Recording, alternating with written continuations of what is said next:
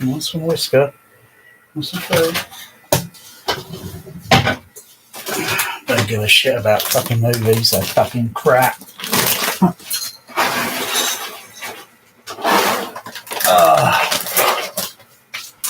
Oh, my cats are more important than some crappy 4K disc. You know, look at this. This isn't a tin. This isn't a steel case. Steel. If that was steel, it wouldn't be fucking buckling. Steel doesn't fucking buckle like that. That's not a fucking steel case. Fucking hell, I could rip this fucking I can rip this case to shreds with my fucking bare hands. You know, like the scene in Total Recall. Hey, Doc, is he going to remember any of this? Not a thing. Really? See you at the party. Fucking rubbish. Now this I can respect. I can respect like a cat.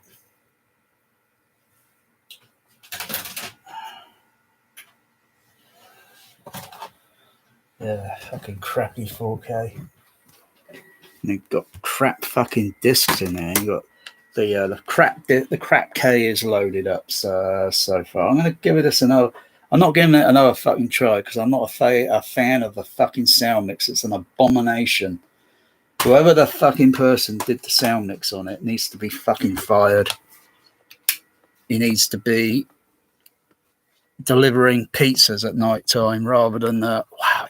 It really does sound fucking different when I go from out here, which is a little bit more reflective. Even though, you know, there are things that, you know, change and sound, but and I come straight into here and it's like, it's totally different. It's like pressure going around my ear. It's like when you go into that fucking THX cinema at the fucking High Wycombe. When you step out from the foyer into the fucking THX cinema, you got to go through two doors into that fucking High Wycombe THX fucking JBL. Fucking hell. And it's like, fucking hell, what the fuck? It's like a fucking airplane going on, changing the cabin pressure. I think that's what George Lucas meant, you know, seeing a bear trying to get up behind there again. I'll put things up there to block you. This fucking bear up there behind the screen last night, climbing up behind it like fucking Spider-Man. I swear, you know, he had his claws in it, and you know what? The screen is not even fucked up. It's some special material plastic, and it allows sound to pass through. Wow. You know, if my cat took a crap on it, I could wash it. You know, I've got a little smudge there. Got a little smudge mark there, but I might just get a tissue and just give that a little wipe, you know. Don't fear. It will dry. It will dry and absorb, you know, the moisture and all that shit, you know, it'll fucking dry. Someone talking about that on a forum. We'll be going into fucking 100 fucking pages before he fucking cleans the fucking thing. Bit of tissue, I use that. You often the clean discs and glasses. Have no fucking fear. I mean, I wouldn't fucking use some sort of other solvent on there. I'd use something natural.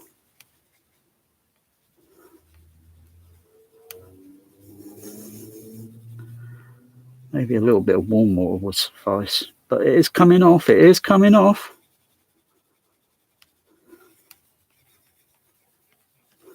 I'm not going to dry it. I'll just let it. Yeah, that's coming off. Wow. It's been there for a few months. I don't know what it is. Might have been when I got really fucking angry and I spat at the screen. You know, I really didn't give a shit. You know, I lost my cat Sooty, so I really didn't give a shit about all this fucking immaterial fucking home cinema, home theatre, fucking USA home theatre shit. I really didn't give a fuck about it. Because all you fucks, all you care about is your fucking disc player, your fucking opera. That's fucking a dead fucking Blu-ray player. You know, and personally, I think the opera and the Panasonic, you know, look alike. I think they're fucking shit. I think they're shit. I'll just be biased, and I think they're fucking shit. Panasonic don't seem to do firmware update anymore for it, so they don't give a shit, do they? Fuck you, Panasonic.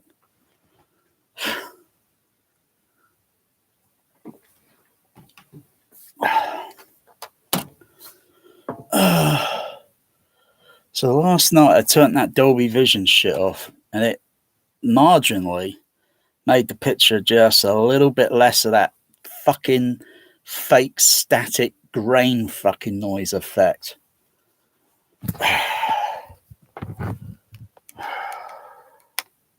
Yeah, I'm in the United fucking Kingdom. What do you fucking think, fucking country? I've got it on default on the fucking player. I'm in the UK, and that fucking thing keeps going to French. And you always get this studio fucking... I could fucking lob the fucking remote at that fucking... Oh, I'm not going to look at it because it's like fucking brainwashing. Just wait until that shit gets by. Can I fucking even jump the fucking thing? Fucking hell, you can't even fucking skip it.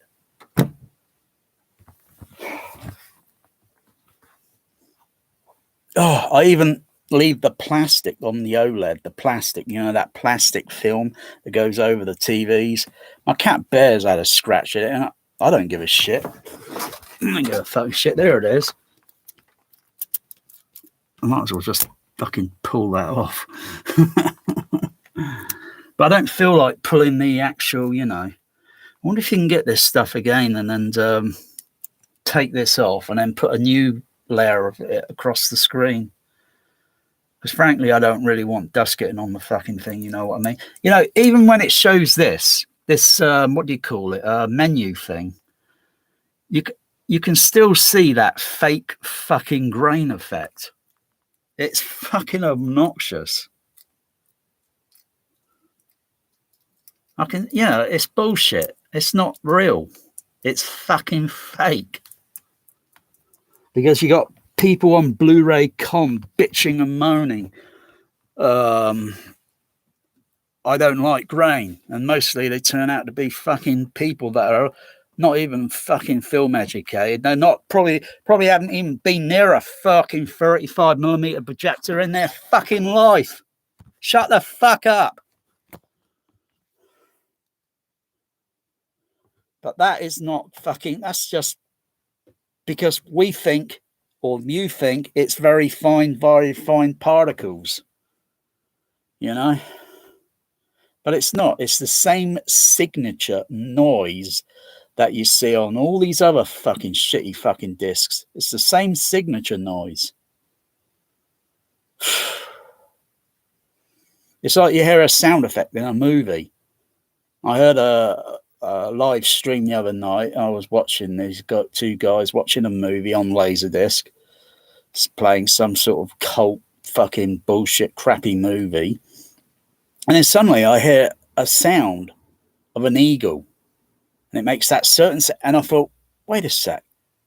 I'm not sure what fucking movie they're watching. And I thought, I made a comment and said, that sound effect on that bird, I've heard it before, you know?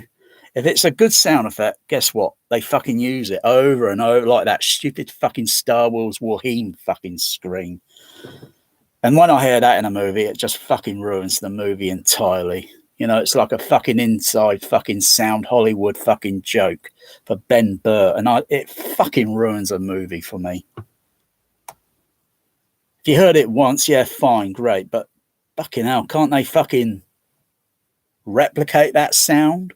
Or maybe a different sound it sounds like funny, you know? But it doesn't. Every time you hear it in a fucking movie, it sounds very narrow and weak because of the actual recording.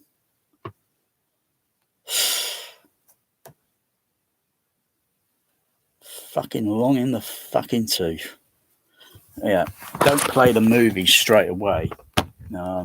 Here's a tip, because you go through that fucking Studio Cow now bullshit again. Just go to fucking scene. I'll just go to this scene where he's making breakfast.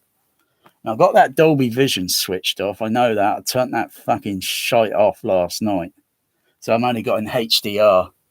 I'm only got HDR. Let's have a look at this bit where he's making breakfast. I'll just play it back. And if I can get this close enough.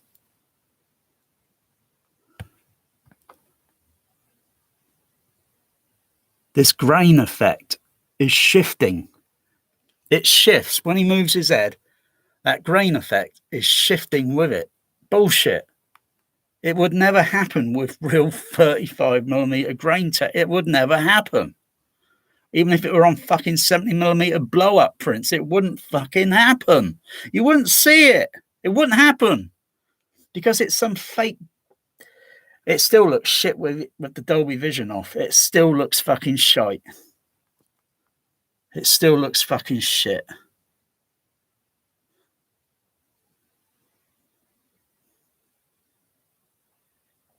And that's not a real, what's it? It's superimposed and all that.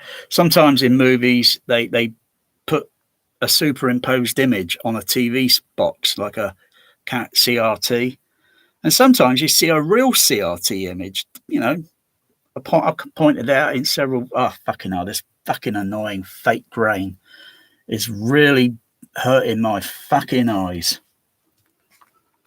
Now, come on, Doug. Your brain won't notice the difference. Come on. Don't bullshit me. No, seriously, Doug. Nah, this one still looks fucking appalling. It still looks appalling.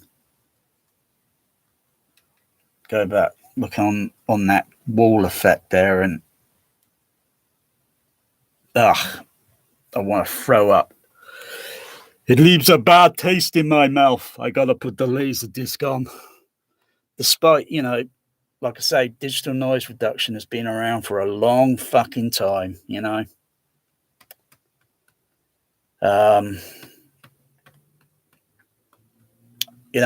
I'm not sure if they send these transfers out to other studios, to do Laserdisc pressing or DVD, whatever fucking press.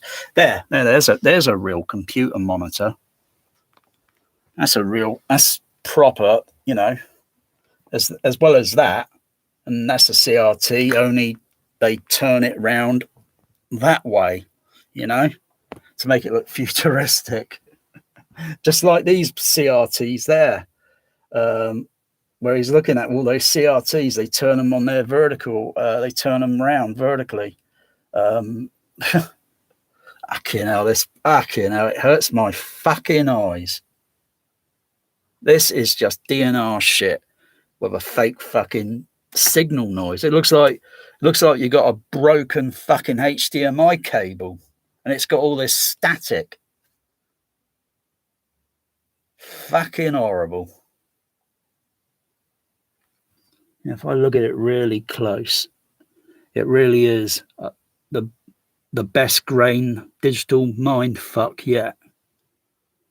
Because it's not real, it's digital fake grain. And it is a fucking mind fuck. I mean, when I die, this will probably be the last fucking image going through my mind. The fucking horror. And thinking film. All this is all in fucking vain. All in fucking vain.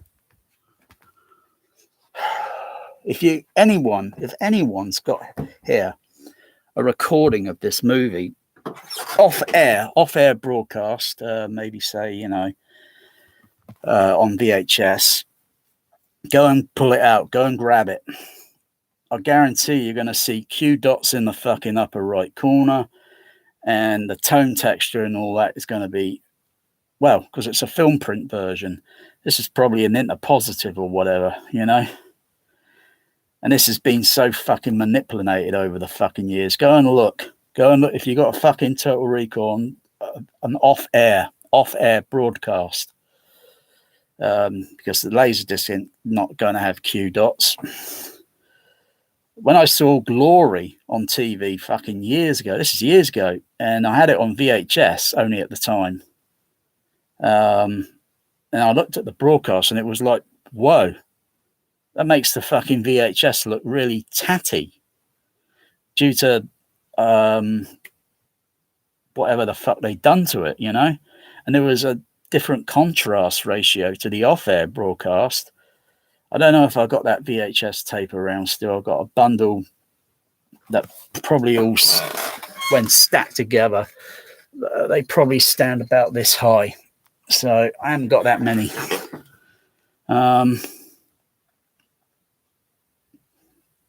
But the contrast ratio and all that is totally different. It's almost like fucking film projection. But this shit is just fucking out. You know what? I've got to fucking stop it because it's doing my fucking head in. On with the fucking Laserdisc. I've got to get that bad fucking HDR and that bad Dolby Vision taste out of my mouth. If you know what I mean. Oh.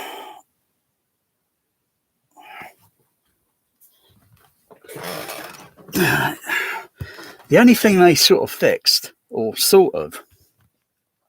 on it, I don't know, is the sound. Because if you play the Blu-ray or the DVD, it sounds like it's got magnetic soundtrack damage on the surround track channel.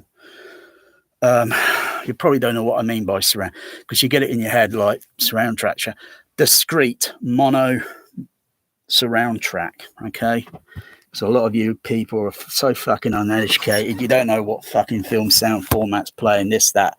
Total Recall would have been Dolby format 42, left, center, right, baby boom, mono surround. But it's all fucked up on the fucking DVD and the fucking Blu-ray. Fucked up. It sounds like it's got a crossover filter on it, up to about 500 hertz, and you can't hear no fucking high frequency on the surround channel on this version. But it seems fucked up. You know why? Because it sounds like they've done a split stereo, fake stereo surround on the fucking channel, and it's fucking awful. It's fucking awful because it magic.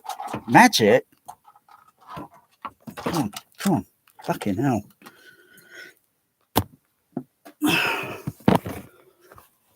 Cats are all over the place. Oh no! Come on, boys. No fighting. No fighting. All right.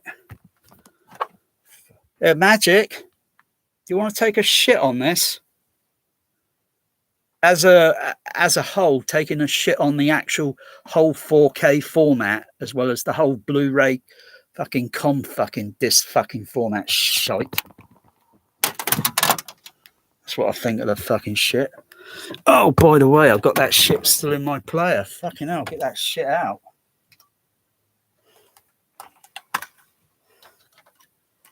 Get that fucking shit out. Hey, Doc, is he going to feel any of this? Not a thing. Fucking pile of shit. You buy these fucking expensive players, or whether they're fucking expensive, cheap, whatever, and you get shit content. That doesn't even do the player justice. I like a cat when it goes.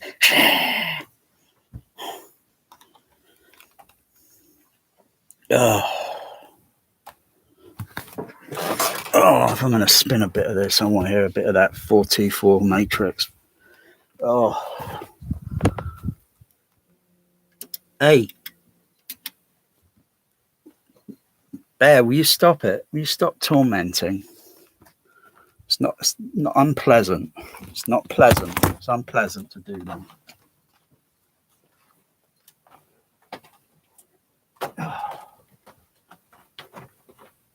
You know what? I'm just going to put that on the fucking shelf out of my fucking sight. Let it gather the fucking dust.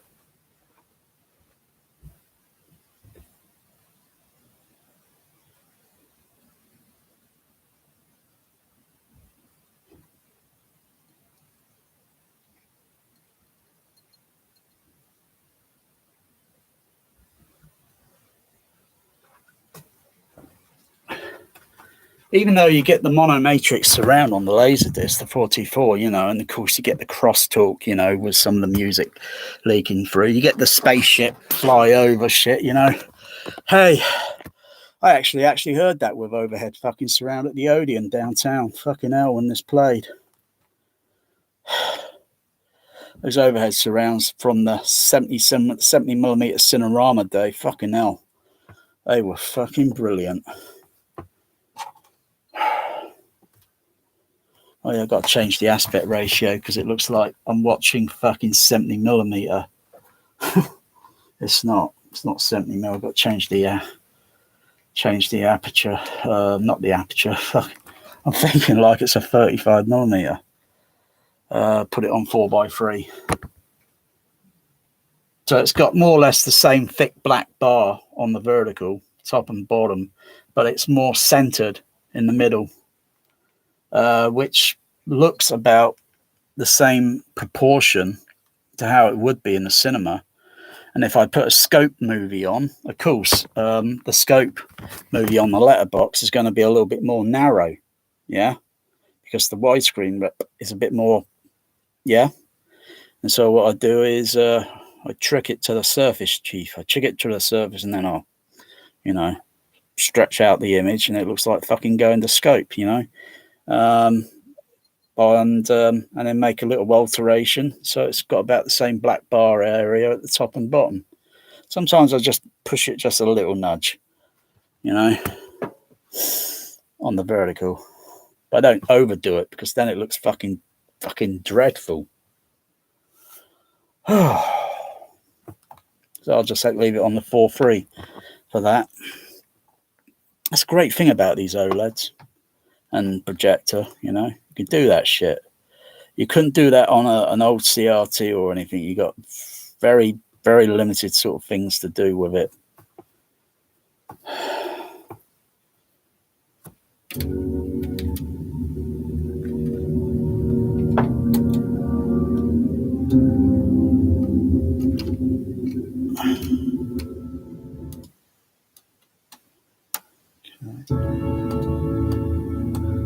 Just checking the zones are all correct.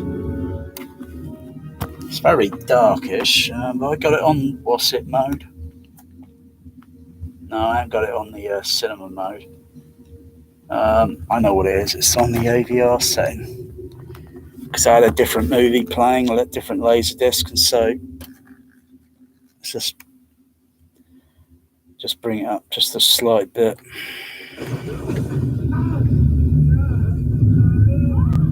Picture.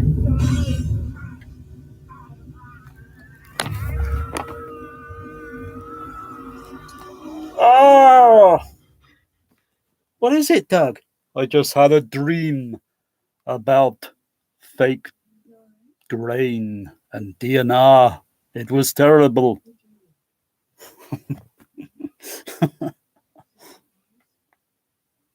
Yeah, just turn the contrast up there, fraction bit.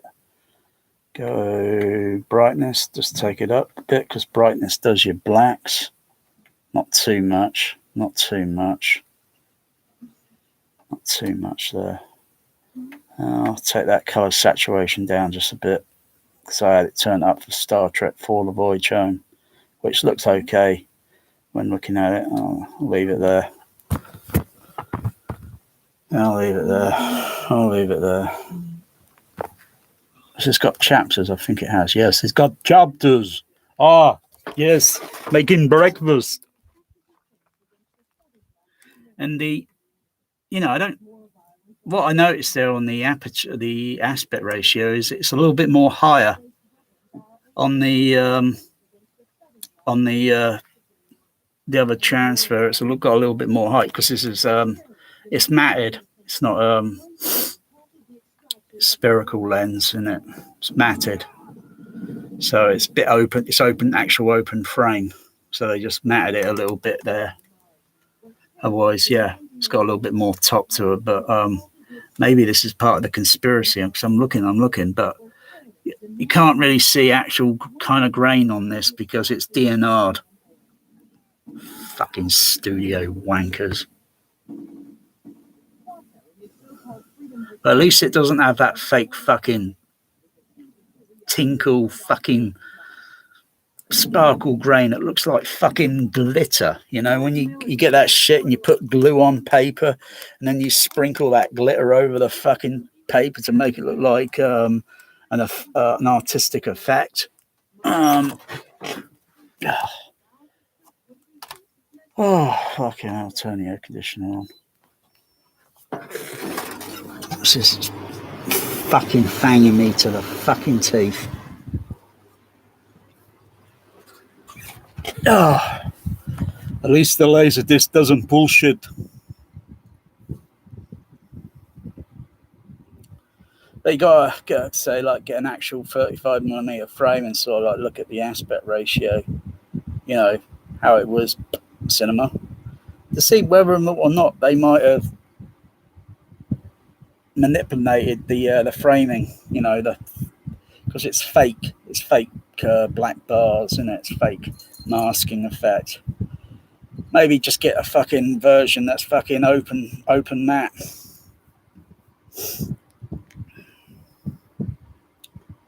Because I don't totally rate the THX Laserdisc. I don't totally rate it.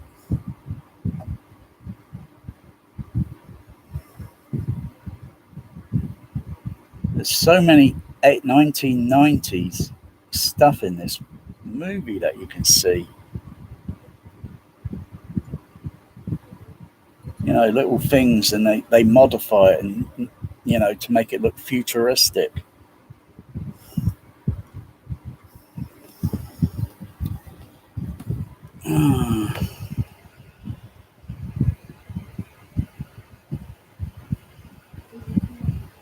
There's a little bit over contrast in it, a little bit too much over contrast in some of the parts of the scenes. I'd rather watch this than watch that fucking stale, rotten fucking 4K format crap. Whether it's Dolby crap vision or HDR crap. Neither does justice to the fucking movie.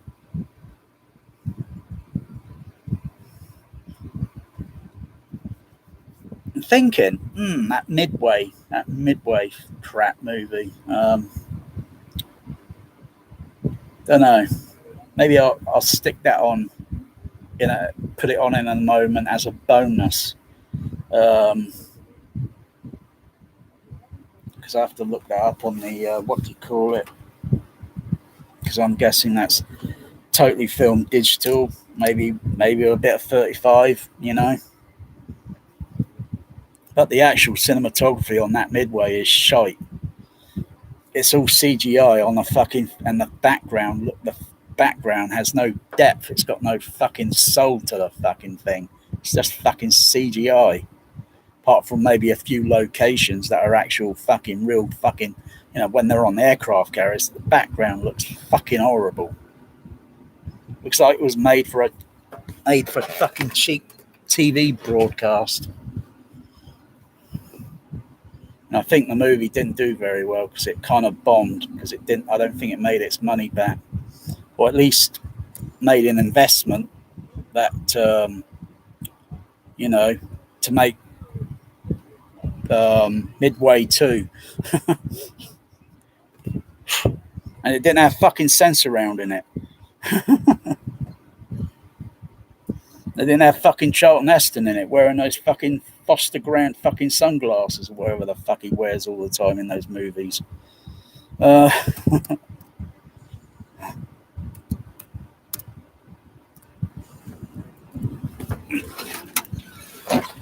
right, calm down, you wretched bloody little.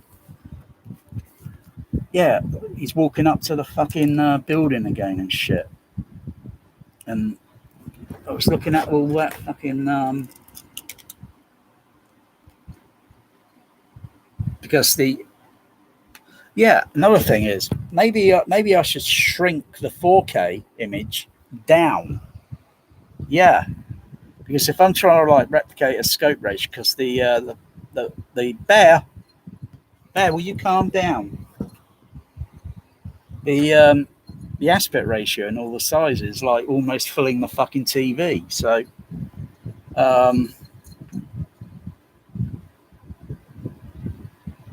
so I might just go and take it off the shelf again, stick it back in, and change the settings to make it look more like that. Because like I say, 16:9s, they don't look fucking correct. They look fucking, they look like piece of crap fucking TV shite. But if you know what I mean, you know, the black bars, yeah, because they're usually thick when you play a 16:9 when it's a scope movie. No, the black bars are pretty thick, and if it goes to 185, it goes up a little bit in height, doesn't it? It shouldn't. It should be the opposite. Actually, it should be like down there, and then the image here, and then this amount here, over here, and then over there would account for when it's anamorphic and the image is photochemically with not photochemically with the lens, and then it stretches, and then when the anamorphic lens is put on for playback, that and that there would stretch out wider, and then you open the masking, you change the aperture plate on the projector, flip the lens over and all that shit, change the sound format, turn the fader up, focus it, watch it for about a minute or so, looks okay, then have a coffee break.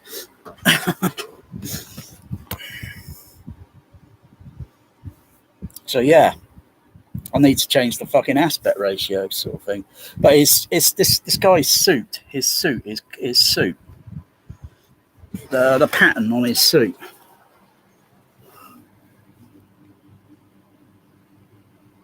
There. You know, I can see all the, you know, the detail. Not fully, you know, like you would in real life, you know, that sort of pattern coat, and it's got all that. And sometimes when I look at actual coats like that, it makes my eyes dizzy because it has an effect and it makes me dizzy. Um, I just wear fucking plain black clothing. I don't have any fancy clothing because I'd rather just be fucking neutral and fucking, you know, I don't even know what brand T-shirt it is. I don't wear any top brand fucking names. If I did or was handed any of that shit, I'll rip the fucking label off of it or tear the fucking logo off on the fucking front. Just rather keep it fucking neutral. Like I think Johnny Cash, the musician, he wore nothing but black, and he was called the Man in Black. I'm kind of like him, you know. I'm very fucking bitter because the world has really pissed me fucking right off.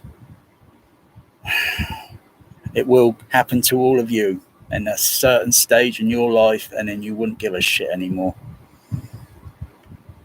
You think, fucking hell, all this been a wasted my fucking time, you know, fucking hell. I'd like to go up on a spaceship. I'd like to go into orbit. I'd like to take a science project up there and do an experiment, and ain't going to happen. Hey! All right, that's enough of that, Bear. Bear? What the fuck? Magic's laying on the fucking... I've got to get a picture of that and get my camera.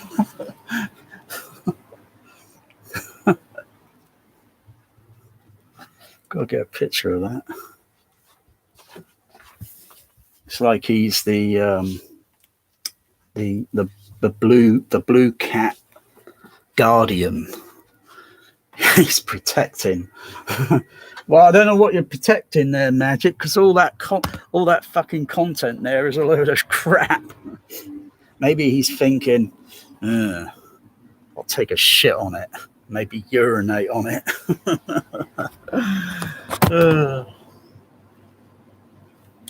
That's the fan. That's the air conditioning noise you can hear there. Oh.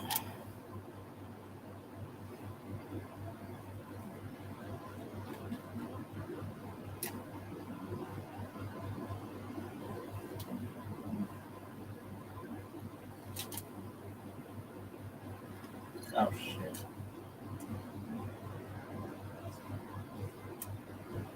It's a bit too, I've got to have it on a faster shutter speed.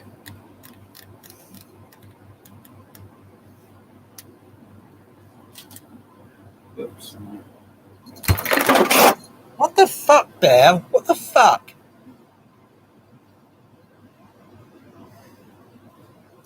Fucking. Okay, now I've got it on a.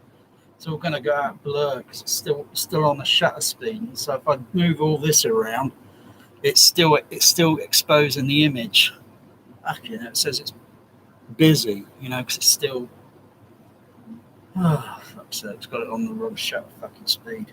Because I had it on for taking pictures of astrophotography, so I've still got it on a different shutter speed. Fucking hell. Still fucking, what fucking shutter speed? Have I got it on a fucking 1 minute fucking exposure time?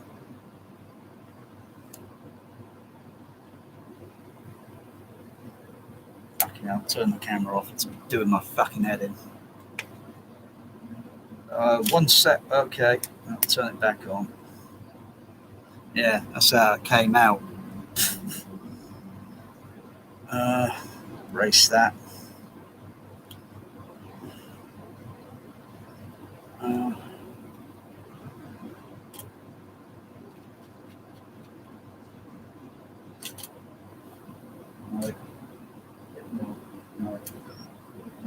down. That's better. Now take it down, take the shutter speed down a bit more.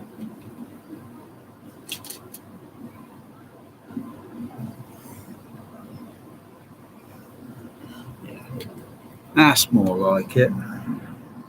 That's more like it. There, my kitty.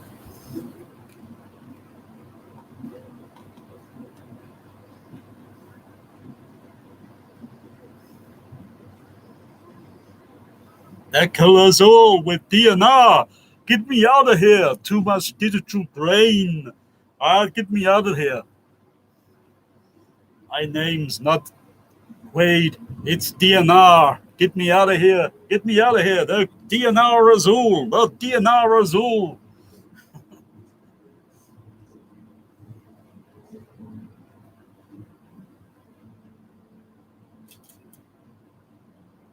Oh, that's a lovely picture of you, Magic.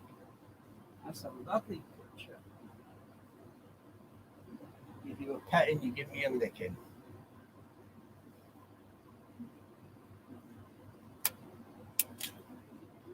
See how the camera. Oh, you're knocking things over now, Magic. You're knocking things over.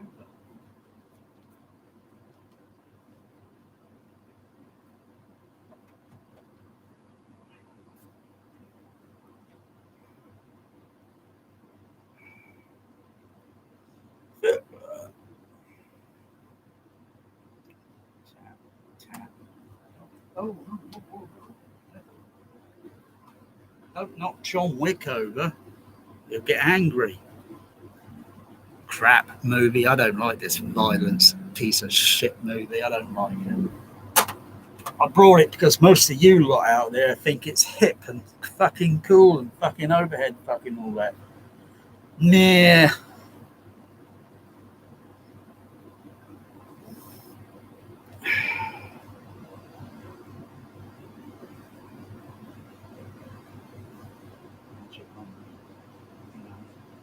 Magic's plotting to take a Franklin's 4K this test. So, giving it some thought. I don't get a fucking loads anymore. Shit fucking is fucking cool. Mind you, it must be uncomfortable on there. Come on, go and find somewhere comfortable.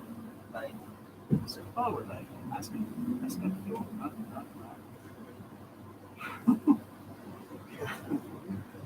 He's going up all this fucking off. It's all sliding. It's all sliding. Don't make John. It's very piano emotional.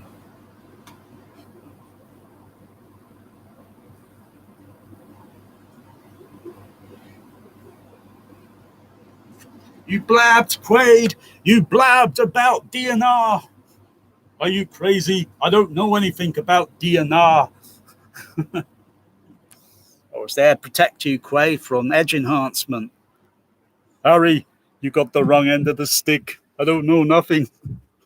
Oh, I'll kill you all. I had breakfast this morning.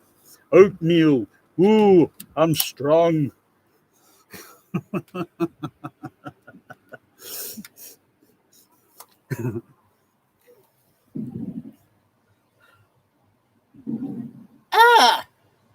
Oh! Ouch, that hurt me.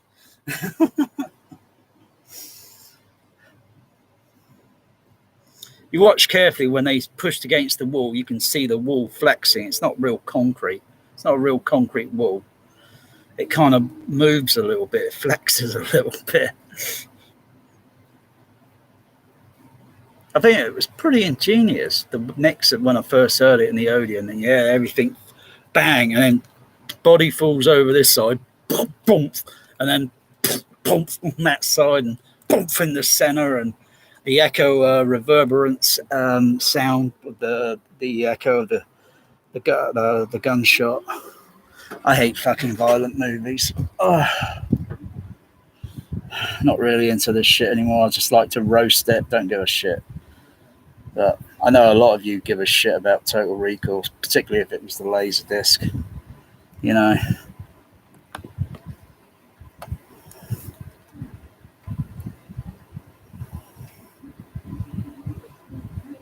You went to those brain butchers. What do? They DNR'd my mind with fake grain. Oh, Doug, you're having a paranoid delusion about digital noise fake grain.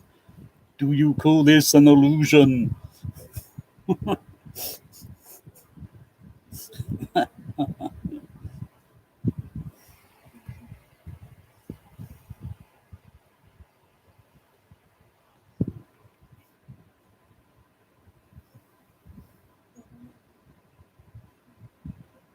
I don't think he would have all that blood over his hand like that, because he'll be running back. Whatever he's doing, he's going to be touching something, and it's going to wipe off a little bit more, and it looks more like it was just suddenly the blood's more put. You know, it's like, yeah, well, you know, and don't you think you'd be wiping it on your clothes? And you know, it's an instinct, I think, maybe. Fucking hell, your wife is fucking up the fucking plasterboard walls in your apartment.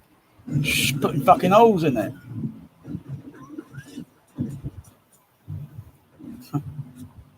Yeah, throw it at the bitch. Oh, I have that. Oh, ouch. You bitch.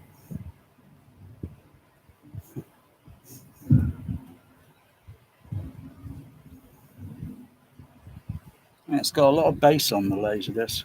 You know, got a lot of bass in it.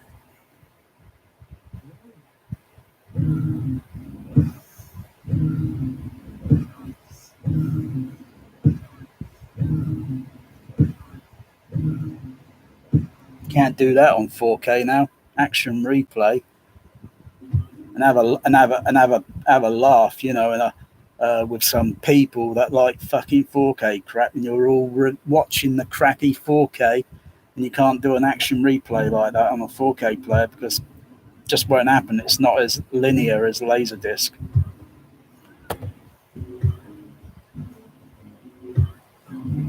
And the sound snaps right back. If you play AC3 and try action replay on, you're going to get about a 1 second or 1 point of a second delay until the AC3 is locked back on.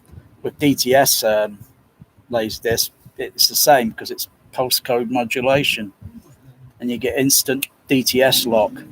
So it's great on action replay on DTS.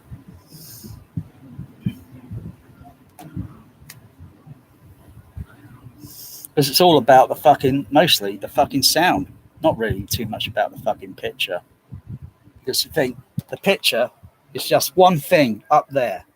The speakers are behind the screen, there, and there. 5 behind the screen. Sub bass behind. Surround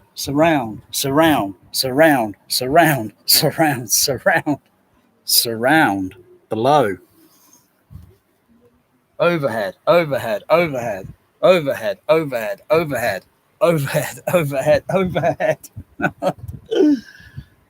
So the sound outweighs the picture, you know. So I think George Lucas is wrong about 50% picture, 50% sound. But I suppose if you were to look at it the other way and think, if I was looking at the 35mm or, you know, or maybe the Laserdisc, not like you can see it, you know, the picture's there and the sound is there, so it's 50-50. Or is it? 4K certainly fucking isn't. It certainly isn't. It is not 50-50. You got near field fucking mix, so that's going to take some percentage off of the fucking quality of the fucking sound. You got the DNR, you got the degrain, and you got the enhancing the picture. Then they add fucking fake fucking digital grain on it. Whereas years ago, the picture might still look DNR'd slightly, you know, with enhanced, but not fake grain. This fake grain shit has only started to appear on Blu-ray discs several years ago. And then it started to drift into fucking 4K, and it's just making the whole show look shit.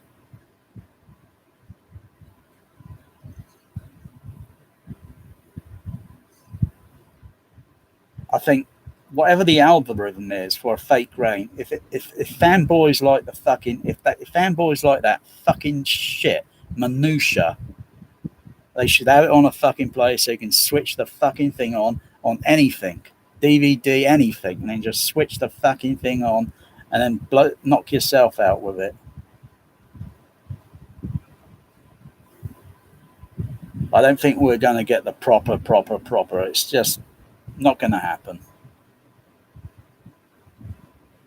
Unless, of course, it's a director and he insists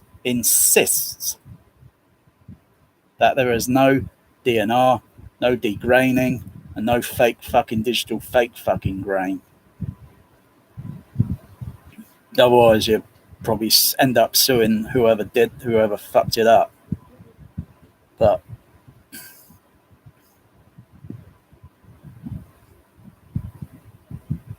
like I say, I mean, we the consumer, we could take these studios to the fucking court and fucking sue them under the fucking Fair Trading Act.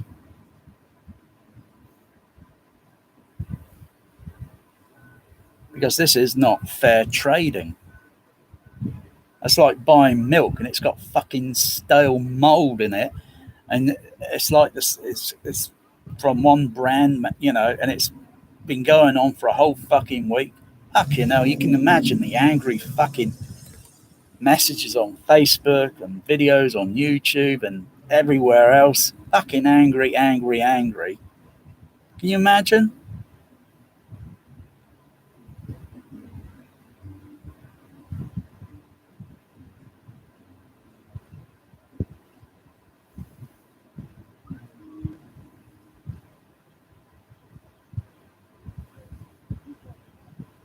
I wonder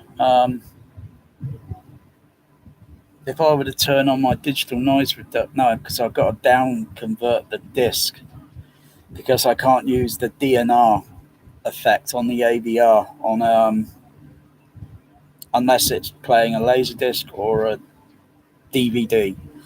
Unless I go into the player's functions and downscale the disc to maybe I don't know, maybe try 720p, see if the AVR engages and lets that thing, and then, could I still see that? I've not tried that. I don't think anyone else has even probably thought,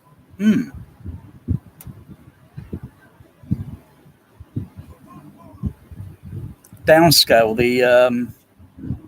that 4K crap. Fucking hell, it means I've got to go back in the bedroom, pick that crap off the shelf.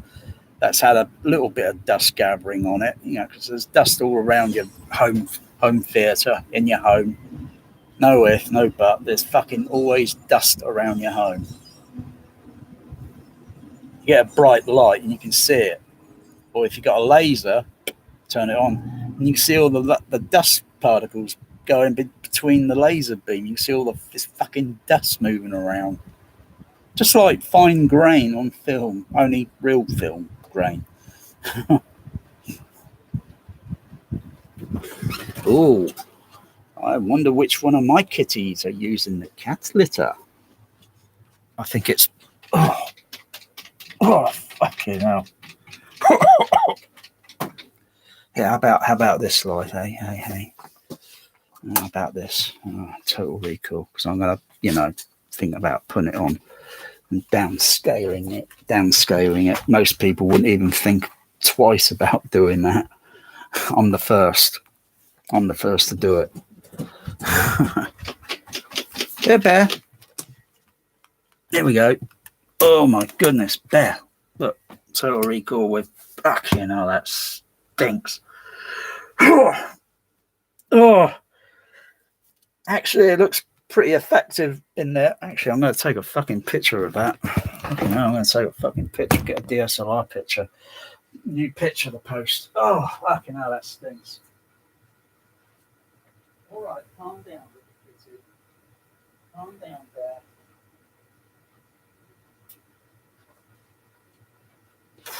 Fucking hell. Oh, fucking hell, that's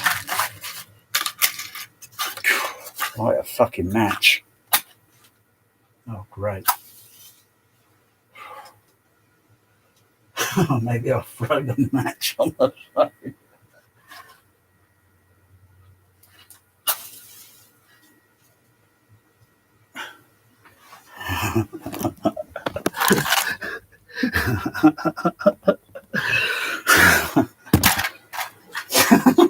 That's where shit goes, I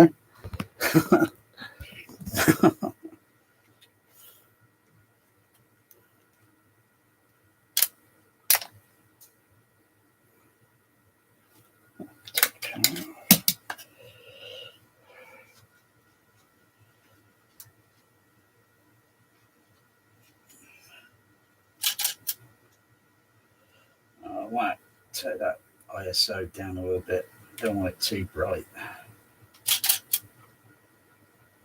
It still comes out bright, but how much shutter, how much light value I've got in this hallway?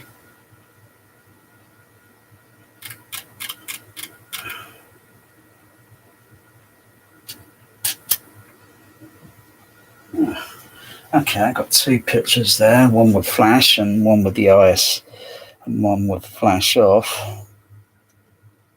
So yeah, it's like comparing image, brightness on a bloody movie, it doesn't show it. Oh, there, if I get it close enough, look, Total Recall, total crap, 4K. Come on, Cohagen. You got what you want.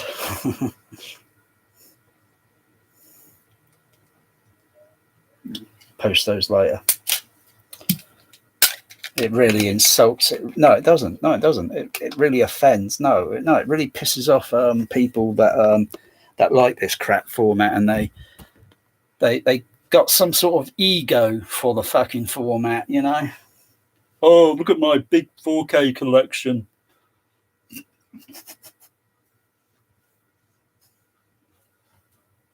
Fuck yeah.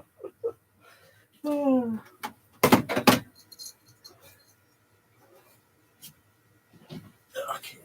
Oh my my goodness, that stinks. Oh, fuck yeah. Oh, it's just like when you got a dog, you got to pick it up. Oh.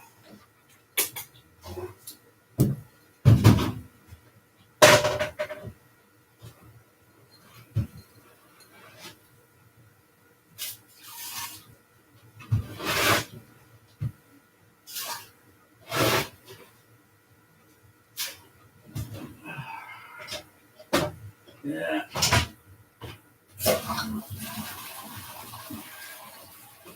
Come back. Bear. Okay now. Oh, okay now. Oh. I see they're reviewing fucking crappy TVs today. So I didn't know that fucking Samsung and Hisense or whatever the fuck it is, they got the same fucking menu layout as a fucking LG.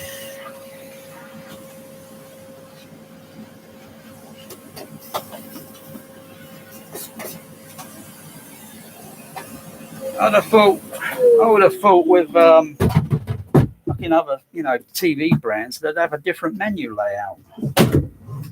But I think it's all a fucking scam. As a personally, from me, I think it's all a fucking scam. And they're looking at these fucking shitty movies. I think one image was from that shitty movie with Leonardo DiCaprio, fucking Revenant or whatever the fucking garbage trash shit movie is. Couldn't care less to buy it. And I was thinking, why don't they actually go out with their fucking DSLR and do some actual fucking film shit or Handycam or whatever the fuck they got, do some actual, and then bring that back in and evaluate that on a fucking OLED. Because all these fucking movies shit, they don't have actual 35mm film cell there to compare on a slide projector. Put it up on the fucking with a video projector side by side, and it still pause the fucking frame and look at it. What, are they scared that the 35mm is going to make that fucking 4K look like shit? Because it would. Because it's the real thing. It's the genuine article. It hasn't been fucking manipulated with all this fucking fake shit. Oh. Oh, fucking hell. That's a lot of work, Bear. Meow. Yeah.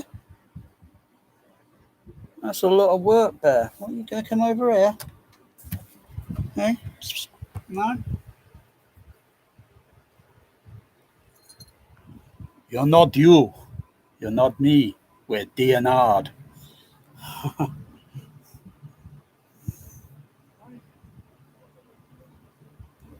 Bear, there's nothing. No. Come on. Stop trying to, I need to put some anti-cat fucking deterrent system. It's fucking annoying. I want to occasionally watch a Laserdisc, maybe on a fucking video projector, but I couldn't really care much for a fucking 4K.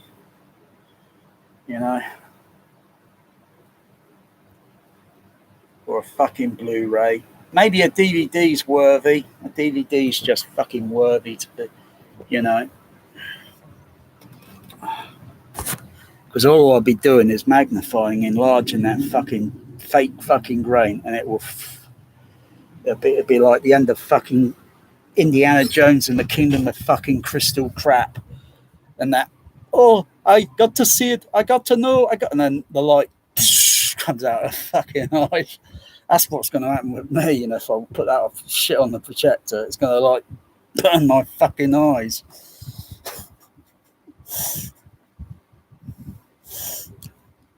Oh.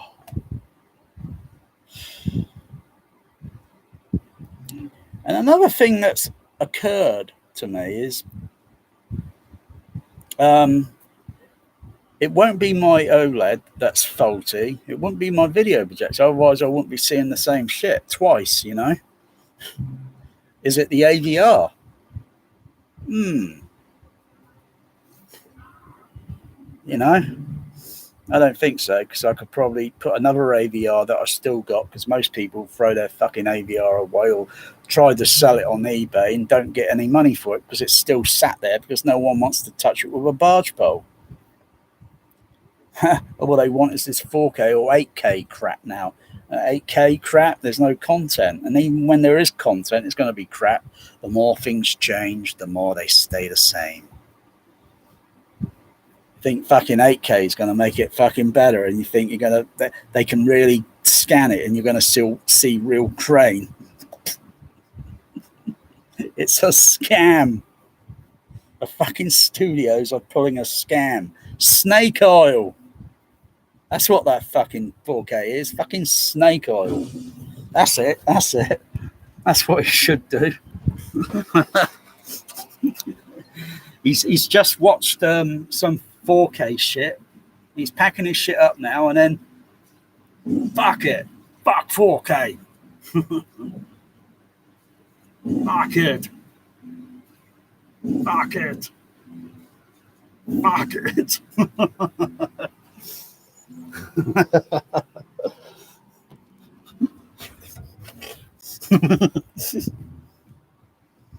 Oh.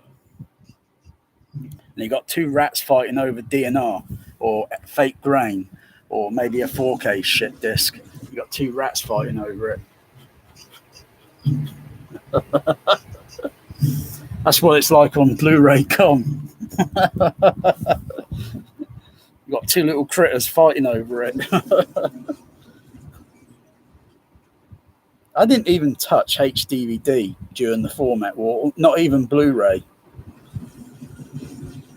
That format war went on for a few years, and then I knew it was going to be shit. I knew it was going to be garbage trash. Just laid low. One, the prices for the players and the were just greedy expensive. Now they know it. They can sell that shit. They lower the prices, but they still put prices up high. Thinking a Panasonic with a George Lucas THX branded on it. Oh, there's this fucking spaceship. There's the fucking spaceship. Turn the air conditioner off. Just play that back a bit. Put the mono matrix surround on. Turn the fader up. Give me that. Oh, there's a bit of Scion. There's a bit of Scion on this where he points the flashlight. It's got a bit of Scion around it. Exactly. Shit.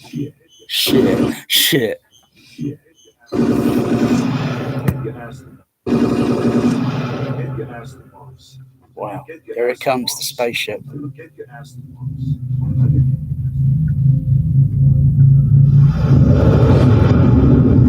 Wow. Get your ass to the box. Get your ass to the box.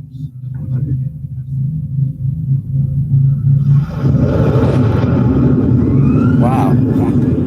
Feel that bass. And I don't even have the sub bass extension on. You're thinking, what the fuck's sub bass extension?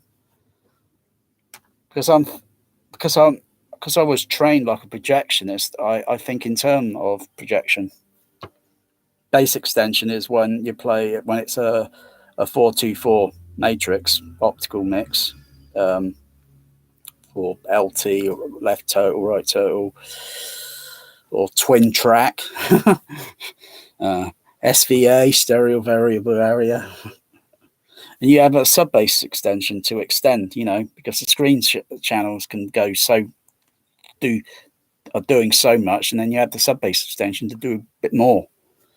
And particularly, it's applicable for Dolby SR soundtrack, 35mm. And you don't confuse it when you're playing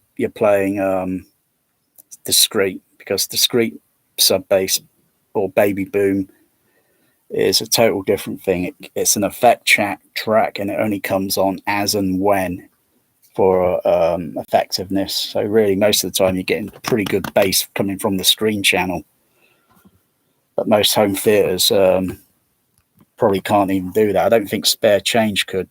He could try, you know. He might need to go out and buy some more of those expensive sub bass speakers, Rel, and then plug the lead in the speaker there, and then another lead into a sub. Fuck you know, it's simple to just go and get some JBL on eBay.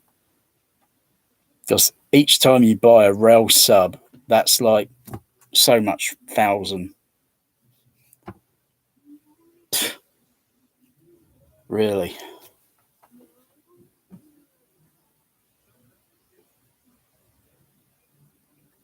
So the bass extension's playing through the Dolby that's coming up. If I had a 6-track mix playing IC3, and I could still switch over to a left total, right total mix, the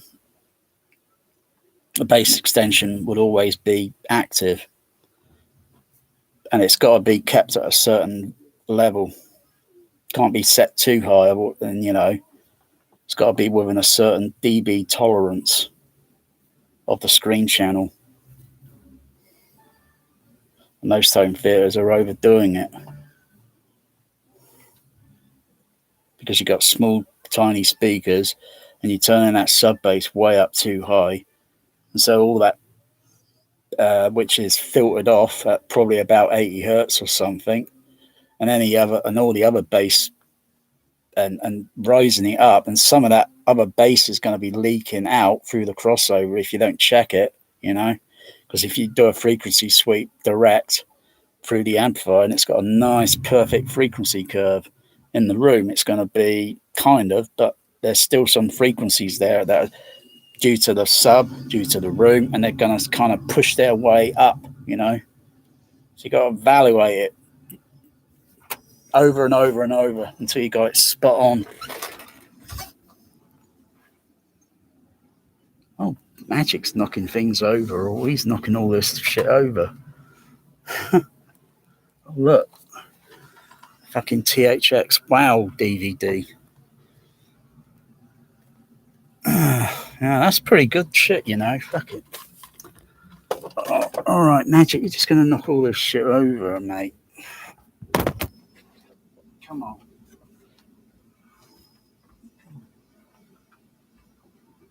Come down there.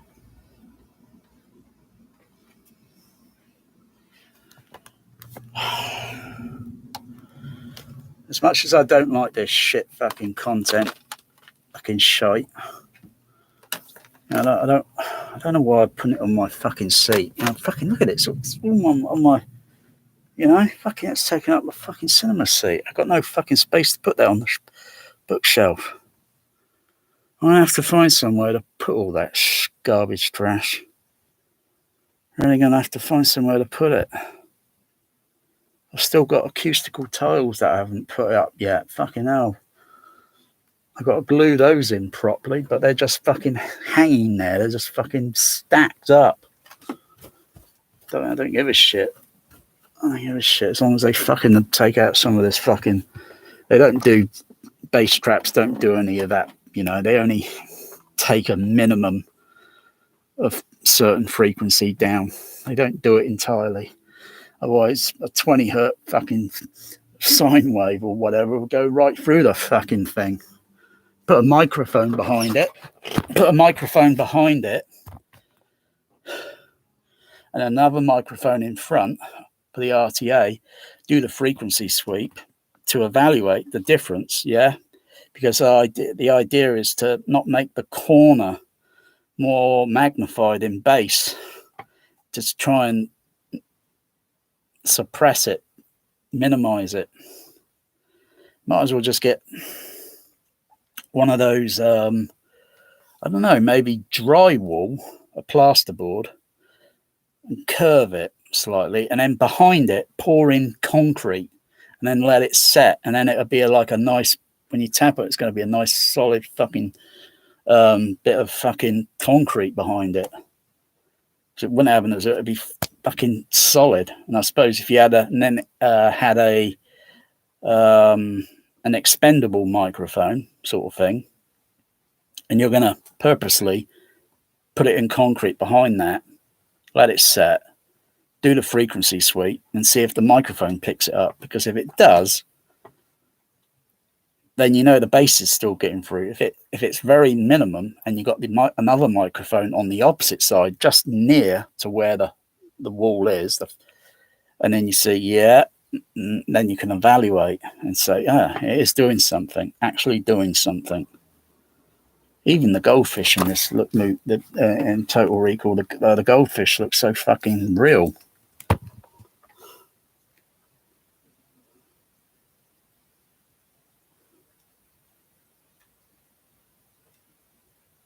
You can have that as a 10-hour video, you know.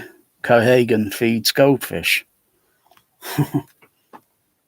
It's better just to have it a few seconds and then you just put it on loop and then watch it until you're blue in the fucking face.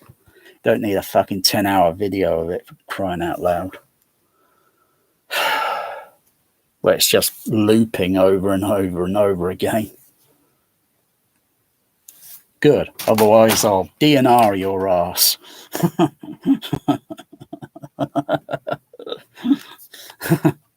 Turn the fader up.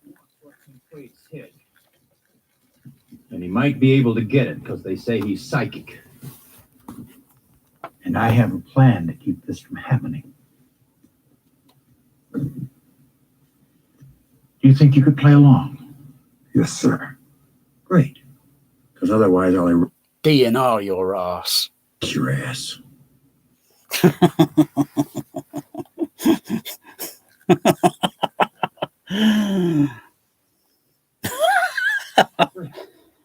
otherwise I'll erase your ass.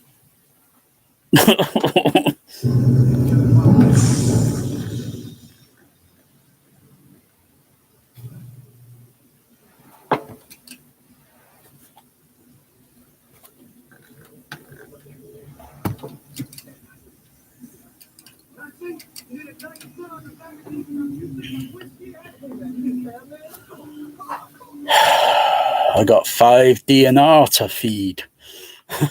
So what happened to number 6? Oh, shit. I don't even have any fucking 4K Blu-ray discs. Now get your fucking hands up. Quaid.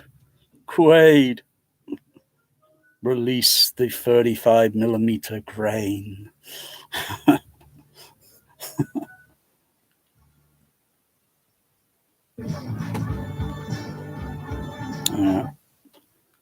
Skip over to side B.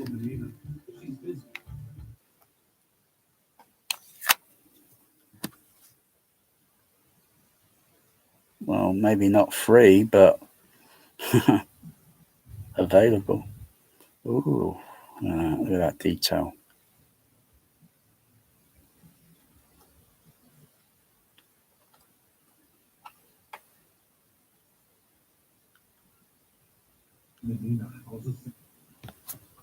This afternoon at 4:30 p.m., I signed an order declaring martial law throughout the Mars federal colony. I will not tolerate any further damage to our mineral export operations.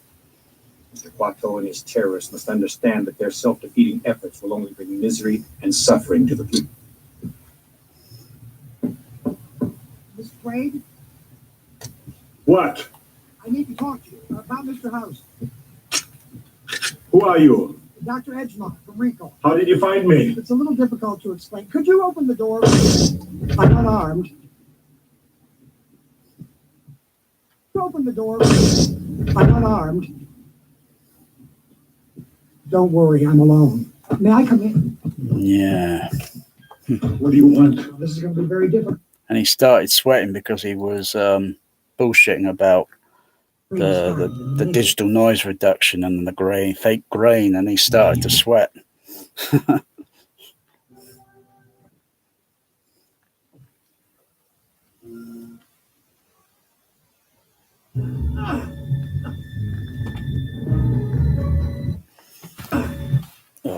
Wow. You know how much I hate this. How much I hate this. How much I hate this. Fuck. Hate this. Fuck. This. Fuck. This. Fuck. Hate this. Fuck. Hate this. Fuck. Hate this. Fuck. This. Fuck.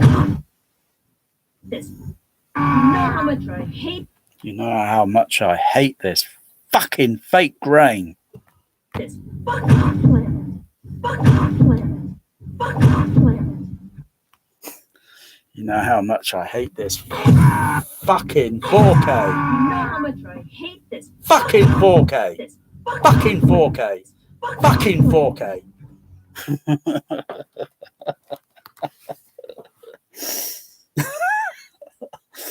Fucking hell, it looks like he's done in.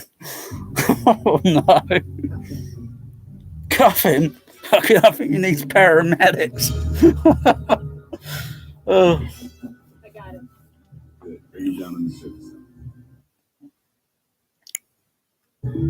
Do, do, do, do, do, do, do.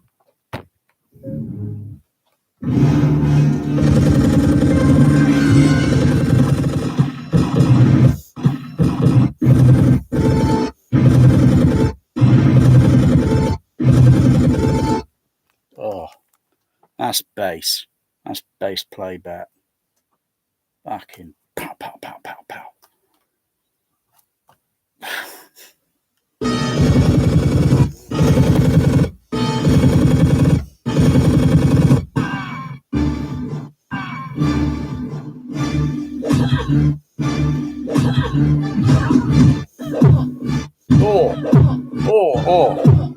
Oh, where she gets kicked in the down here, I feel it down there. Fucking hell.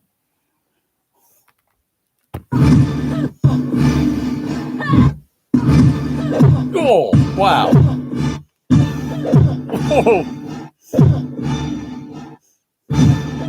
Oh, wow. Don't underestimate the power of the JBL Cinema Professional. And I'm only using the 4673A. It would be dynamite with the 4675. And they're only dual 15. But usually some THX cinemas will probably have 4 of them per screen channel, 4 15s per. And if it's 5 screen, that's 2015 freaking out. And a THX baffle wall, don't underestimate its power.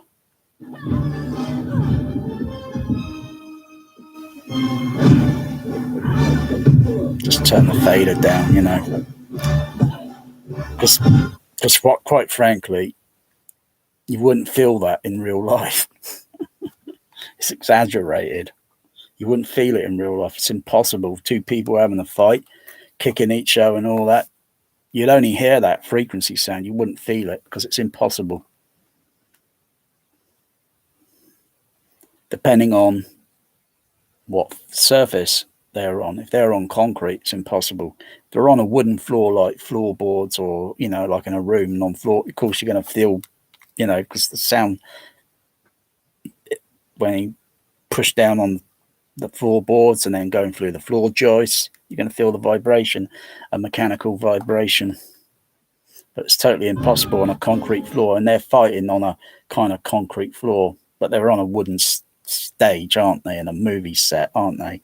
But it looks like it's on a concrete floor with all this fake concrete, fake rock that they tunnel through, and make all these cabins and such.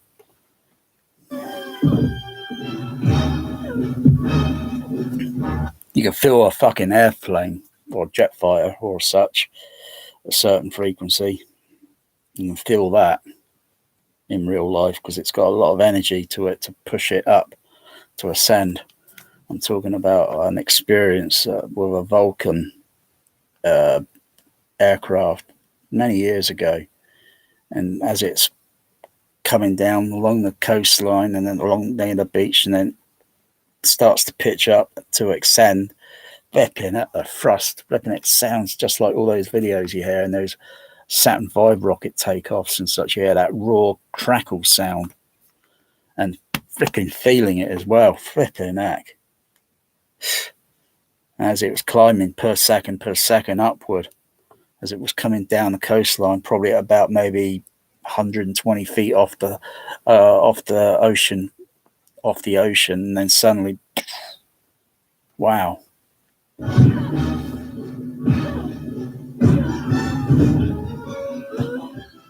Look at all that Pepsi fucking product placement and Evelyn freaking mineral water.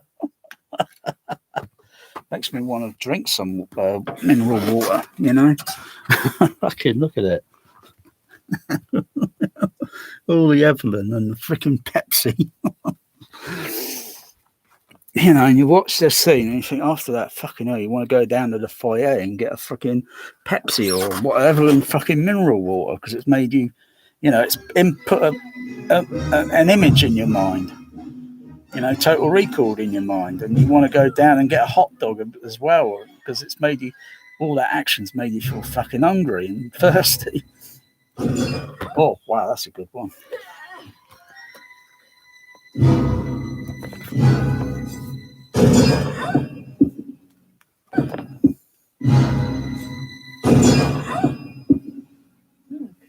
Wow.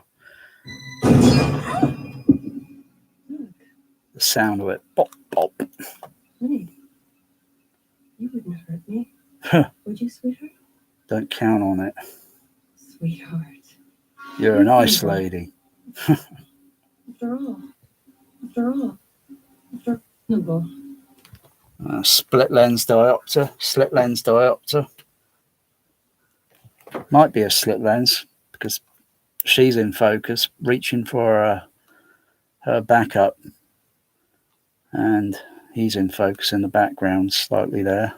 After all, we're reasonable. After all, we're married. After all, we're married. Oh, we're married. After all, we're married.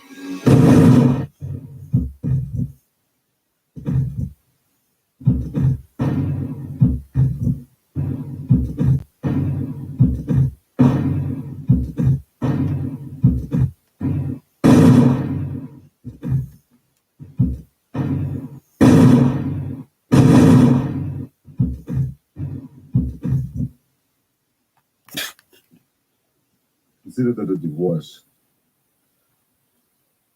Bitch.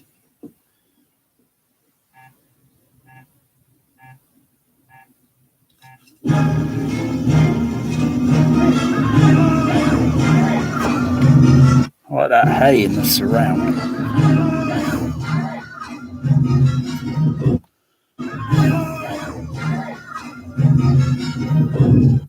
But it's very confusing, the hay. You know, because you've got people running around and you've got this, I can hear this hay. Let me just double check. Hay is for horses.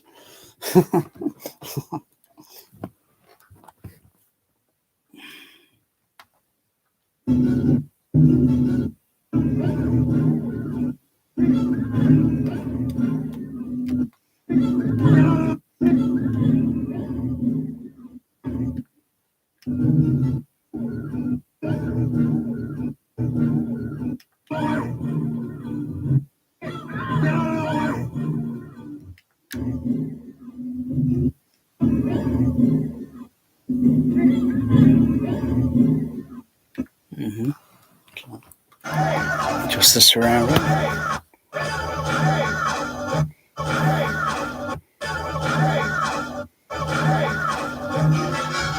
It's very difficult to say how far back that person is because he's running.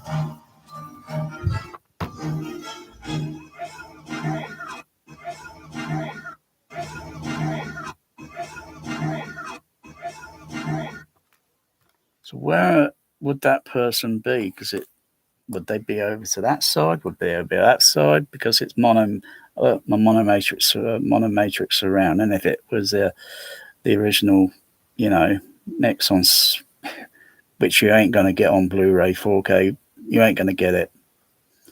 You know, because they messed around with a fucking surround and turned it into a fucking stereo surround, split stereo surround, for God's sakes. It's kind of confusing to sort of like think, where? Because it's like, I don't know, because I'm perceiving it diffused. That's the idea of the surrounds and how they're placed. 1, 2, 3 along the room, which is plenty enough for this room. Obviously, most homes theatres, and they got their surrounds totally wrong on the sidewall. Totally wrong. They've only got one on each sidewall, and you got the 2 back ones. And I look at the seating arrangement, and I think that's just going to sound awful in that room. You got to put at least. I've got 2 rows of seats, so you got to have one speaker slightly in front, the other one to the side, slightly behind me, and then when the row behind that would hear, that's one slightly in front, and then the other one slightly behind, and then you get a proper surround diffused effect without necessarily buying dipolar speakers that cost 400, 600 just for 2 speakers. When my surrounds that come from Twickenham Film Studios, they were like £30 each. What a bargain that was.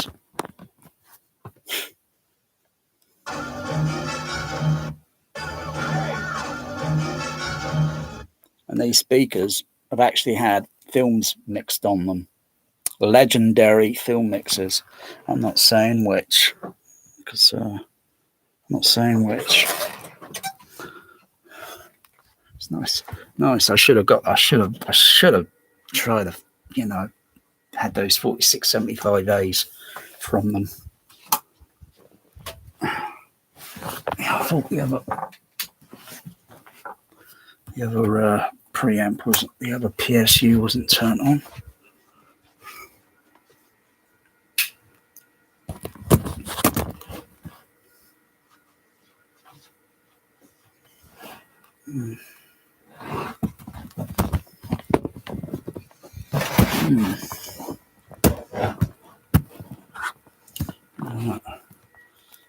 TDS.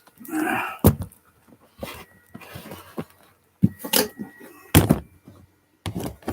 me just plot that there for a sec. I'll just put it like that, for fuck's sakes, for a sec.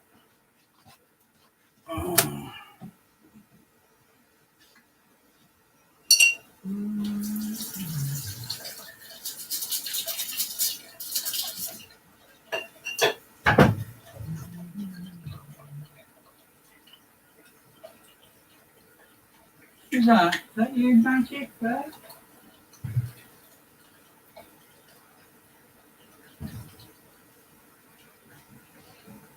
Oh, it's Magic.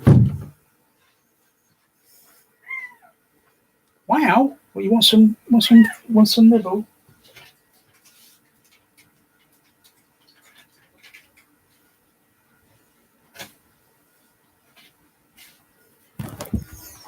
Come on, Magic. We got what they want. Let's give them Laserdisc. Where's the remote? Where the fuck did I put the remote for it? Oh, there it is. Bear's laying on it.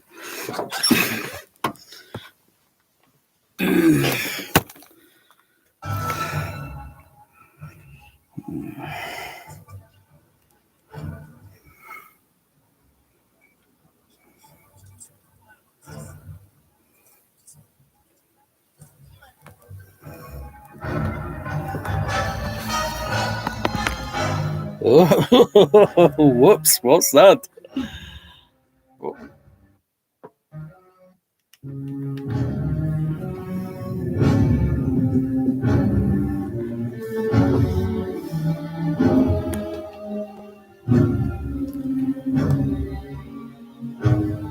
Huh.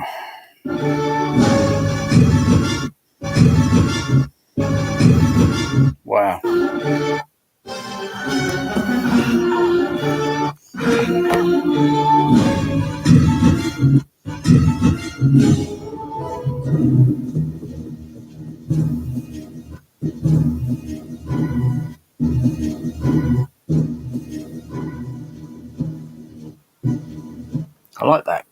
carpet they got on the floor. I like that carpet.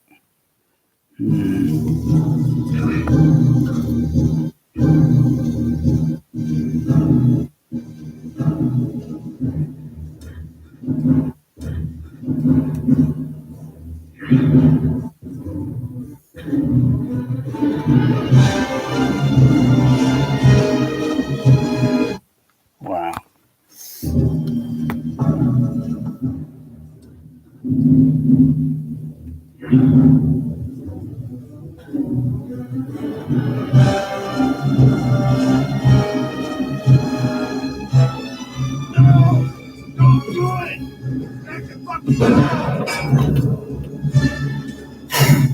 Wow.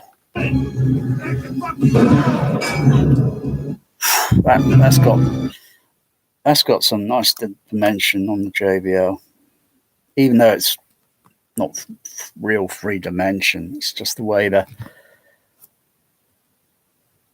the bass cab HF horn interact. It's almost like got a 3-dimension. Like otherwise you'd think you want the sound just all coming from one speaker, but no, it's got like a dimension, just like what I usually associate myself with listening to in cinemas. It's always got like but most people probably don't notice it because you haven't got a trained ear, or you just don't memorize it. You just don't notice it. It's is what it is.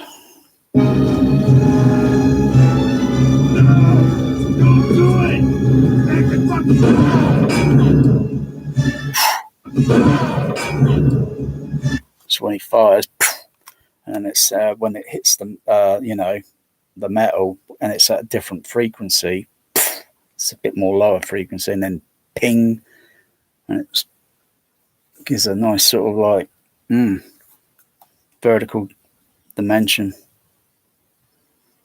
without necessarily having matrixing decodering on it.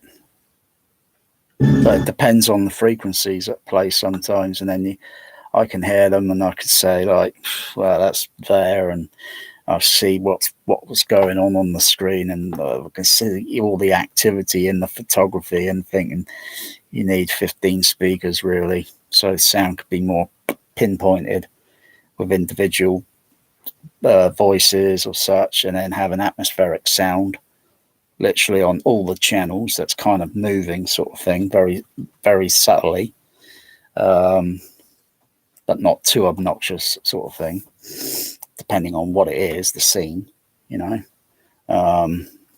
do the same with the surround, and then have it sort of like, so it seems like an air pressure. What are you gonna do, Gillis? The dome will crack.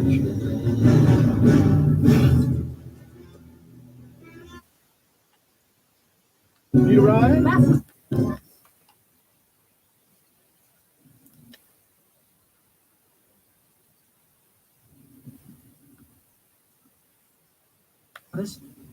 Quattro is dead.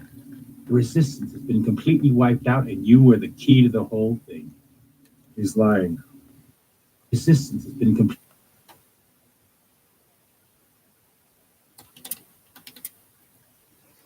wiped out, and you were the key to the whole thing. He's lying. Two-faced bastard. You can't blame him, Angel. He's innocent. You see, Quaid, none of my people could get close to Quattro. Fucking mutants could always sniff us out. So Hauser and I sat down and invented you, the perfect mold. You know you're lying. How's it turned against you? That's what we wanted you to think.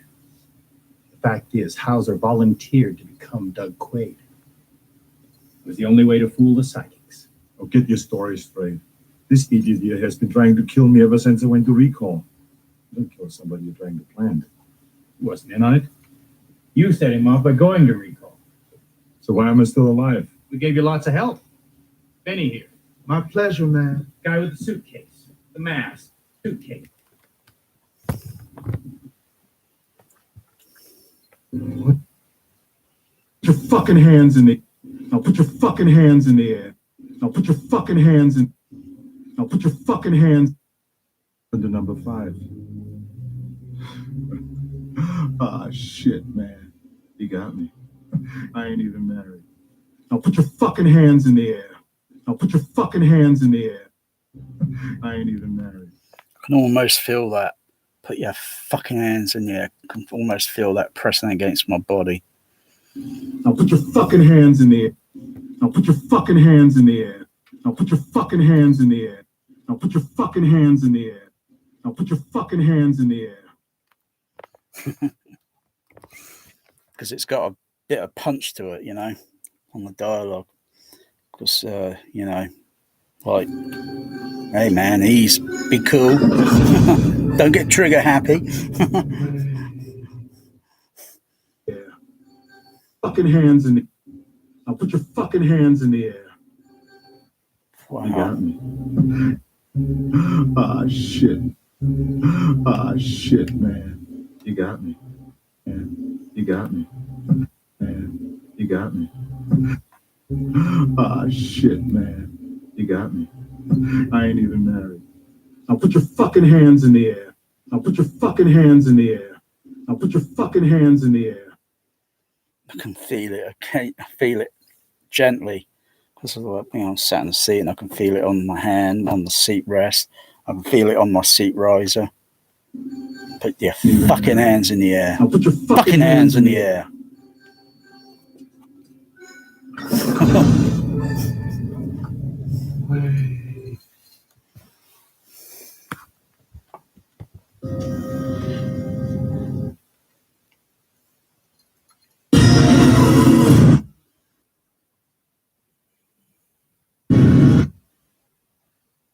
Wow. Shit, what you believe?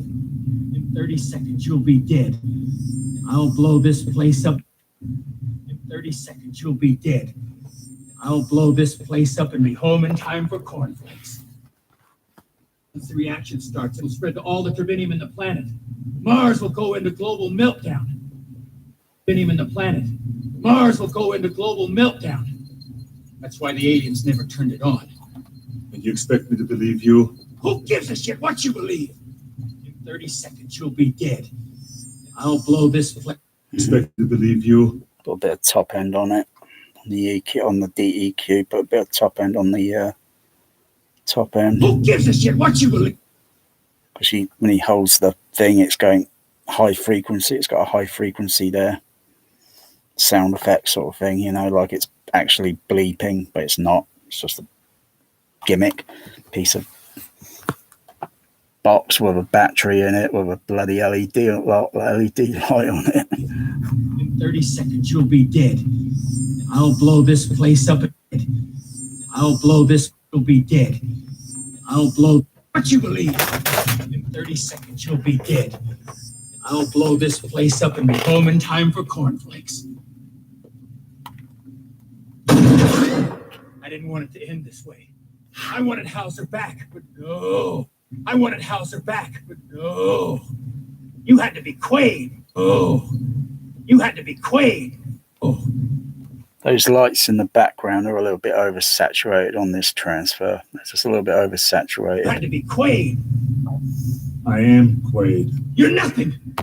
You're nobody. You're a stupid dream.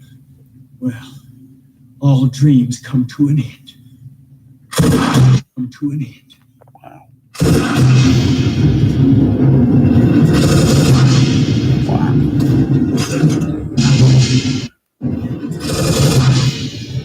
Wow. Ride the fader. Ride the fader. Wow.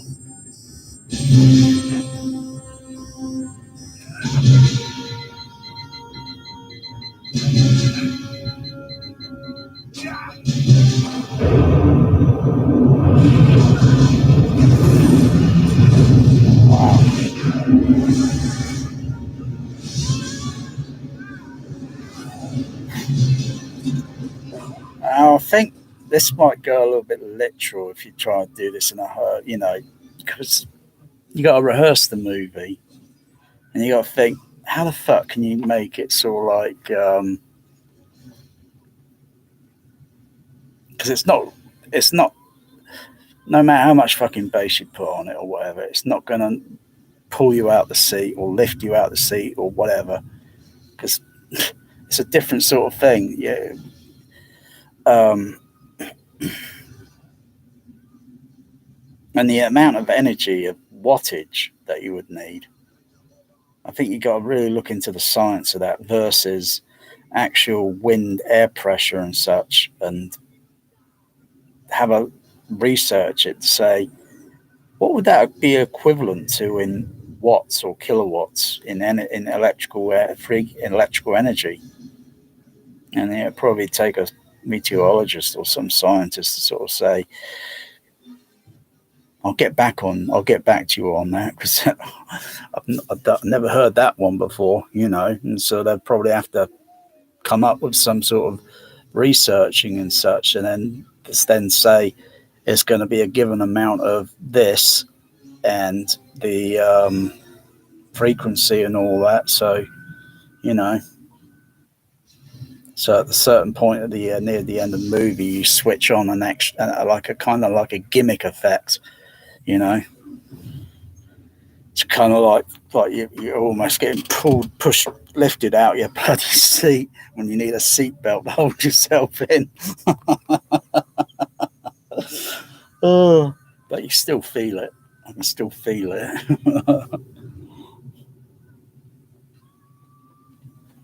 Otherwise, you'd be getting sucked out the fucking window or whatever, and that, because it's like a vacuum.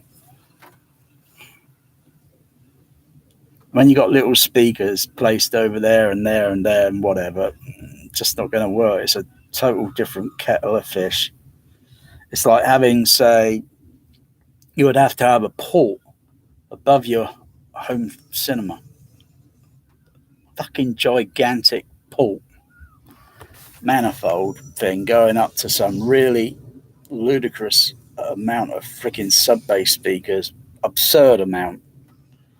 And yet it's going to cost you a lot on the electric bill or whatever you use. It would cost a fucking lot of money, because it'd be doing kilowatts literally at a specific frequency, where it's like trying to suck you or press down on you ludicrously until you think, no, turn it, it's way too much, because you think oh yeah, and you think like all that burst of fucking coming out that would just wreck your home. So that's punching through rock.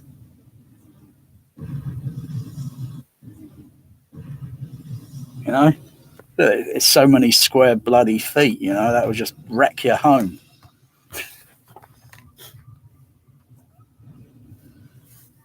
And it's just,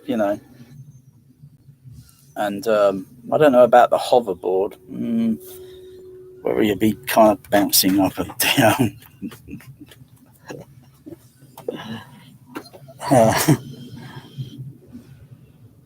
Oh my goodness! And then the freaking top goes off, just like a freaking eruption, and it's oxygen coming down. It's oxygen,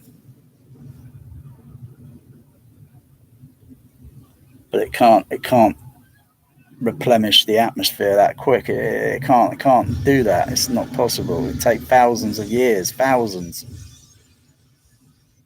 But it's a special thing that the aliens probably came up with to do it faster, when it would take thousands and thousands of years. And all that window, you got to think, boom, that's sub-bass. That's sub-bass coming at your windows, and you think you're going to be covered in fucking glass at the end, and you think, all that just to watch a fucking movie? I've got to clean this mess up now.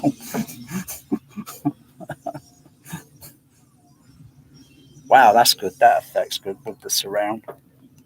Wow.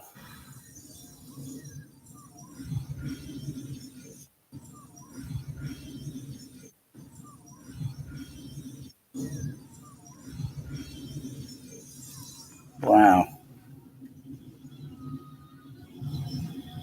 wonder what they actually were using. Big wind machines, weren't they? And then they, you know, what did they use, you know, to create all that, you know?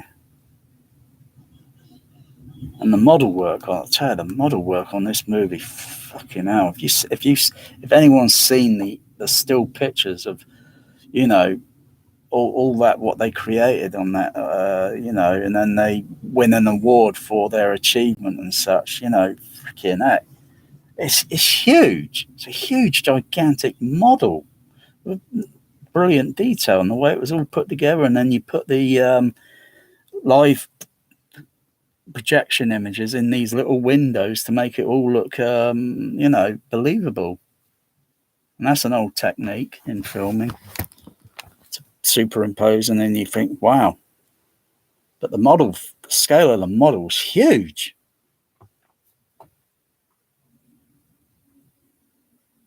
And you get all the trains moving around and such, little model trains and such.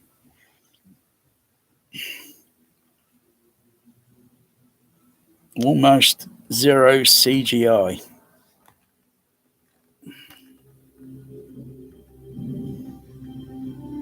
But when you look at it, you know, it's like a bit hokey and all that, and you know, the real, you know, it would be totally the opposite sort of thing. But yeah, given the budget, given the technicians and what they had to come up with and do, like this scene now at the end, all that's model work, practical, but a matte painting in place there, and the cloud effect. And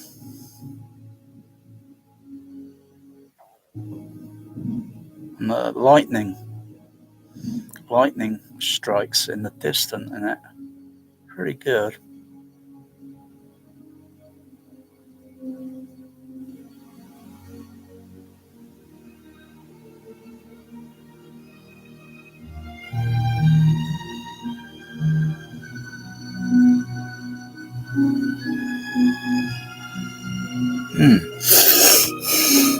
You'd think maybe towards the end of the movie they'd probably try to figure out what that oxygen, or what it was, what type it is, because now they can use that sort of same thing, and you can go to other planets that haven't got an atmosphere, and you can use the same substance, and then bam, terraforming like a dream. What's wrong? And that ending there, that's pretty good.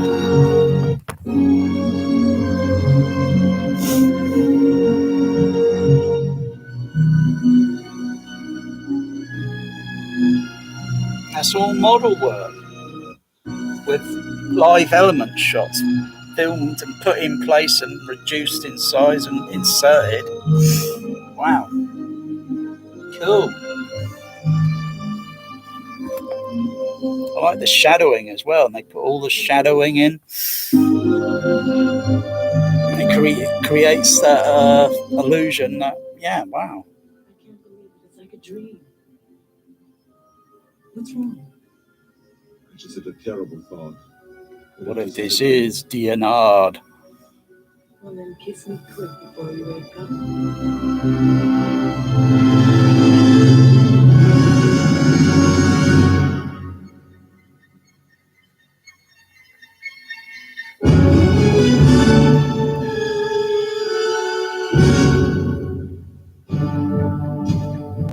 Wow. Give these people legitimate brain cohesion.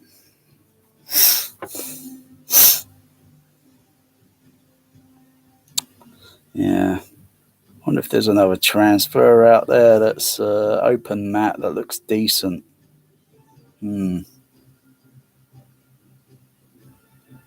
Bear. Psst. Bear. Come on, Bear. Come on. Psst. Come on. Psst. Out. No, you're not going behind the screen.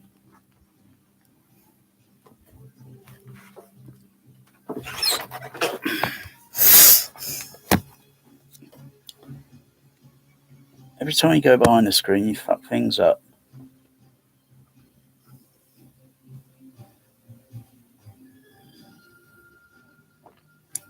Oh, is that so?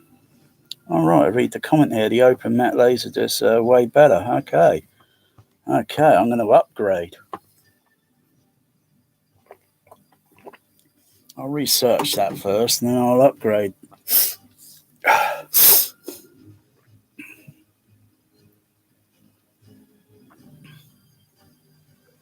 See what year pressing it is, and so forth. And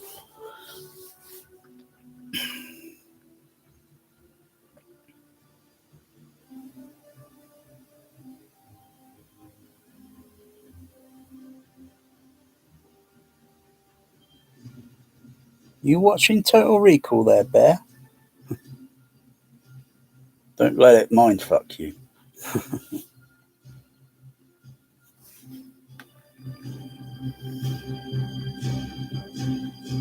I should have gone to UCI to see this in Dolby SR. I only saw this on the Cinerama screen downtown with the overhead surround.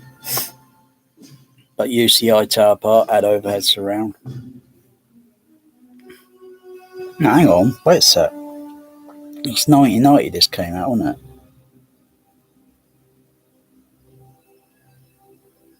I was with UCI for 89 to 1990. I was there for a year.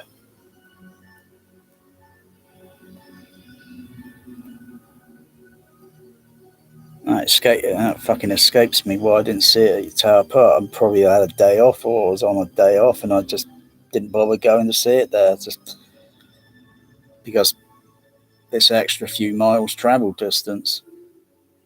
Otherwise, it would have been playing in the screen. It would be playing in screen 5 or 6 in Dolby SR with the experimental overhead surround.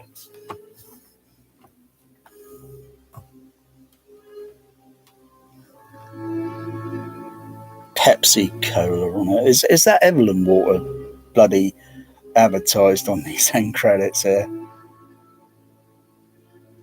No, I can't see it. I can't see it on the end credit there. Oh, they got Dynascan Cobra. Yeah. American Express. Jed the fish gold. Yeah, Jed the fish.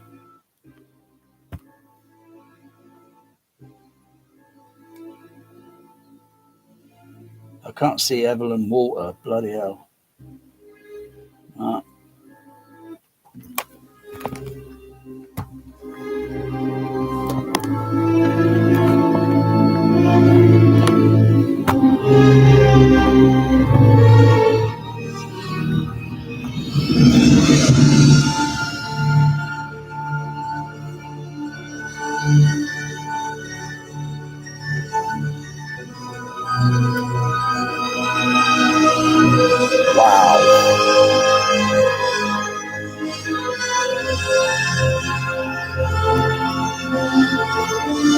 TriStar.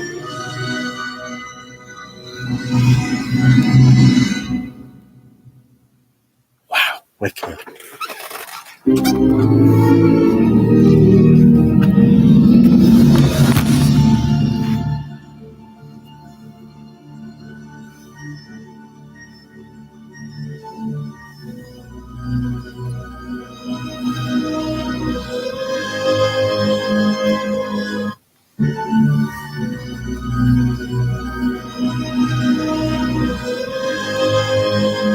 I can tell they really kind of give it the score bit there when the Dolby SR comes up.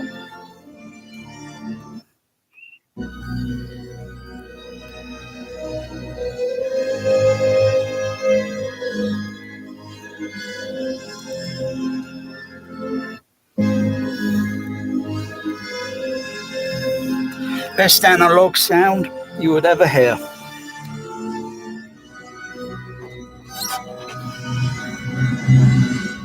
Best analog sound you would ever hear.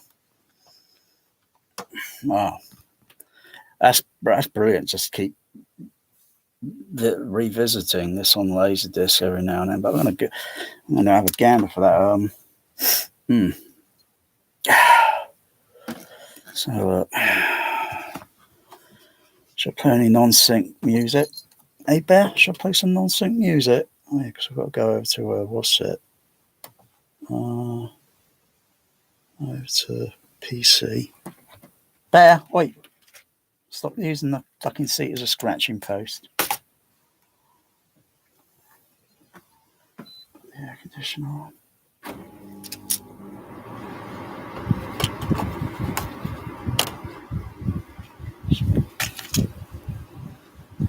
Wait, come on.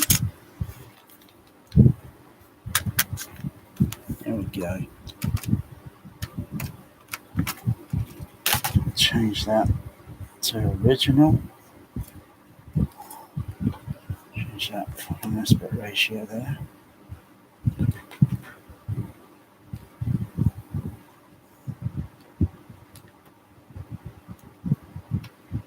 Oh, let's find some non-sync to play.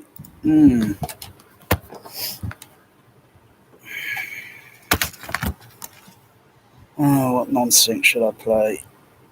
Oh, non-sync. Oh, maybe Jerry Goldsmith.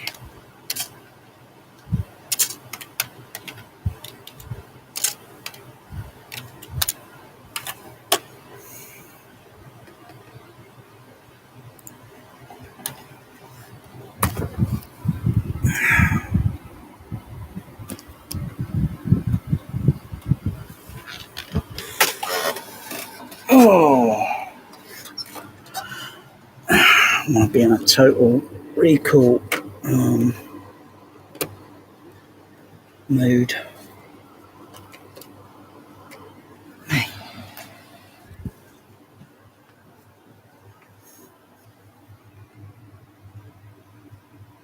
Just put that on total stereo.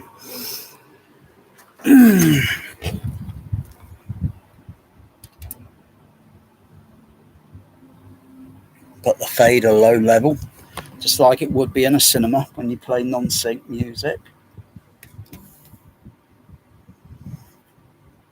Get the goggles and I'll go for some total recall hunting. So it's the I'll go over to the what's it site? Yeah. Okay.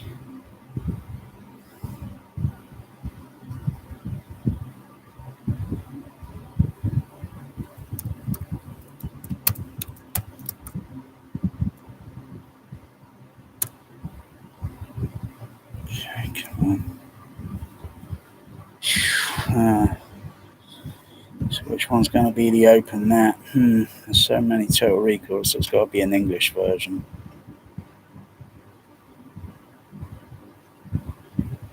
There's a total recall that was cancelled. CAV.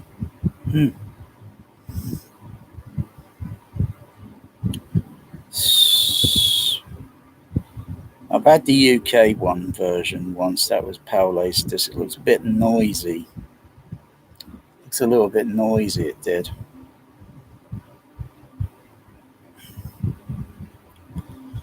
So that was pressed in 92. When was the THX Laserdisc pressed? 94.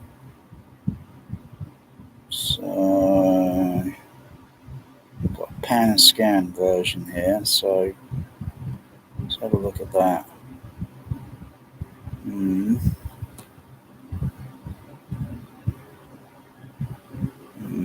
Okay.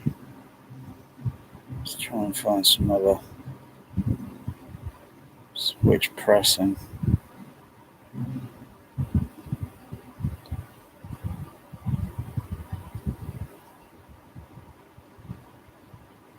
It's pressing. Oh.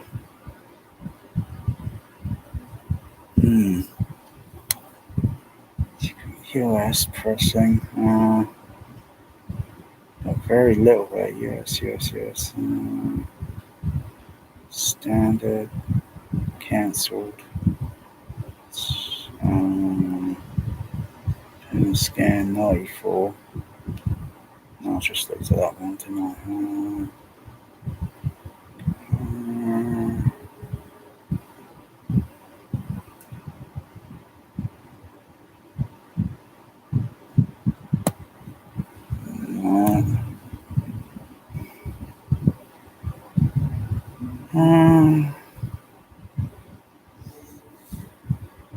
93. Japan. No picture, so I don't know what it looks like.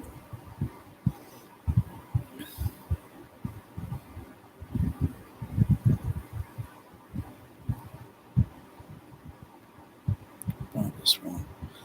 I got a picture on that one. That's 1991.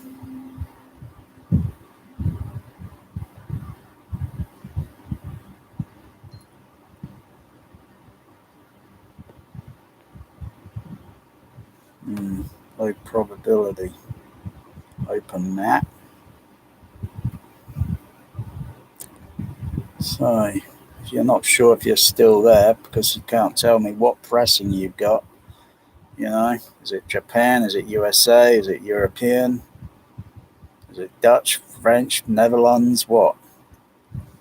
So it's got to be English.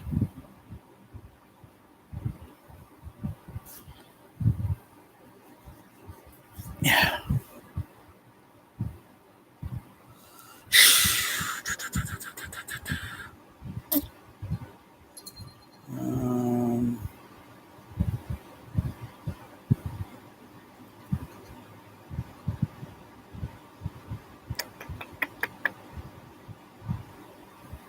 What's this? No, because that's going to be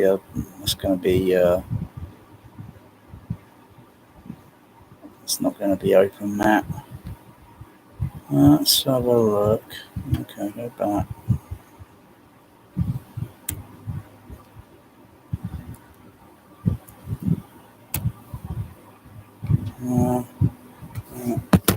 Bear, get off of there. Get off of there, Bear.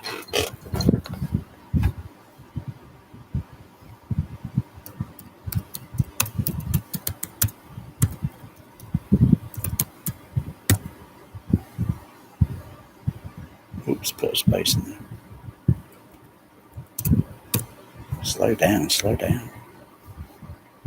No, that's the PAL version I used to have. I sold it years ago.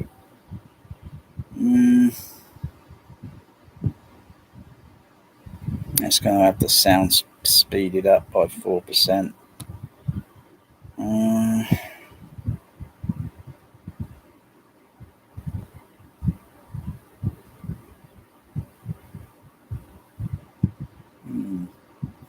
Let's have a look at this one.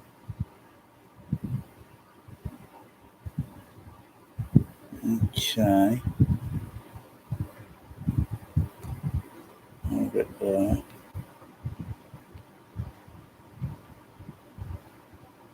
Back.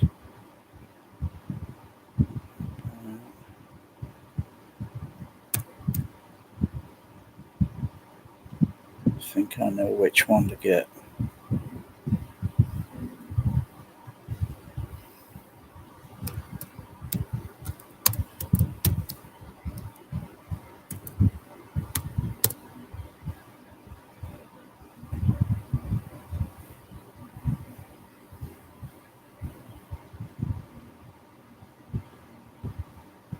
Let's go back again, double check that's not a letterbox, bro. That's not let's look at the back cover on it.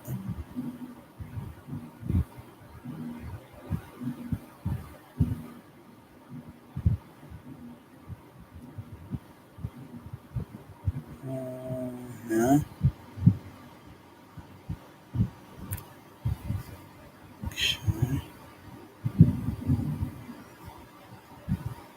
So that's so let's have a look at that one there. No. Let's have a look at that pressing. Oh, this pressing was done in 95. Uh-huh. So it's got a low probability on it. Low probability. That's the same that I can see on. Yeah, it's the same that I'm looking at. I don't like the sound of that. Low probability.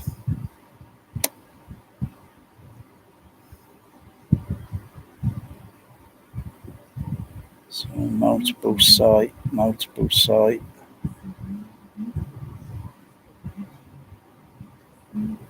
Fuck off with these fucking advertisements.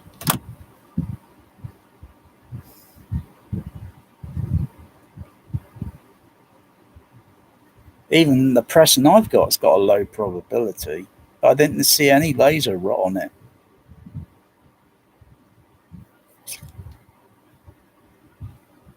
Um,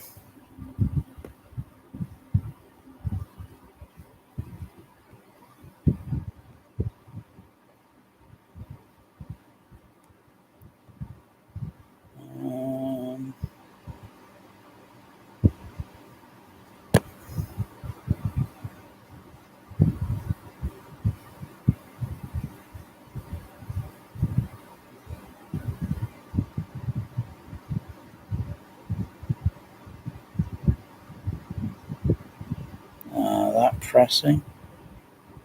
No, not that one. So it looks like that other one. Okay. No,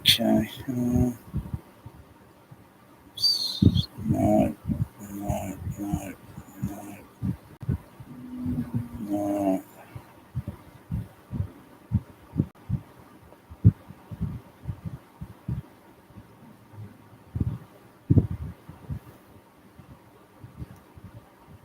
I'll go for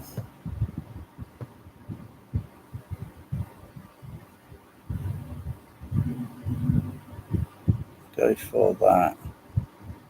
Can I? Oh no, can't. It's a bidding war. Bloody bidding war.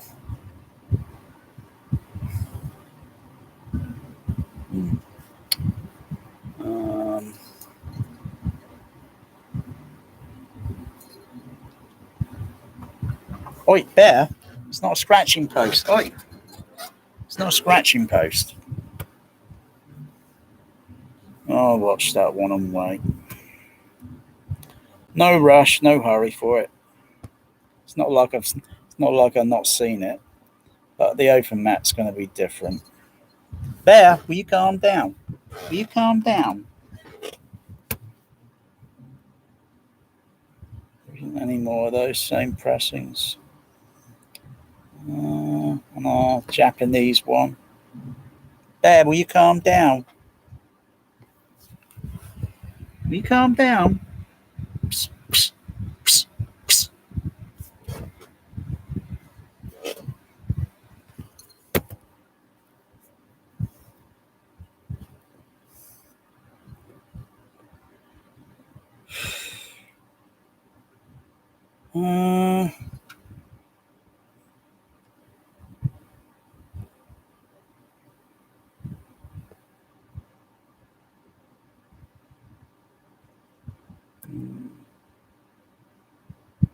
Yeah.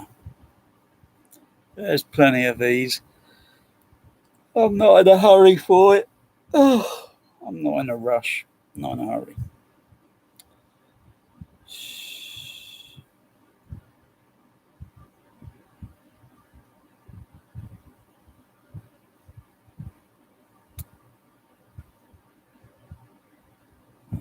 That's the European one.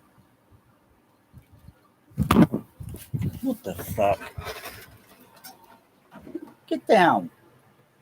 Can you pack it in, Bear? You only do this when I'm in the room. You don't do it when I'm not in the room. Do you? You're naughty. Yes, you are. You're naughty. Yeah, you're naughty. You're naughty.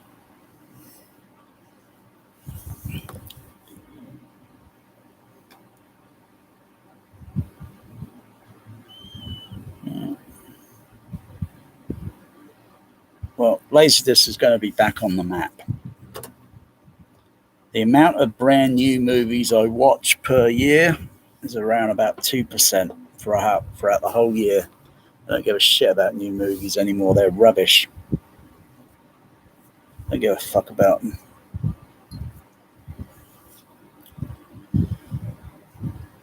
It could, I think that's really being biased, isn't it?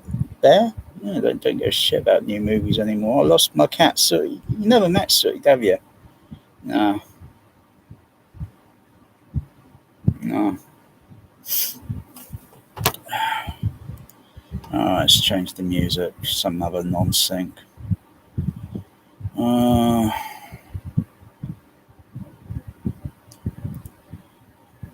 Oh dear. So, looking for a title, another title. What is this? Another movie.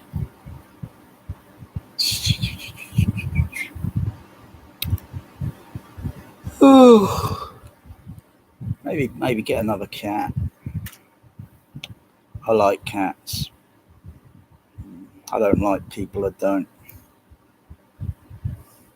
I like Laserdisc. I don't like people that don't.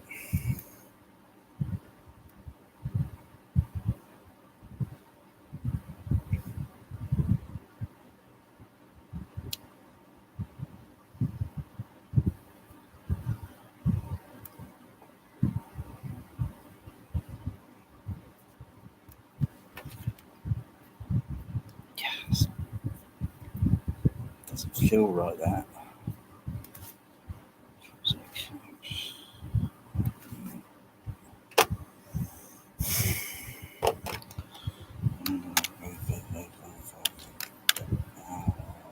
Bear?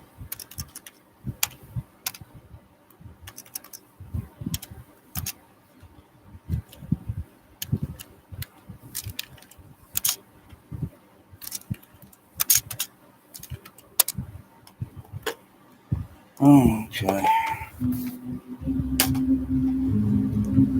Oh, God, fucking advertisements.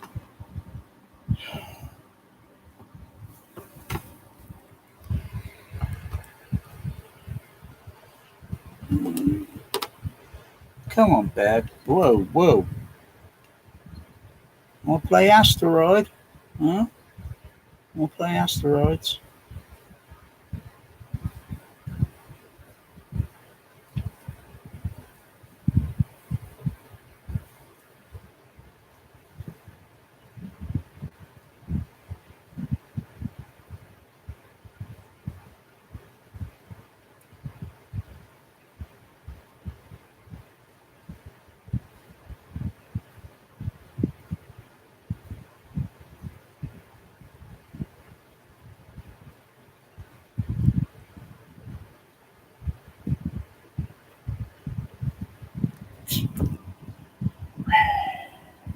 Come on, Bear. Come on, Bear. Bear. You shouldn't really sit close to a TV, you know. Does your eyes in.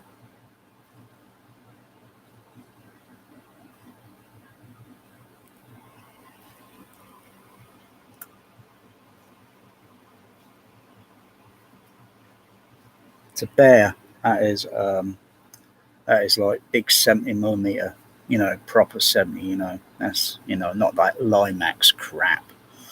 Oh dear. That's what Bear, that's like big screen, that's like gigantic. Because he's that close.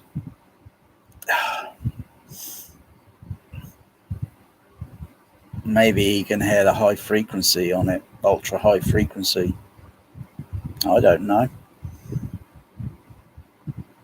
Cat's frequency range goes up to about 90,000 kilohertz. Get down. All right, that's enough of it, Bear. Bear. Come on. Come on, Bear. Come on, Bear.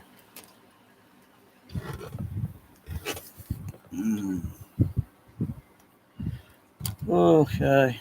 Oh my goodness me, Bear. What the fuck? Will you calm down? Bear. Oi. Oi. Will you stop it? Will you stop it? He's so frustrated because I put some bigger cardboard right behind there, and he can't find the void to jump up on top of the middle sub bass, and then gets up onto that sub bass speaker, and then he goes over there and he gets up on top of that one, and then he finds a way, and then he starts climbing up the bloody screen, and it looked like fucking video drone when the hands or what's pressing on this TV thing, and it's got this kind of, or maybe like poltergeist sort of thing, with the looks creepy. And he's climbing up there, legs spread out wide, and then he had like fucking Spider-Man, like Spider-Cat, climbing up about this fucking high until I noticed and got him off. Fucking naughty. You're naughty, you are, Bear. Yes, you are. Now look. Climbs up, sat on there, he jumps up to about here, I think. And suddenly just dropped down, and then claws going in here and here, and bam, on the floor. Typical, fucking typical. Look at him, he's a devious little kitty, aren't you? Devious little kitty, aren't you? Aren't you?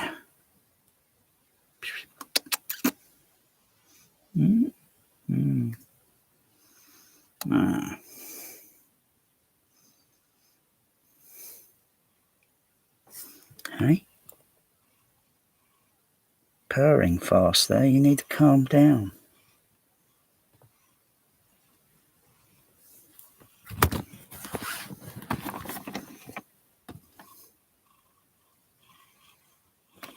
You need to calm down.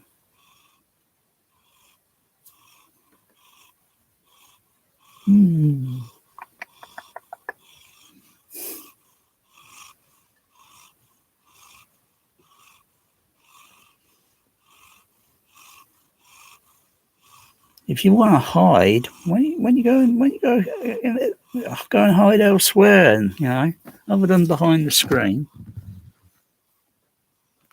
What are you doing there, Madge? Magic.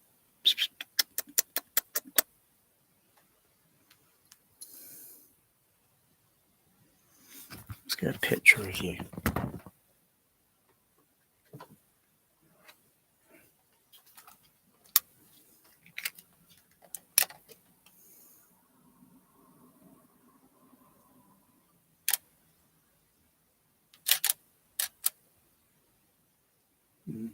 Shutter speed's a bit high. Oh, the ISO.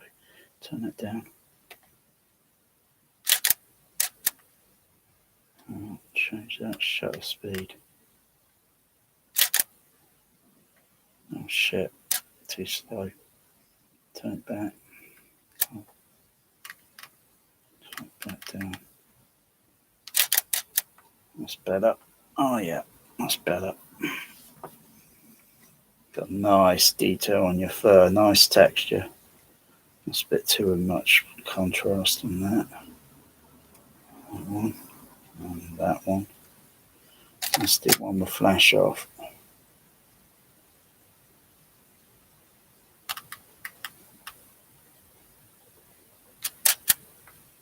Oh, that's nice.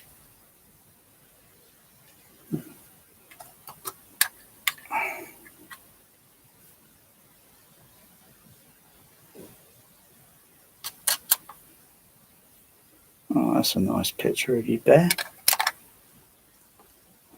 Turn the ISO down there. Bit more of a flash on. Oh, that's a nice picture.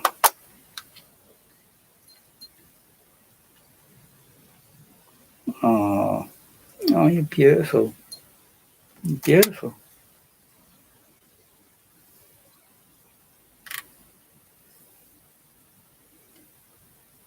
little bit more closer.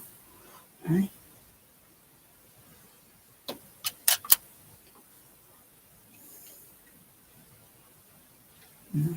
Side.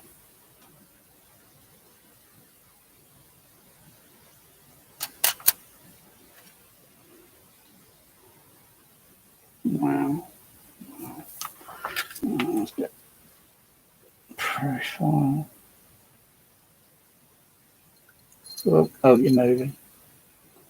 Oh, your first growing. First growing there, isn't it? Right? Enough pictures? Alright, enough pictures.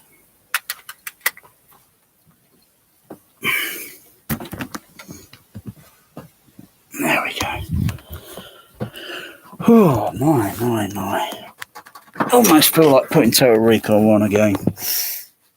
You know, it's been so many minutes now. You know, it's like a cinema. You know, you have a break and then you put it on again, don't you? Some non-sync music playing. You know, what non-sync music would have been playing at that cinema at the time? Good question. That. Good question.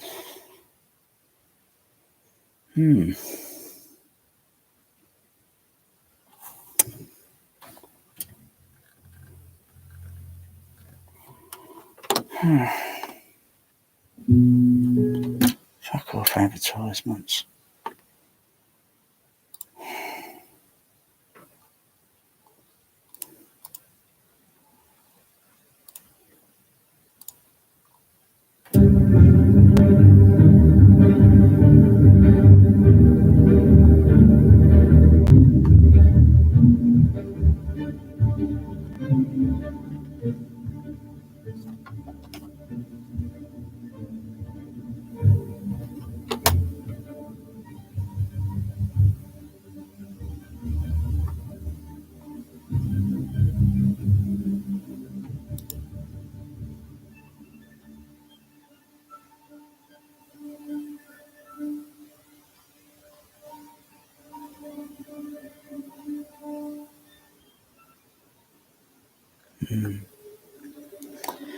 I've also been thinking,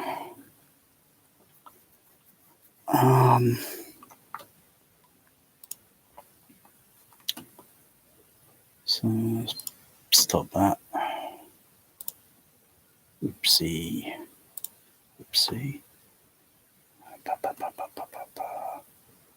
I'll turn on the RTA.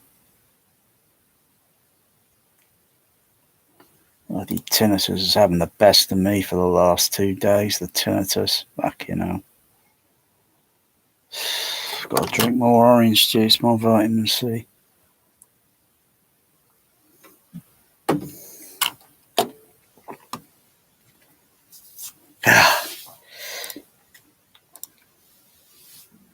Pink noise. Okay.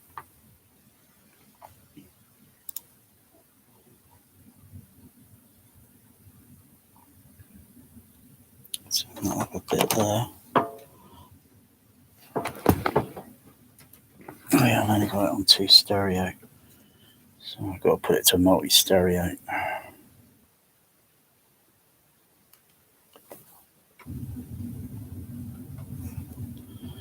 I'll mute that and that.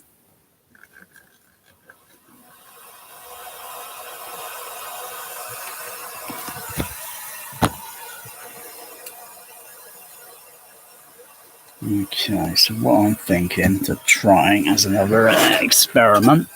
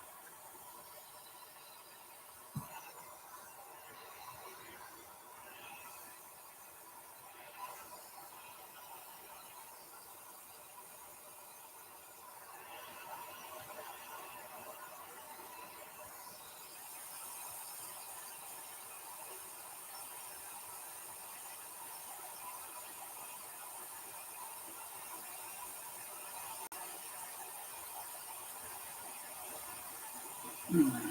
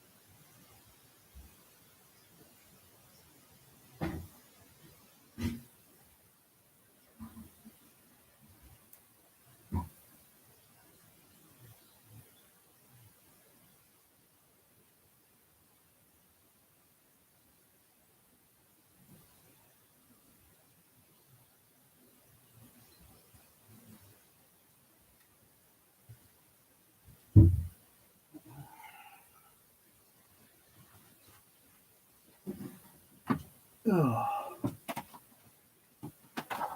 Okay, yeah, so let's put this. I don't know, yeah, I might do that. What's it, crap? Later, fucking crap this 4K crap again. Fucking crap fucking format.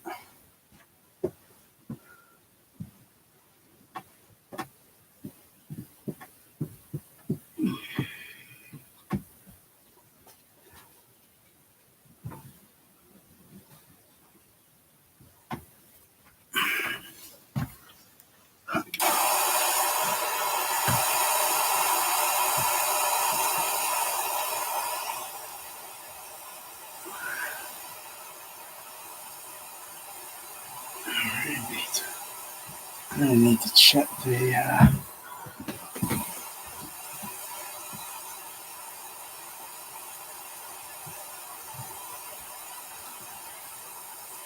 tape measure.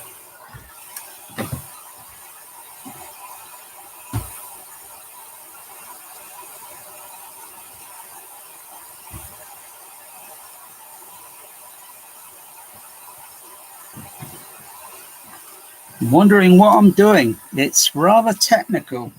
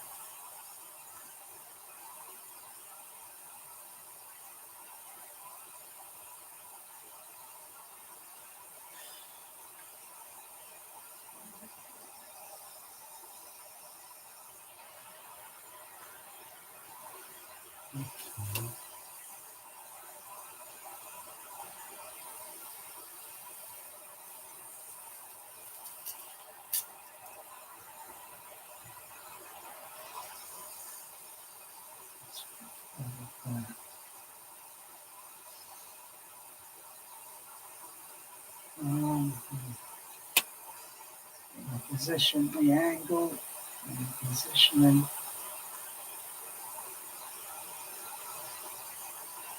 So let's just check the height.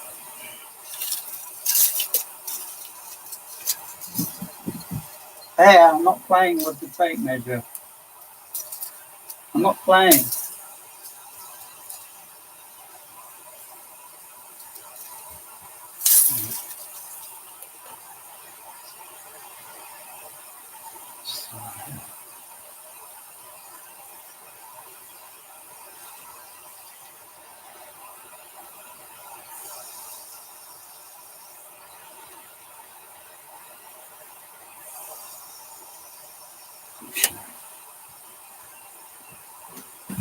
This is just an experimental test first.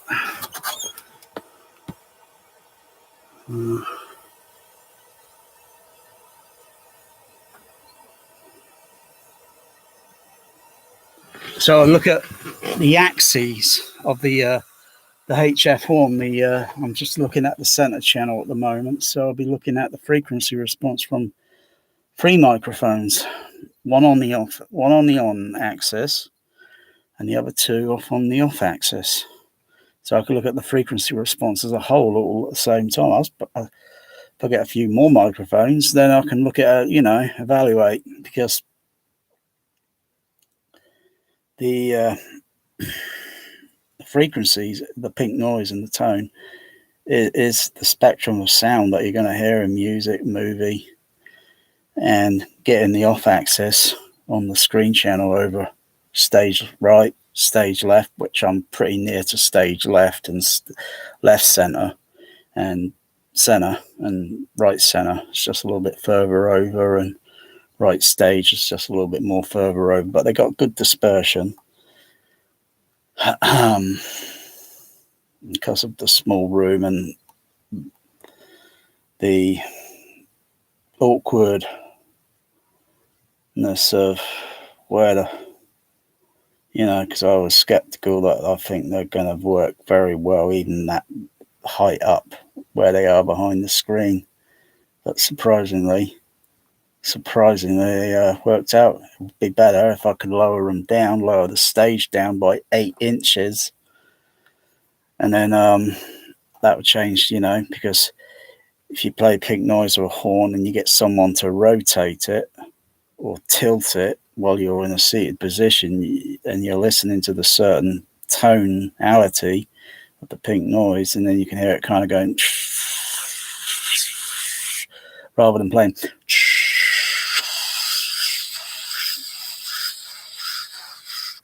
as you gradually move it, it's going to make a kind of Doppler sound. It's going to move.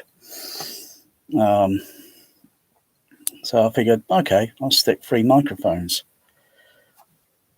The microphones placements for the left and right are going to be very awkward because the HF horns are pretty near to the side walls.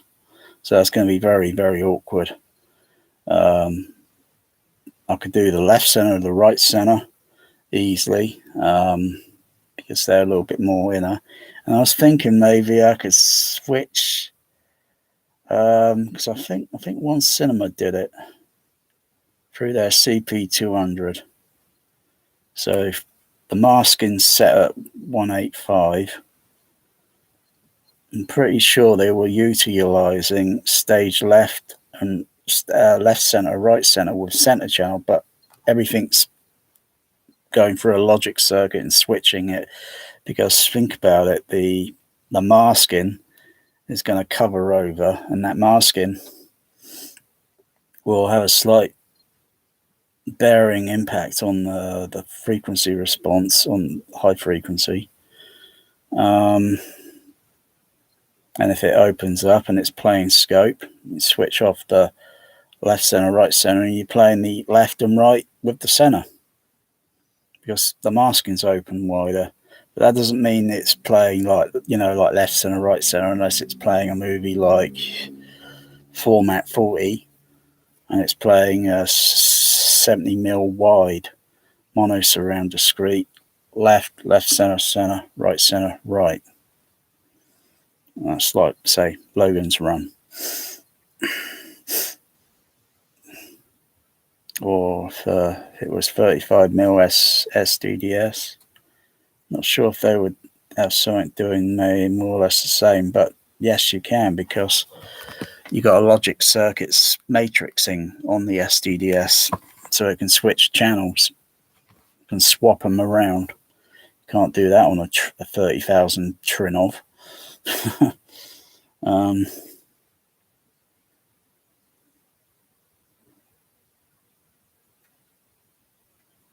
I do my left center, right center down here. In the moment, it's just in called stereo mode, because I've got left channel going in there, right channel in there, and I've got center channel also going into here and into there, and it's wired up in a certain order, and it creates a 5-screen matrix. And when if I was playing a 5.1 mix, and those that have a home usually don't have a center channel, and you got the playing it on the left and right, you got no control over the level control on the actual center channel information. All you can do is adjust the level up and down, and that's adjusting the left and right with the center phantom all at the same time. When I activate that and that, it says mono, but it's not, because it's got an individual signal going here and down there. And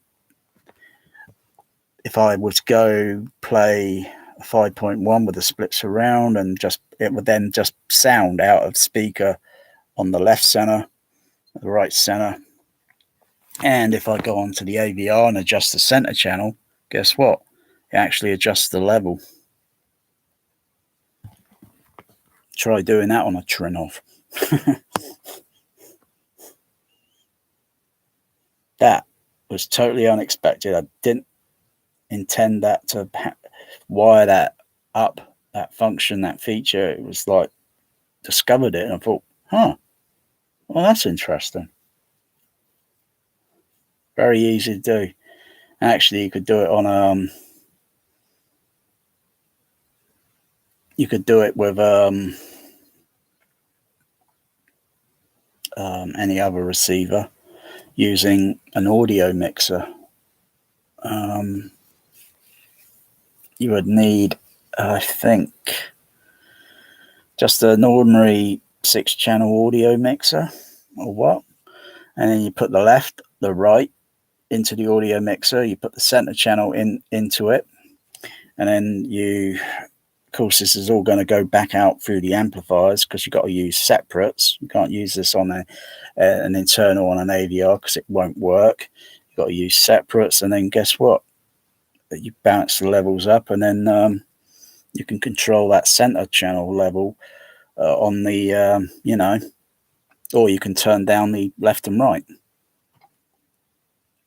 or you can mute it and then monitor it, or you can enhance it or improve it, because when you play a phantom signal on just two speakers with the stereo surrounding not exactly 5.1, because it'd be like 1, 2, 3, 4, it'd be like 4.1, but actually it is 5.1, but it's just putting the center channel, piggybacking it on the left and right channel.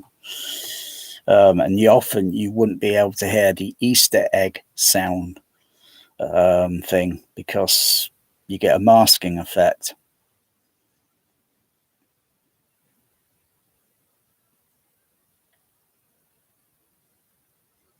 There's a little thing you could try. Very simple. Very simple. It's been staring at us for years. Yeah, it's very simple to do.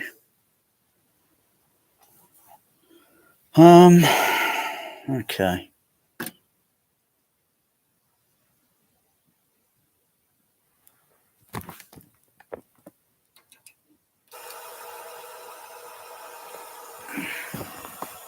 Look at that frequency response on there. It's interesting.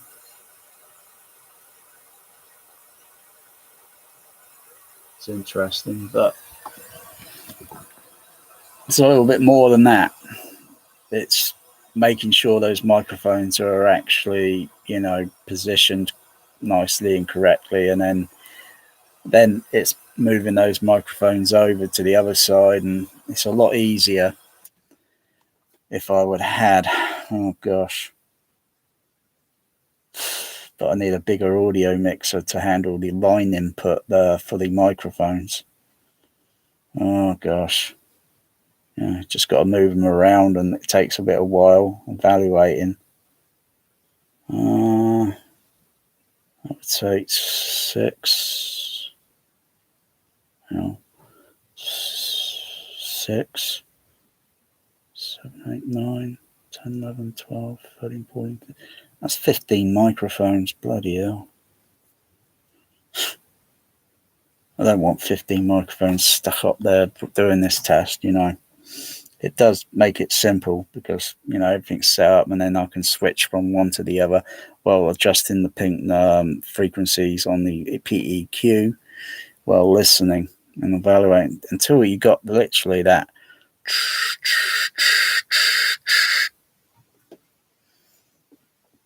Because most home theaters are not going to have it spot on. It takes a lot of doing. It's not as if it can't be done. It can be, but it just takes a lot of hours to do it, which goes into days. Not running just some crappy Odyssey or the Rack or whatever the garbage trash is, and then you play back the pink noise through a REM into the thing, and then listen and think it's out of place, So that auto EQ just wasted 15 minutes of my bloody time, because it's got to do the sweep, move that microphone, it's got to do that, whoop, whoop, whoop, whoop, whoop, and then analyze it, and then it's got to think, but hasn't got the human developed, hasn't got a soul, hasn't got a consciousness. Tom Holman even mentioned this in an article that I've got. It's years old. When THX, when he was still with THX, it takes days to EQ the speakers to get it spot on. It takes days to do it. Don't forget that was when using a CP200 and third octave EQ. I've heard of plenty of decent movies and a few cinemas where it sounds damn decent. So probably got a few here watching now thinking, damn, I'm going to have to go back to a drawing board and do this again. I can see where he's going with this. Move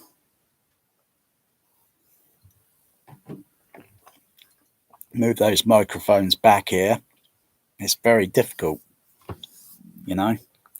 I'd rather try up front because it's not getting, you know, because the dispersion is going to widen out, you know, and the horns only that size.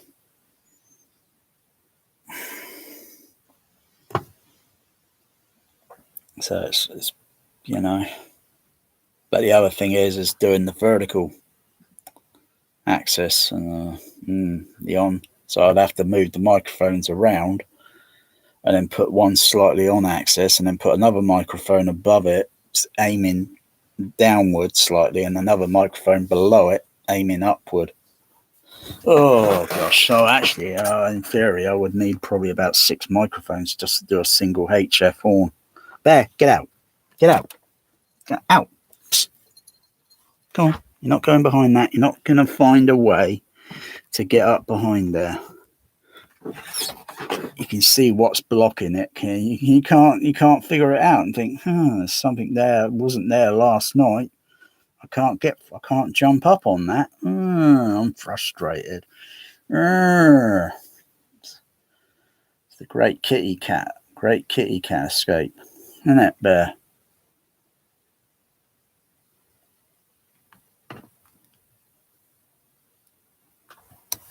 Yeah.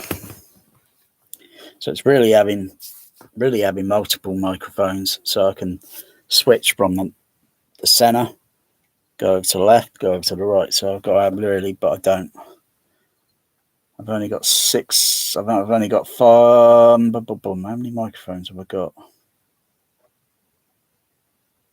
Is it 5 or 6 microphones? Is it 5 or 6 microphones I've got? Where's the other microphones? Oh, there. I know it's only 5 microphones I've got.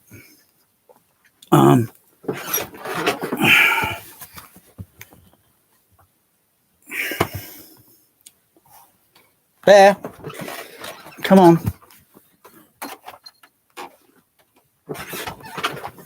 Calm down. Calm down.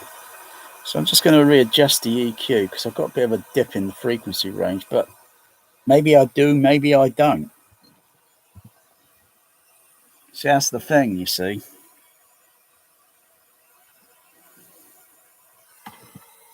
So it's shallowing down a little bit. Maybe I do, maybe I don't. So I can just bypass it.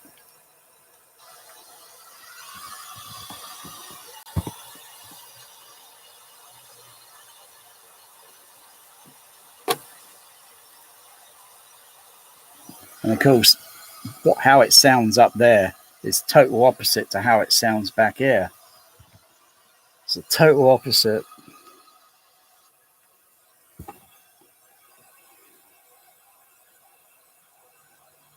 Because they're all identical, but they're in different dimension of space and time. Can't occupy the same space at the same time.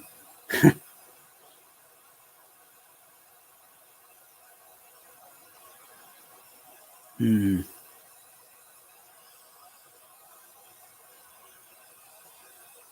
if I do that, the pink noise is going whoosh, whoosh, whoosh, whoosh.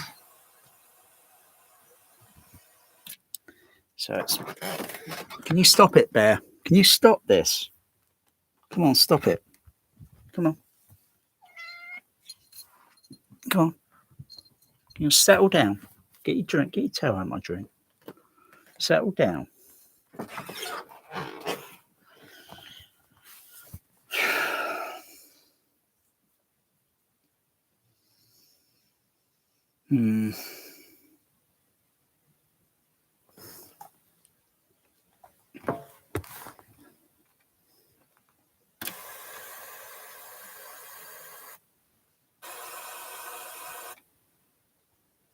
The left and right, the left and center are almost pretty close.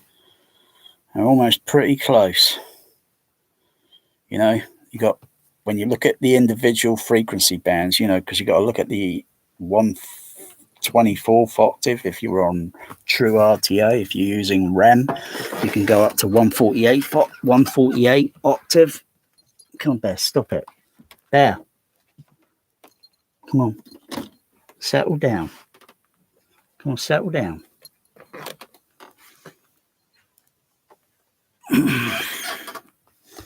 You're not very relaxed at the moment, are you? Do you want me to put the air conditioner on? But I'm doing pink noise, so I can't have the air conditioner on at the moment.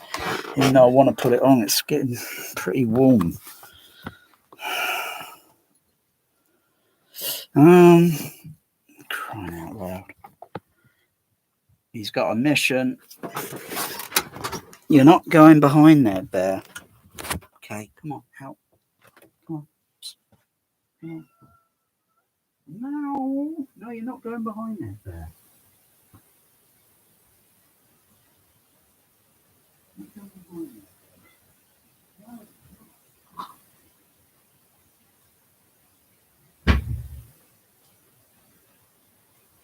Why don't you find something else to throw at the climbing tree? You got the climbing tree there.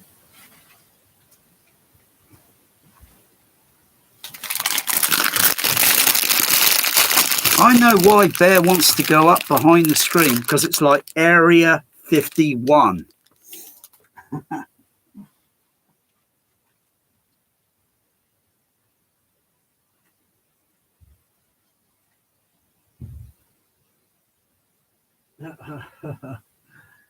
Oh, yeah. So Bear, behind the projection screen, is like Area 51. It's a conspiracy.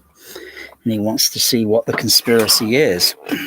Just as, you know, everybody wants to see what the conspiracy is.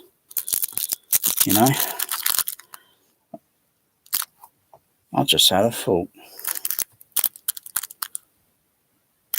But I know they got sensors all over that Area 51, haven't they? Yeah. So, I mean, the cat, the CIA in the late 1960s tried a project called Acoustic Kitty Cat. Didn't work very well because you can't train a cat. Might have better luck training a dog, but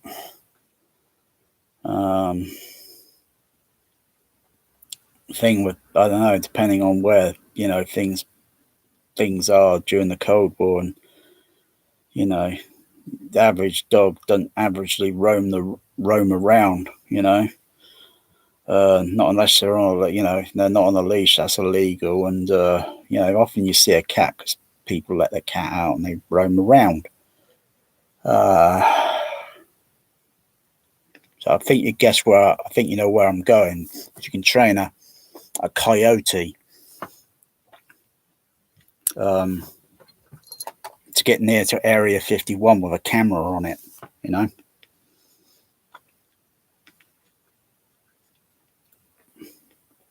And so you can see the aliens.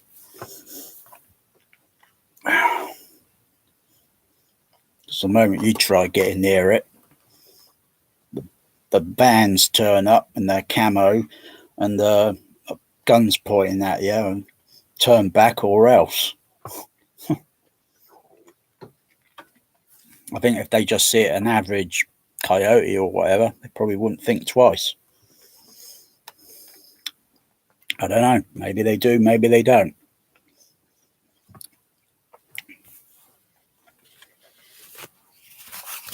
Acoustic kitty.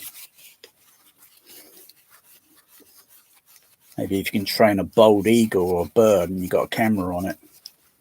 But maybe they've got censoring devices that's going to pick up the high frequency transmission from that sort of receiver thing. So,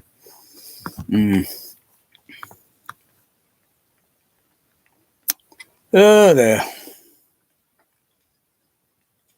So I'll just get some spray paint and spray my screen, Area 51. My cat bear wants to find out what's behind the screen.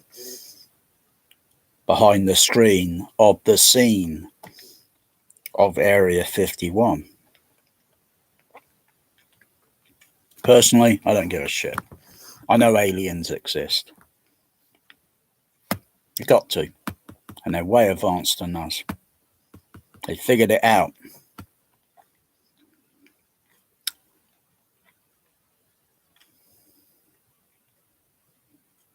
They figured out how to get, but to travel a distance,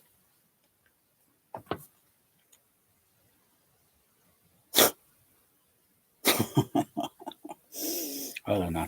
Anyway, I'm going to get back to reality now.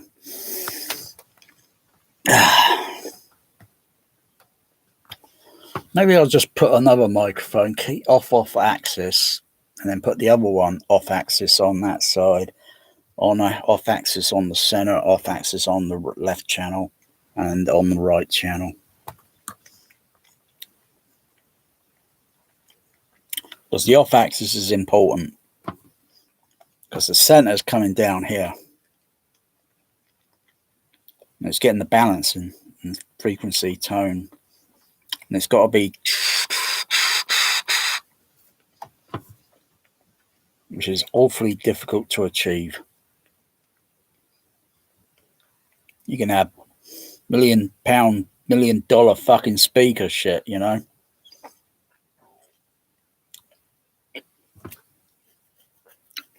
Doesn't mean it's going to, you know, be spot on perfect. You still be with the same problems, but the laws of sound physics. It's working it out and solving it and getting it spot on. And then listening tests. But all those individual frequencies make up a whole.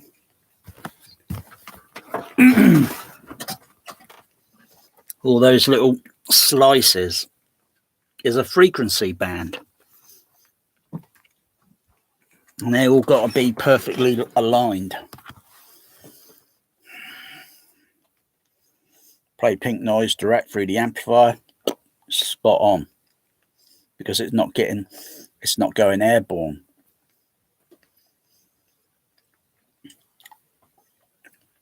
It's got fuck all to do with speaker wire.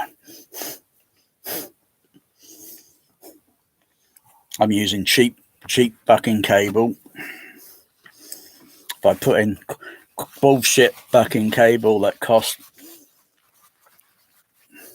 1,000 per meter, daylight robbery, because it's going to still give me the same fucking result as a fucking cheap piece of cable. I can balance it on fucking translucent fucking pylons off the fucking floor, so they're magnetically shielded and all that. Fucking, it still won't make a fucking bit of difference. It's just fucking absurd. It's just absurd craziness.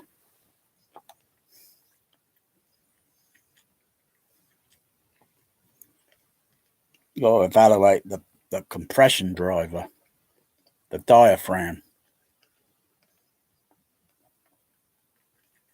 Because if there are little differences and little differences with it, maybe you just got to change it for another diaphragm that matches close with the other diaphragms. Because film mixes, they're all artificial. Music mixes, they're all artificial.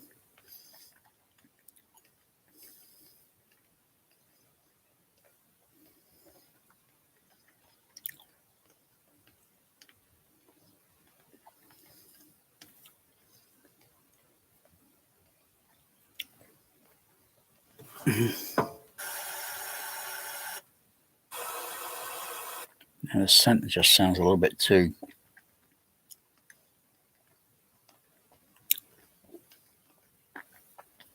Now, I've still not done fuck all about that center bar behind the screen. It shouldn't be in the path of the center channel. It's got to be to one side with another center bar.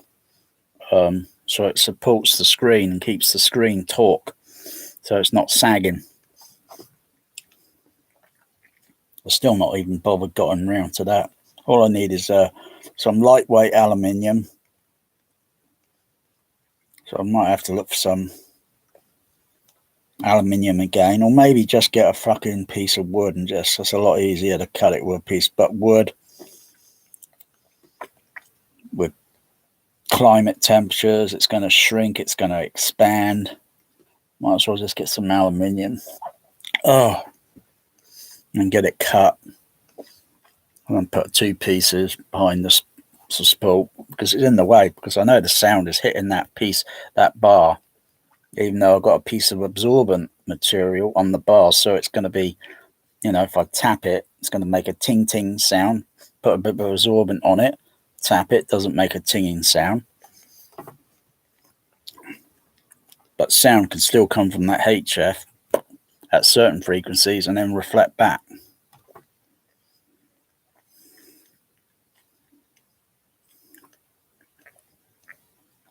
As well as they're still passing through on the off axis.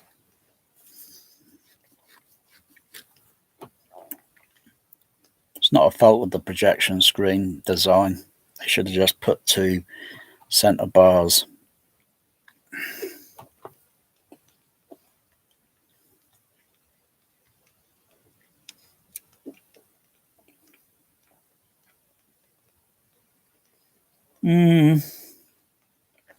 But I still get high frequency, up to 20,000. That only my cats can hear.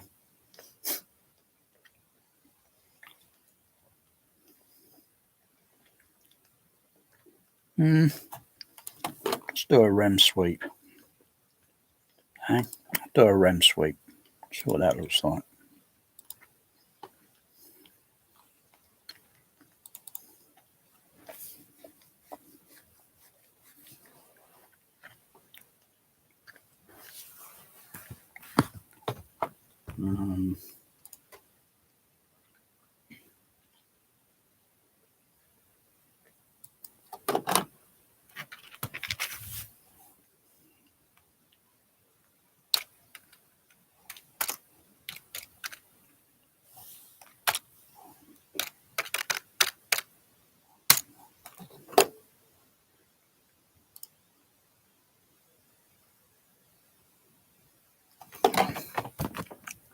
Ping myself.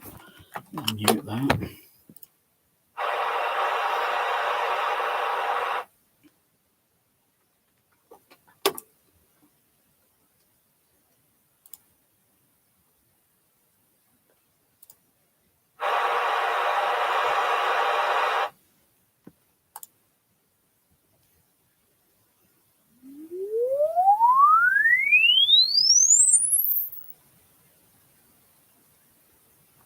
Can I have a look at that?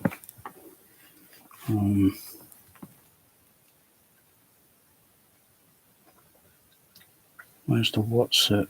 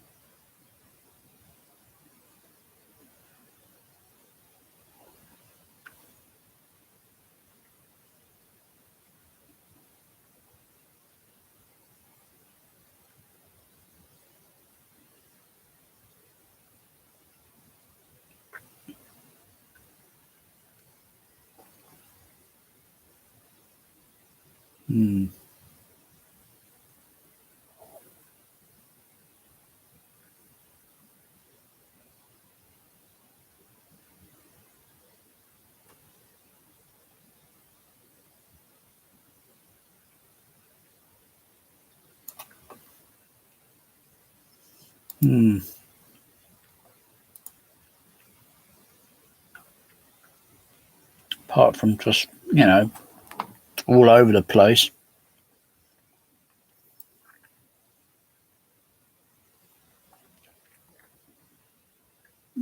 Still goes up to 20.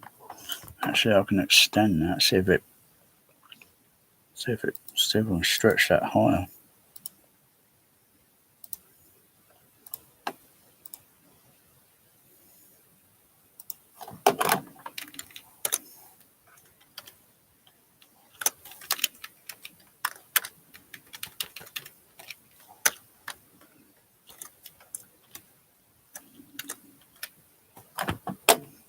Probably going a bit far, but it won't do it. Maybe try 20, 22. Okay. Won't go above 25,000. Huh.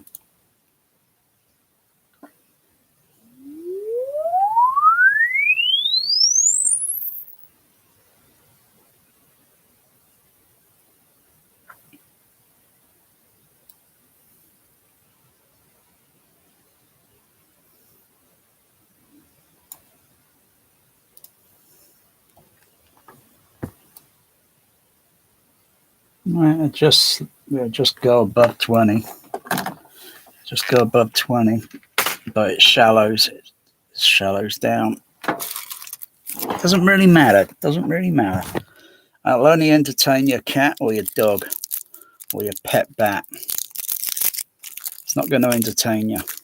You can turn your crossover frequency, have a 4-way speaker system, and tune your, you know, right up to, I know, have a crossover frequency starting at 10 kilohertz going up, and then the rest of it going up to about 20. It's not going to make much difference. You're not going to notice it. You'll only maybe notice maybe something like 10, and then you can readjust that crossover frequency to go up to starting at 12 kilohertz, or put an elliptical filter, which is 48 dB, like a brick wall. There's no point. You ain't going to notice it. The microphone will pick it up, but your ears ain't going to hear it unless you're very young.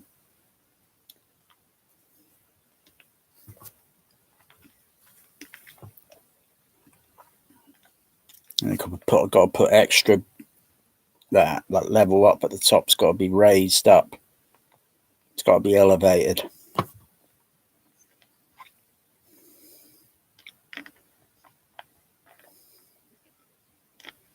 And all the other frequencies have got to be de-elevated. They've got to be lowered down, otherwise you'll get audio masking. They'll stick out like all the time in your face, sort of thing, or in your ears. I've just masked the other frequencies because they're so large and easy to hear, and their wavelength's different. And you got the very small ones at the top, and their wavelengths get narrower and narrower, and very tiny, gets very narrow.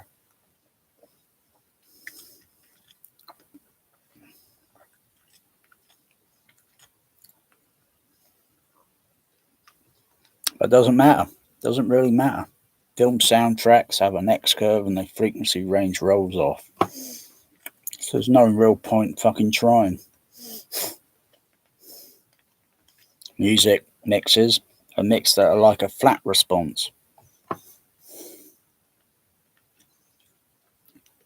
So if you play a movie score, movie soundtrack, that's mixed album for the CD or the LP or the tape or whatever, frequency response is going to be totally different from the film mix frequency response.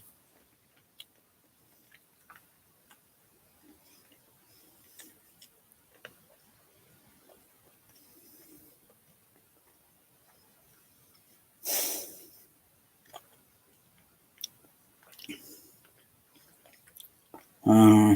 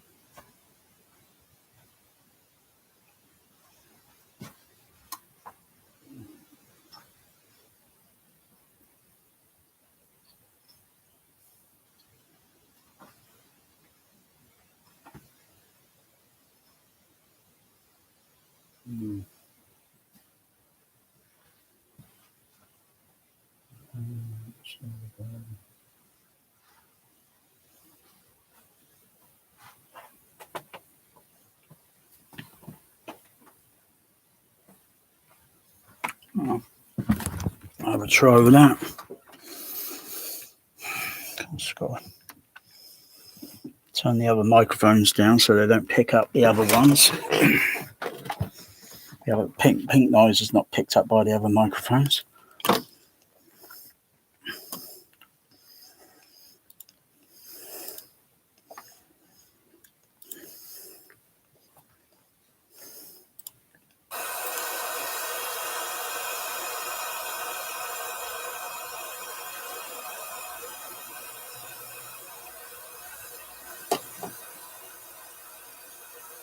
Okay.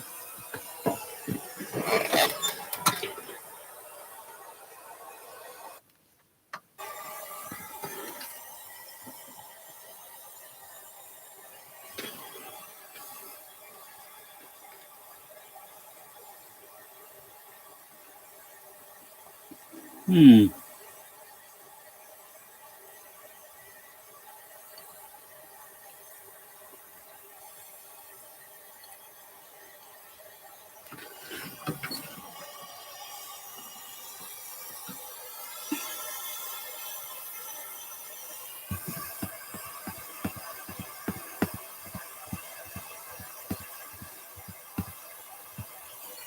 Put that position when it's on slow, so push something underneath it. Just get that down a bit more.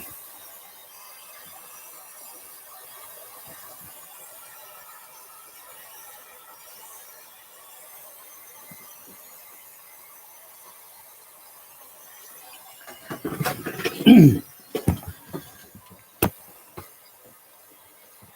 Hmm.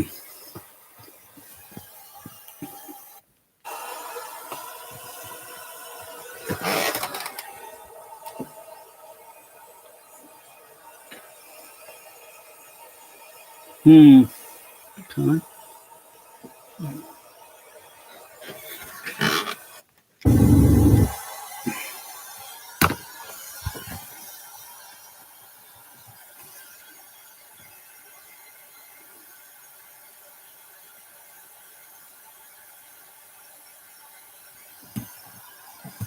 Okay, take a chance.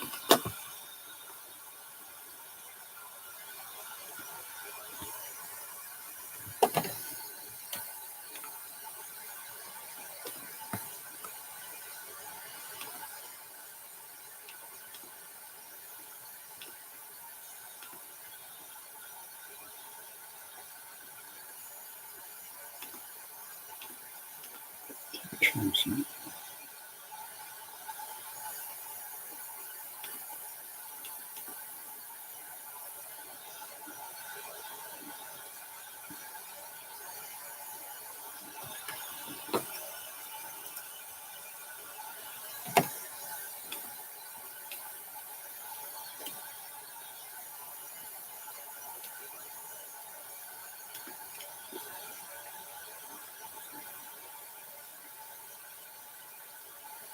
Hmm.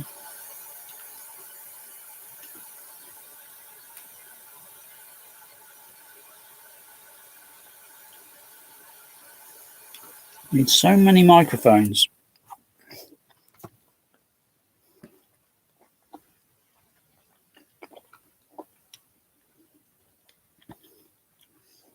I've got those up there, and if I had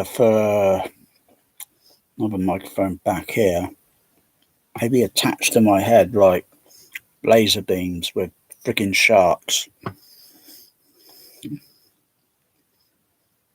So when I have two microphones,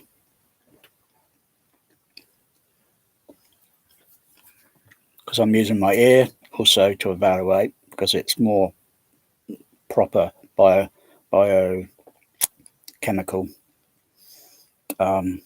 with, evolution, mapping sound than something that's been programmed. And I just use the microphones as just as a guideline, just as if I would use a tape measure to measure something. Sometimes you can do it with your eye. And then you see how with the tape measure, and you see how far you're off, and you think that's not too far, But with sound frequency, it's complicated. So if I turn my head, pink noise changes. If I put my finger on one side, so I only hear this side, and then do that, pink noise changes. I'll do vice versa.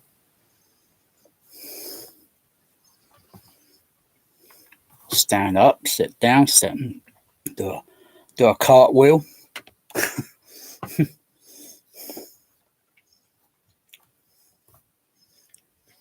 Let's get in the HF horns in the middle range frequency. Bass doesn't really too much matter because it's omnidirectional.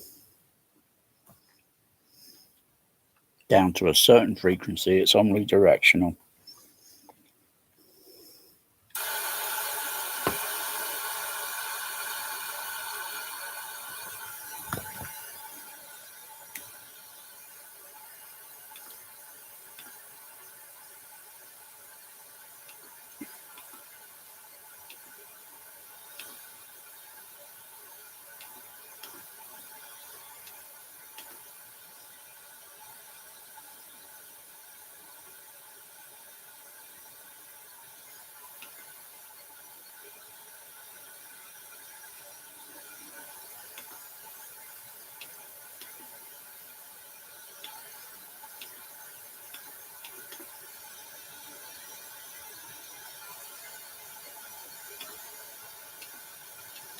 Sometimes you could beat it with a parametric EQ, but it really takes a lot of juggling. It really takes a lot of juggling it around, and using this parametric, using this Q bandwidth, narrow, using wide, and where, and sliding the, dialing the frequency up to where, and then, oh gosh, until you got that tonality. Because I could put the, you could put the HF horns on a test bench, one facing you, you know, you listen to it, evaluate, you got the microphone on it, slide it across, check the other one. It should measure the same. If it's slightly different, then there's got to maybe check the diaphragm. And the same would go with any other speaker. If it's a mid-range, typical mid-range driver or a tweeter, and something slightly a little bit different, you know, because these music mixers and film mixers are mixed rather clinically, sort of artificially, and they're very sort of precise sort of thing. So got to check. Oh, can't do it with Odyssey auto EQ, because it's automatic, unless a damn thing can show you a frequency graph. Damn thing. You see where you're going with it. And plus, using an auto EQ also adds a bit more problem, particularly with the crossover slopes and such. And then one occasional time, I did the RAM, and then I was trying to figure, why does my center channel sound god awful? It sounds like the sound is coming through a hollow tube. And when I evaluated it, and then by looking at because you can look at the frequency response, what it does on the AVR, what frequency curves it's done. And I saw it and I thought, my goodness, that's way too high. No wonder it's sounding like it's coming for too much frequency boost. On the between 500 or 400 hertz on the HF horn, it made it sound awful. So auto EQ is, unless you put those microphones for auto EQ up pretty close to the speakers, and they're all measured at the same, you should get some interesting, fascinating result you should get an interesting result. When it's back here, it just makes a mess.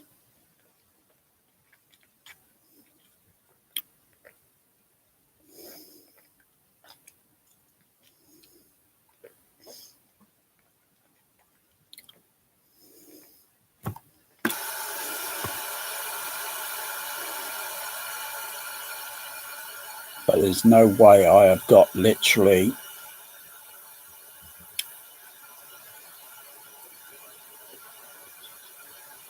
I have got nearly 400 frequency bands to mess around with. I've only got 20 this way, 20 the other way.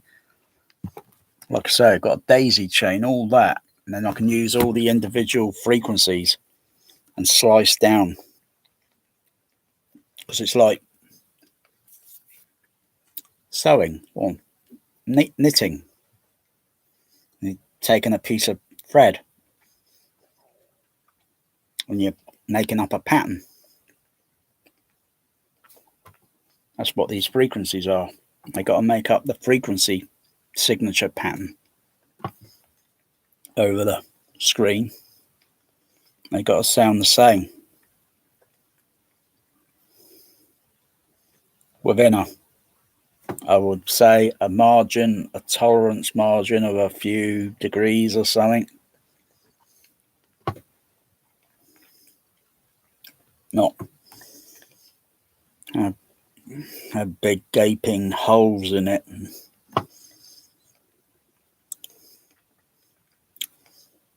It takes a while. It takes a while, but it's doable. And when you play it back, it's like all gold and it's all good. It's all good.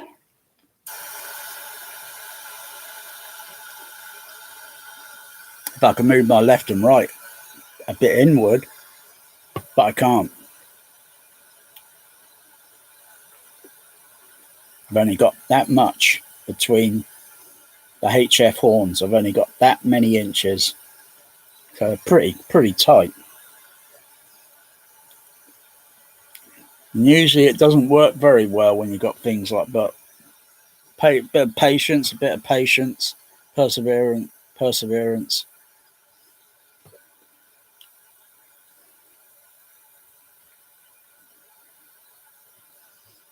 Got a bit of a dip there according to that. I don't know if that is a dip or if that's maybe the microphone and its position.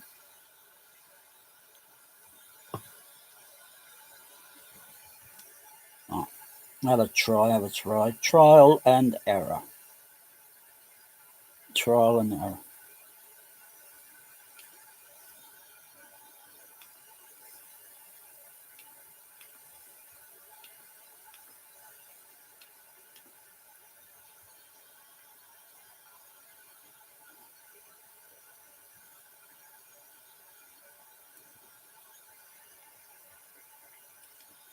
But it's very difficult.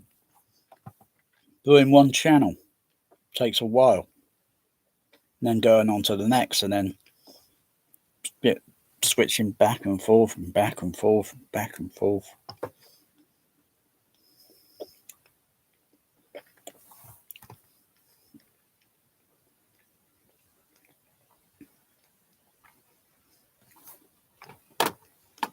Switching back and forth on the octave, on the EQ, the resolution.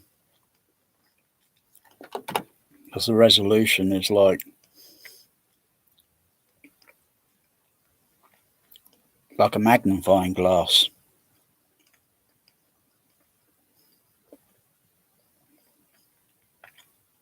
If you have a magnifying glass and you're focusing on something, you pull it back at a certain distance, that image that you're looking at goes all distorted. It's not sharp. So look at the frequency response directly, whether it's going through a processor or an amplifier. The frequency response is untouched, unless, of course, the amplifier has a specific frequency roll-off. If the amplifier is flat, it's flat. If the processor is flat, it's flat. If the processor has a slight frequency roll-off, it has a slight frequency roll-off. But it's always not going to be interfered much with, because it's not going airborne. Once the sound goes airborne, it changes its dimension, shape, everything. And you've got the boundaries, walls, ceiling.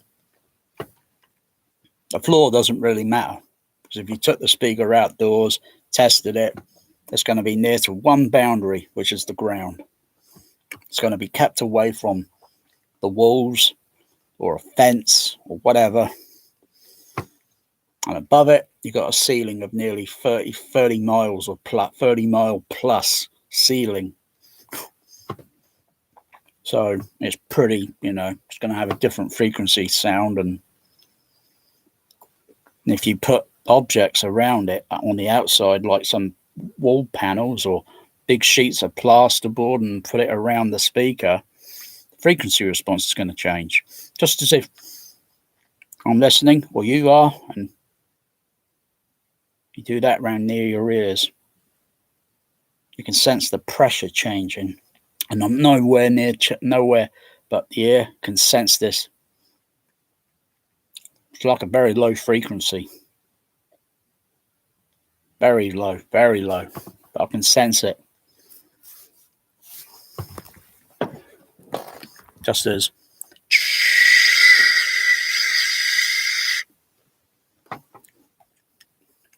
or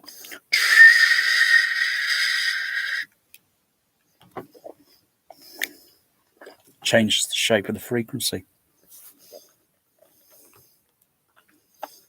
I know it ideally behind the screen, they're all in a position. So I'm supposed to get them to sound. Takes a bit of while.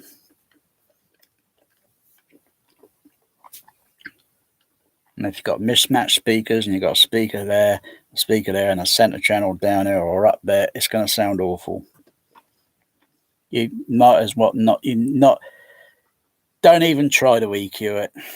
You're not going to get a subjective, bloody, consistent freaking equalizer. It's going to sound awful.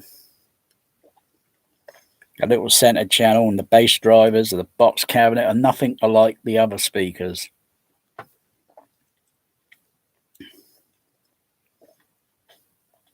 You'd be better off just using smaller speakers and just place them. Or get some compact PA speakers that you can pick up easily and place them above the TV. Above, not below, above. And then tilt it down slightly and towed in. And it's going to sound a lot better than those Calypso tower speakers. A tower speaker. A tower speaker. I suppose a JBL 4675A is a tower speaker, because that's pretty tall. It's almost 7 feet high. If you're using the dual bass cab. Actually, I think it goes a little bit higher than 7 foot. Yeah, just the bass cab and the HF horn, it's almost 7 foot high. So if you get the two of the bass cab, it's going to be over 8 feet tall. Not almost 9 foot or something, flipping that.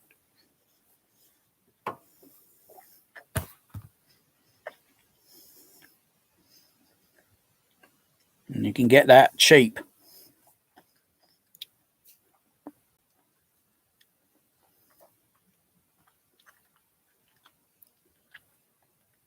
Which JBL were made in 1982. THX was kind of just in the program sort of development, and it was released in 83. And Tom Holman selected the 4675. That's the first THX speaker to be selected. That's the first speaker to be selected for the THX program, and had remained the industrial standard speaker even to this day. Still, in some selected cinemas, you'll probably still see a 4675A behind the screen.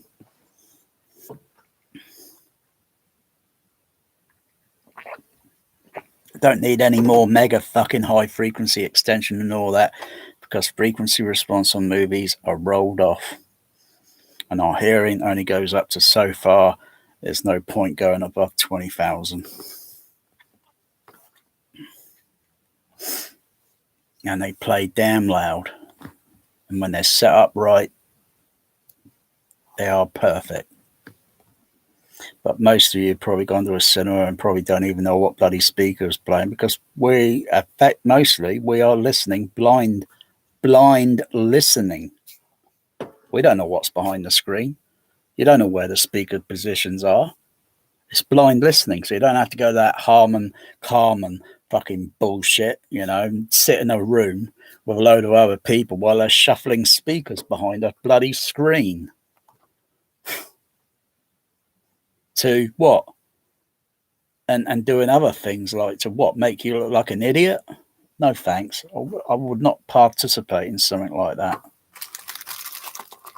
As far as I'm concerned, I've been blind listening for decades before even they did that bloody test. We've all been doing it for decades, blind listening at a cinema. Today, it's rubbish atmos.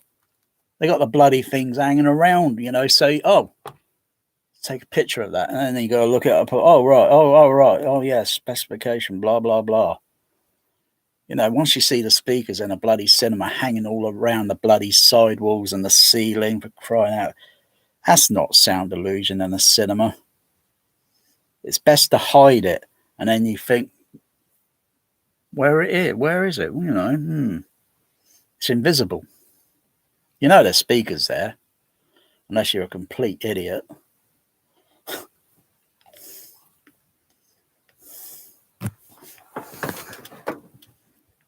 You know, that's the best way to do it.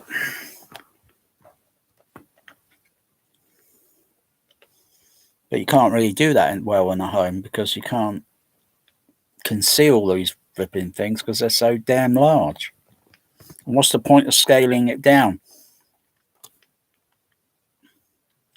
Those small speakers can only handle so much. They can only do so much. And they cost how much? They cost way more than a 8330.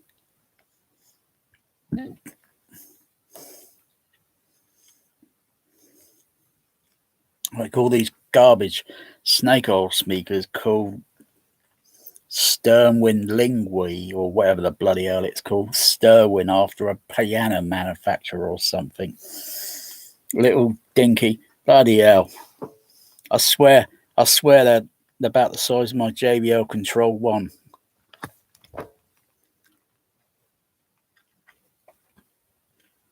You know, but not in the same thickness. And you know how much those stupid things cost? Bloody snake oil.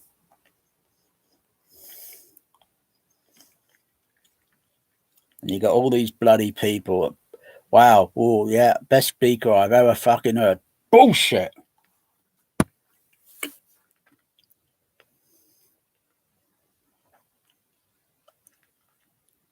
I don't know why the bullshit.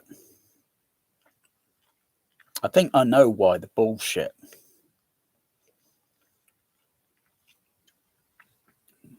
Because they're in cahoots. They're in cahoots with someone. You know, it's like their best friend or mate or whatever. You know? Or they're a paid shill. To bullshit, lie through their teeth and bullshit. So I endorse this bloody speaker, blah blah blah. Yeah, all right. Stick that in a cinema, but against a JBL 4675A, just a single. That 4675A is going to walk all over that speaker. Not to mention the fact that if it jumped up and landed on it, it would crush that speaker. Oh, bloody bullshit snake oil.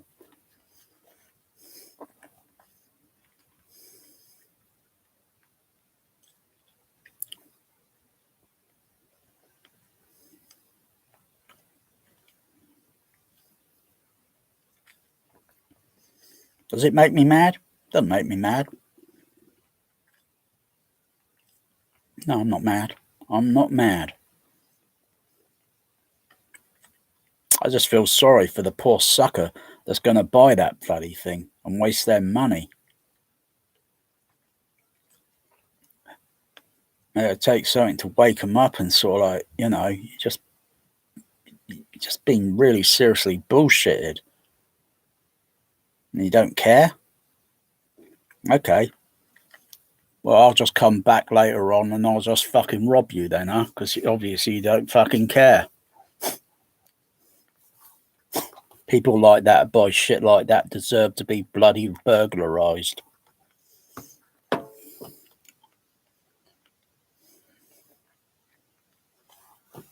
Ugh.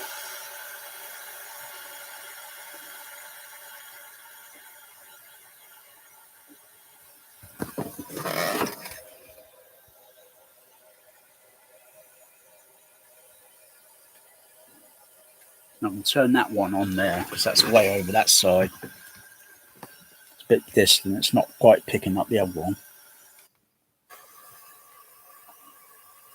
Yeah, I'm getting a different frequency response.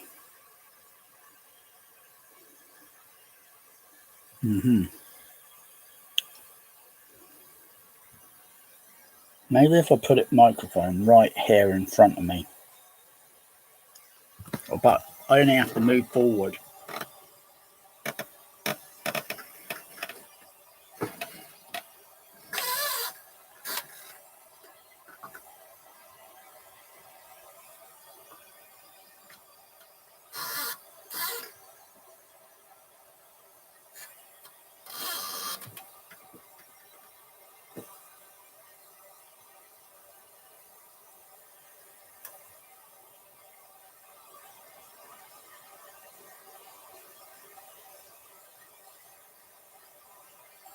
moving my hand around while there's still pink noise playing, so I'm disturbing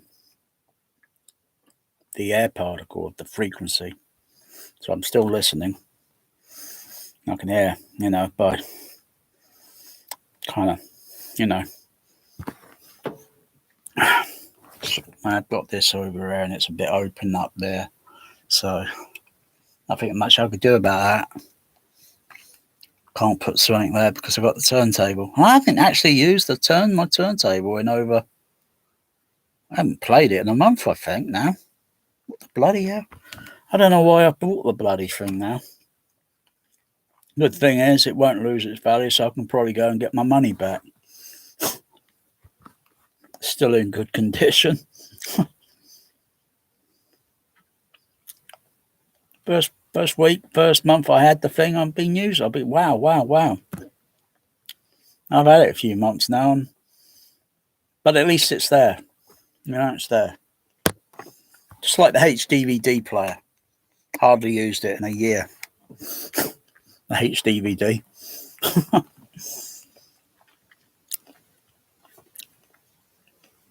Can't trust HDVD. It's a rubbish format.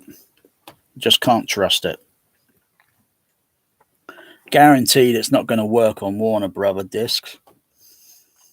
But what's to say if something happens with all the other discs and then suddenly, whoa, none of the other discs are working on it now. It's a rubbish format. Yeah, Laserdisc, way better. Get a little bit of laser rot on it. Guess what? Disc still plays. Get some laser rot, disc rot. It plays, but why does it always play through the intro on the Warner intro?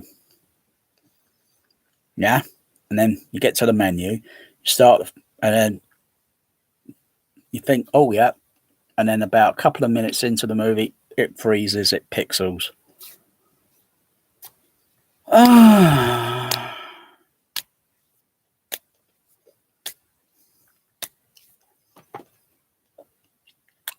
Cat litter for the HDVD. HDVD goes in the cat litter box.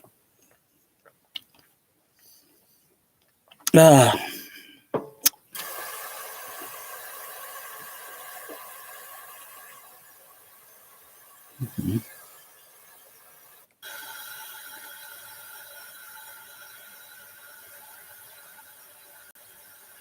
Okay.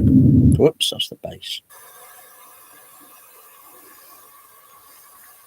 And also, I need, well, hang on. But like I say, it's very tricky. I need someone to assist me.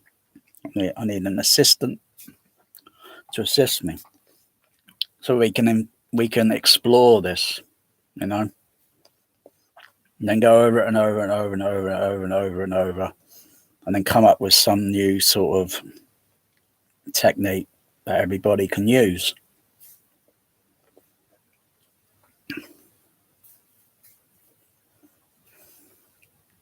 But why,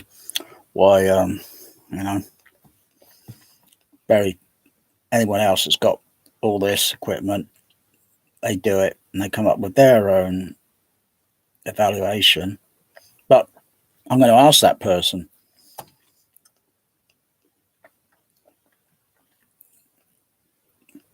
if you were to do a live video and you're going to play this movie, and I'm going to ask you what you can hear with that specific movie, because I'm pretty well familiar with all the, say, the dialogue panning and so forth and everything, the sound effect panning and the sounds fixed in that position, or if it would be a dialogue pan fixed in that position or whatever on the music. I'm going to be, to see if you're noticing it or not noticing it.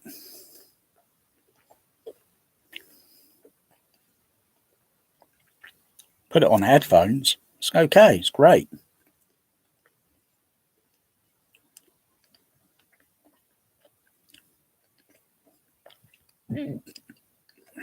Headphones are only going to go up to, you can't hear high frequencies again with the headphones. even though they're close proximity, those frequencies just sound very faint. And you got to put a different frequency curve on those headphones. So you got to adjust them.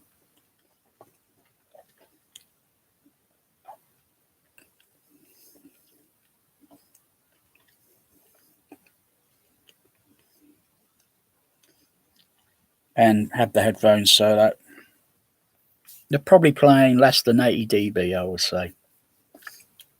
Don't really need them that loud. Don't really need, because it's only going to damage your hearing. Well, only damage the hearing.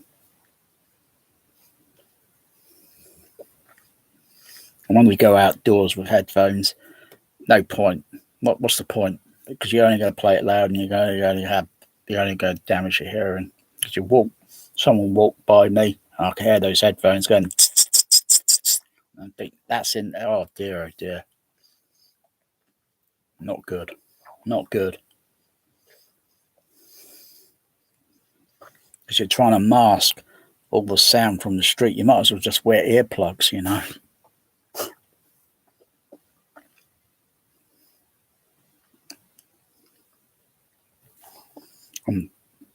You know, so what's the point? You've got 90 dB sound pressure of traffic outside, and then you've got headphones in there. They're going they're getting near to 100 dB. Not good. Not good. Not healthy. That is not healthy. Even if you played at very soft level, so you can still hear all the traffic around you, and you can still hear it like there's a music playing. You walk around the street, you don't typically hear music. All you hear is traffic.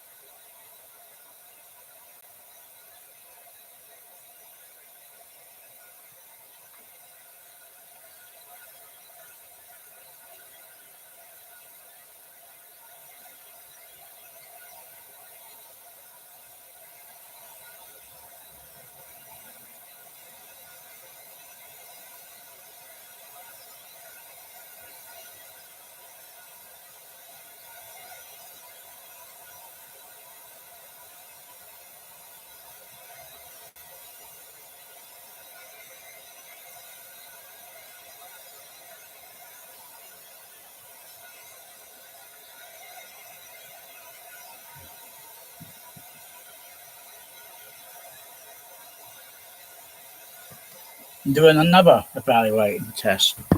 Just by putting my ears there, hands there, I focus more on the HF horn.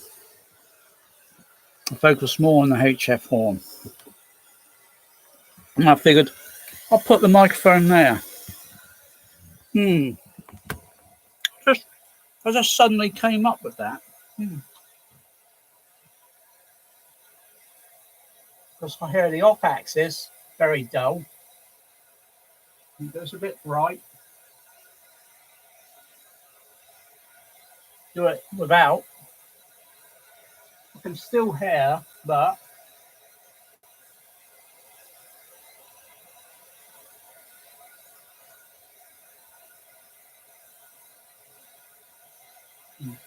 try it about there.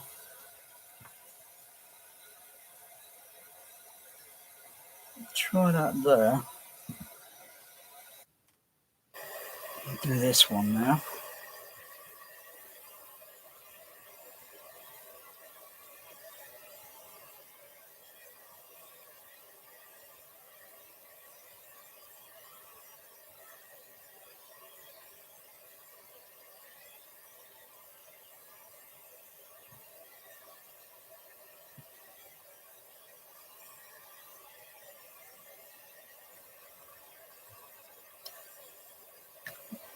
Oh,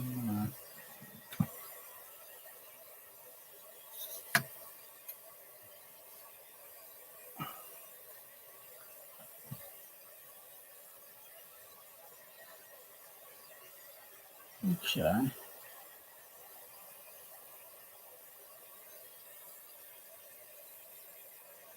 Just,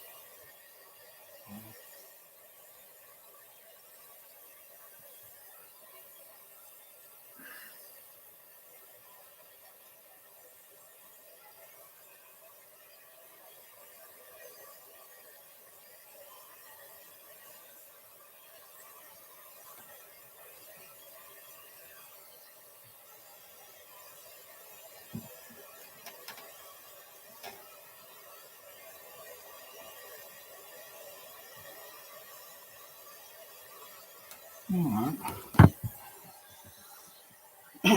So we'll go with those. So we'll go with those again.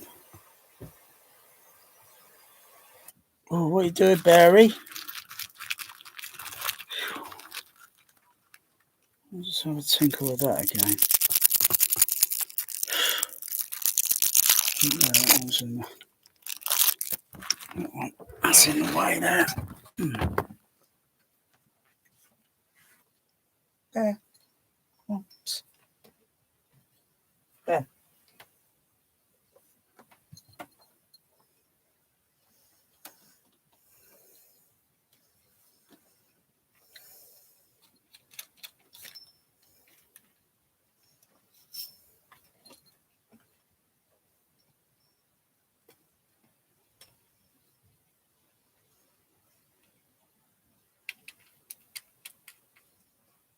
So long.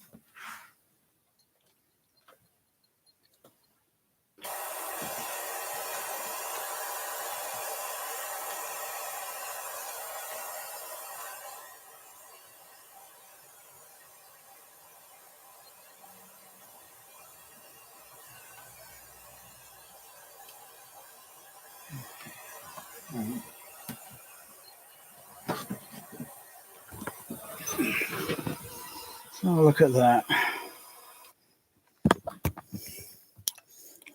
Look at that positioning. Okay.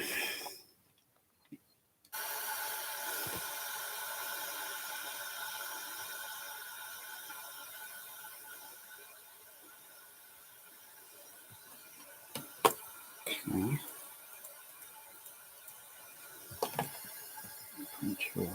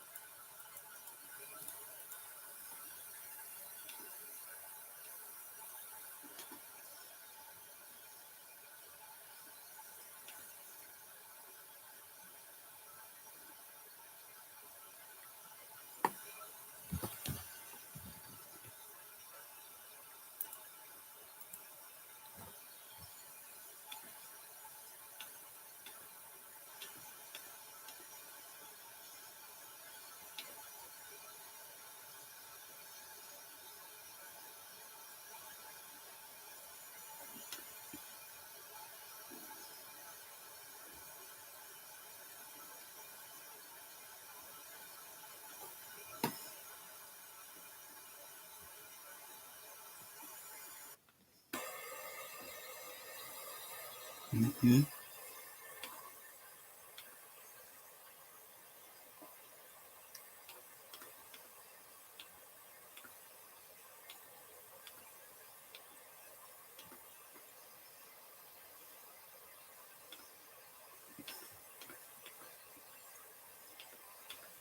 There's metal. Very careful.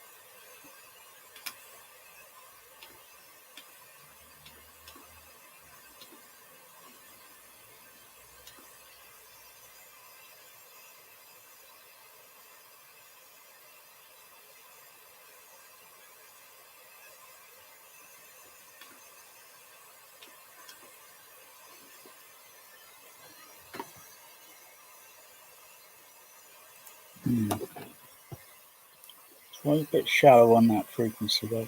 Could it be his microphone position? Let's just give me a false reading. Was it the other one picking it up?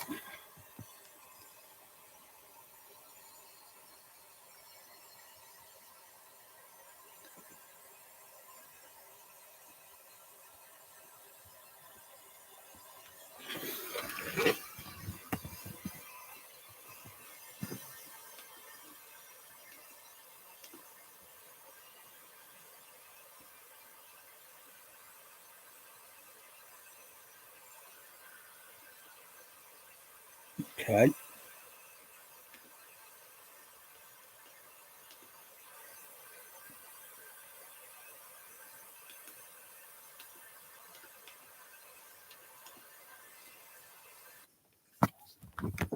Storage is all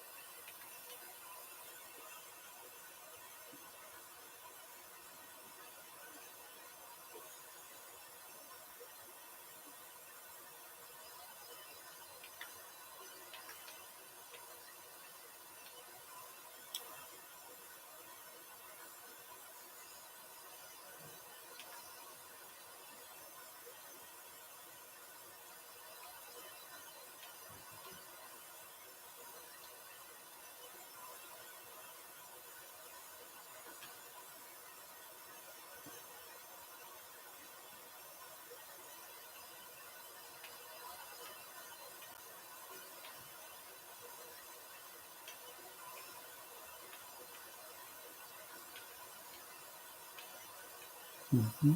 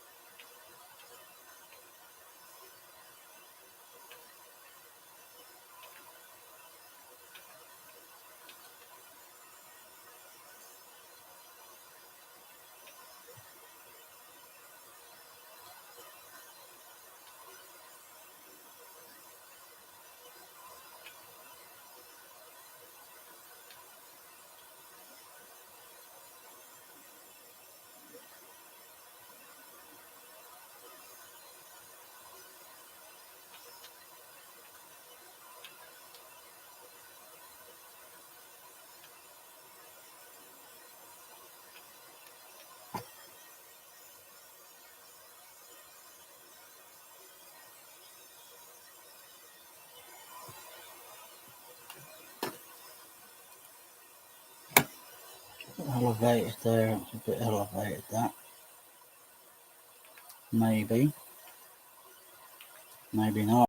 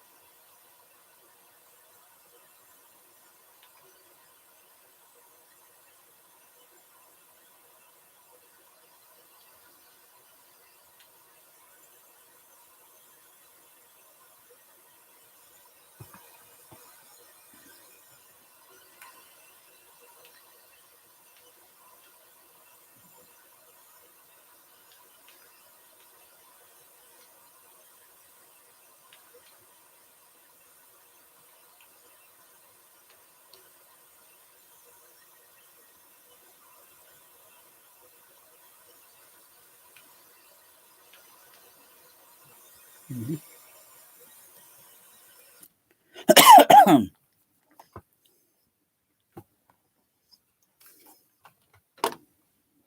Mm-hmm.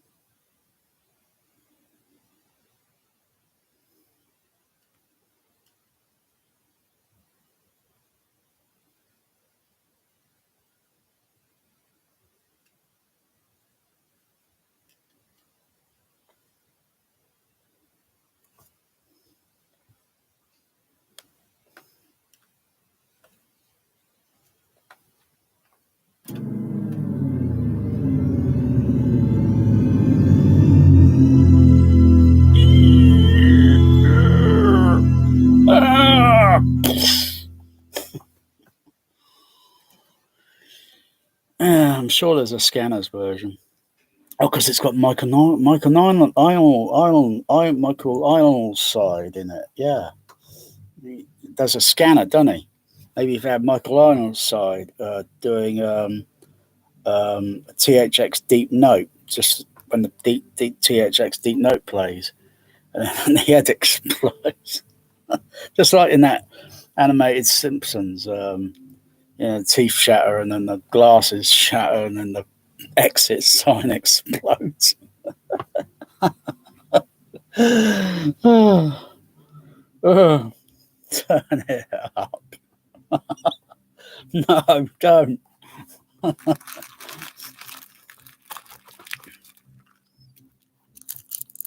think when he says turn it up, the thing is, he'll be feeling it, So that turn it up sort of thing is kind of a little bit carelessness, because if you were to put earplugs in while you're listening to bass music sort of thing, you notice something that's total opposite, because it's like acting like the filters the earplugs are acting like a frequency filter, and you know, it's like, oh, you're feeling more bass. You think you're feeling more bass.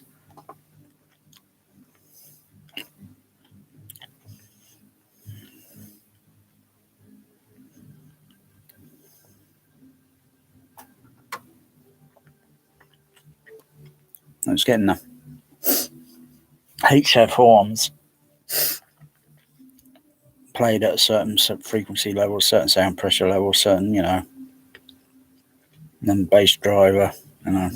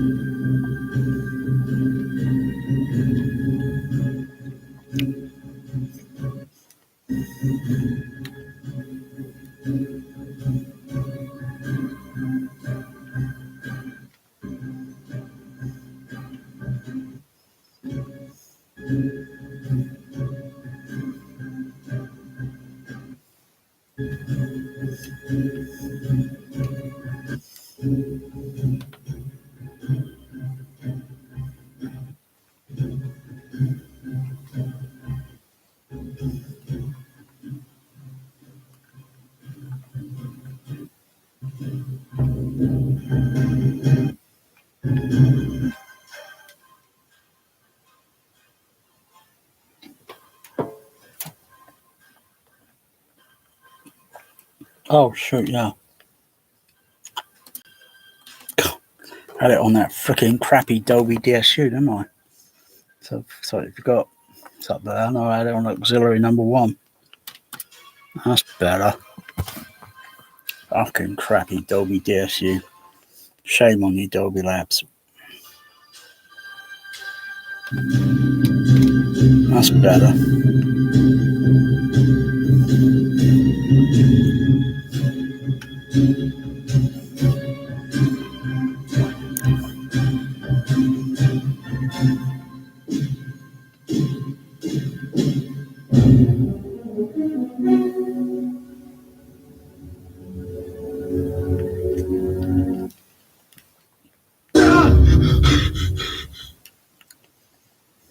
German defended the attack, saying that space-based weapons are our only effective defense against the Southern Bloc's numerical superiority. Against the Southern Bloc's numerical superiority, superiority, numerical superiority, and more violent, superiority. Space-based weapons are our only effective defense against the Southern Bloc's numerical superiority. Numerical superiority, numerical superiority, superiority, superiority. And more violence last night on Mars, where terrible superiority. And more violence last night on Mars. Weapons are our only effective defense against the Southern Bloc's numerical superiority. And more violence last night on Mars, where last night on Mars, superiority. And more numerical superiority. It's the Southern Bloc's numerical superiority. The Southern Bloc our only effective defense against the Southern Bloc's numerical superiority. And more violence last night on Mars. And more violence last night on Mars. Where terrorists demanding independence. Violence last night on Mars. This is fake news in Total Recall. More violence last night on Mars. And more violence last night on Mars. Fake news. And more violence last night on Mars. Where terrorists demanding independence. Once again,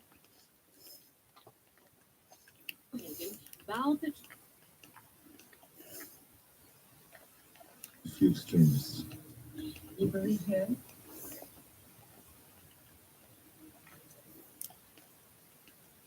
Our entire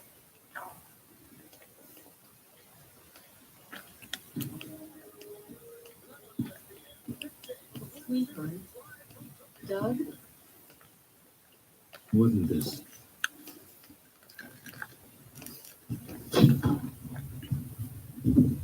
Have a nice day. Have a nice day. Have a nice day.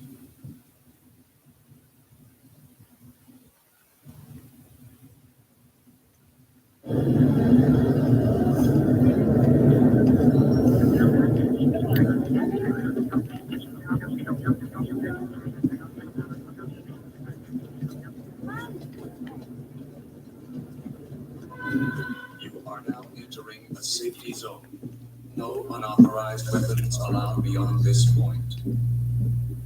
You are now entering a safety zone. No unauthorized weapons allowed beyond this point. Entering a safety zone. You are now entering a safety zone. A safety zone. A safety zone. No unauthorized weapons allowed beyond this point. Safety zone. No unauthorized. No unauthorized weapons allowed beyond. Weapons allowed beyond. Safety zone. No unauthorized weapons allowed beyond this point. Authorized weapons allowed beyond this point. No unauthorized weapons allowed beyond this point. Beyond this point. Beyond this point. Authorized weapons allowed beyond this point. Entering a safety zone. No unauthorized weapons allowed beyond this point. Weapons allowed beyond this point. Would you like to see you're snowed under the Wow. Do you dream of a vacation? You're snowed under the work? You're snowed under the work? Do you would you like to see you're snowed would you like to see That change in the frequency pressure.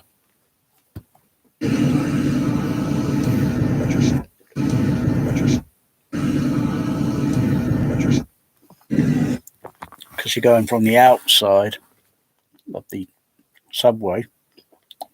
It's more or less what I sensed when I used to travel the tube train in London. You go up London, go up down Leicester Square, travel through the tube train. And you don't go onto a tube train because the size of it changes. The pressure thing changes. you're snowed under the work? Wow. You're snowed under the It's like going, it's like your brain, never know the difference. Well, I can hear that, because the way they mix it, and they're probably thinking, how can we create this illusion of You're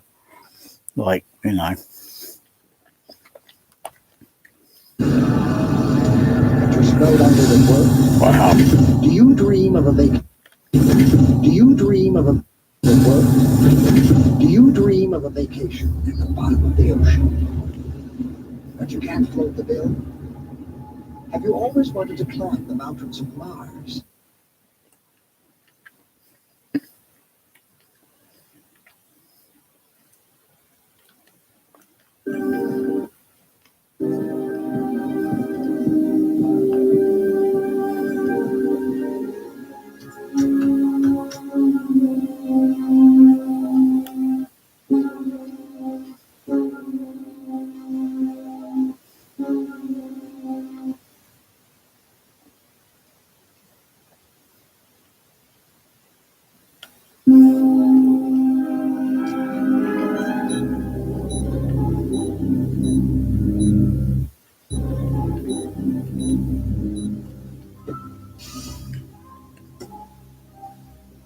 Hello. Bob McLean, it's good to see you. Nice to meet you. Come on in, it's through here. Go ahead and have a seat, make yourself comfortable. Thank you.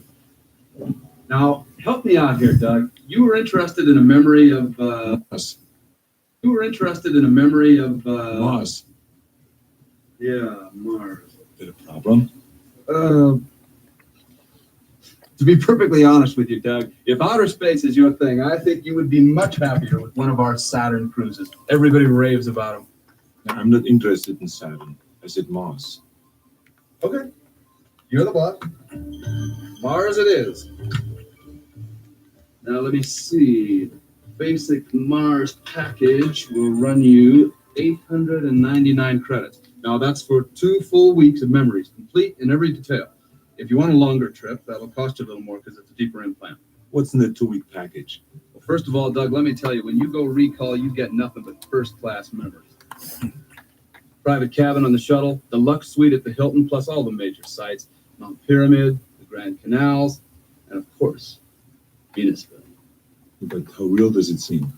As real, and of course, Venusville. But how real does it seem? As real as any memory in your head. Don't bullshit me. Don't bullshit me. Don't bullshit me.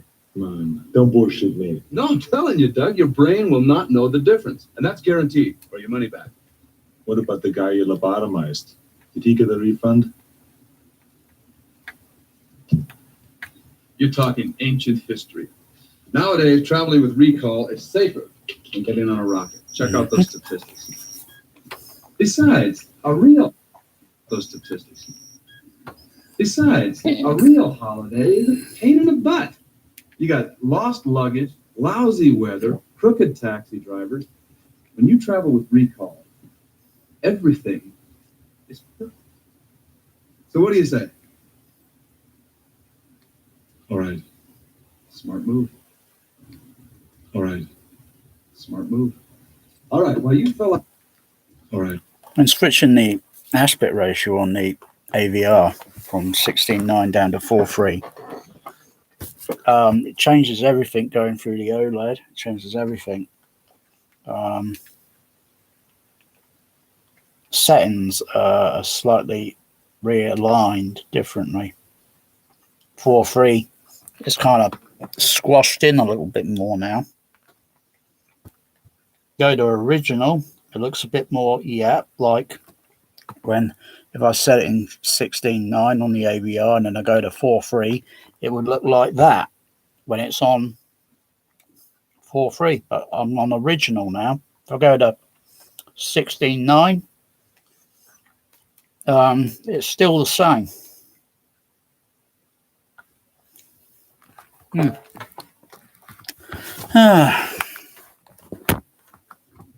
Smart move. All right, while you fill out this questionnaire, I'm going to familiarize you with some of our options. No options. Whatever you say. Can I ask you just one question, though? What is it that is exactly the same about every single vacation you have ever taken? I give up. Vacation you have ever taken. About every single vacation you have ever taken. I give up. You're the same. No matter where you go, there you are. It's always the same old you. Let me suggest that you take a vacation from yourself. And I know it sounds wild. It is the latest thing in travel. We call it the ego trip. No, I'm not interested in that. Latest thing in travel. We call it the ego trip. No, I'm not interested in that. You're going to love this, Doug. No, I'm not interested in that.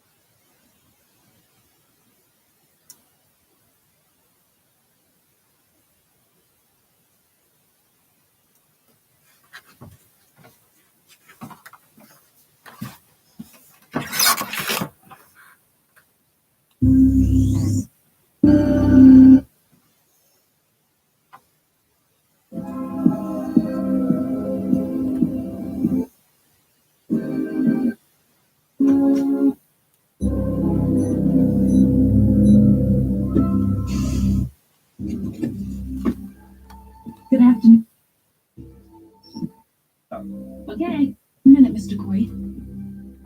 Thank you.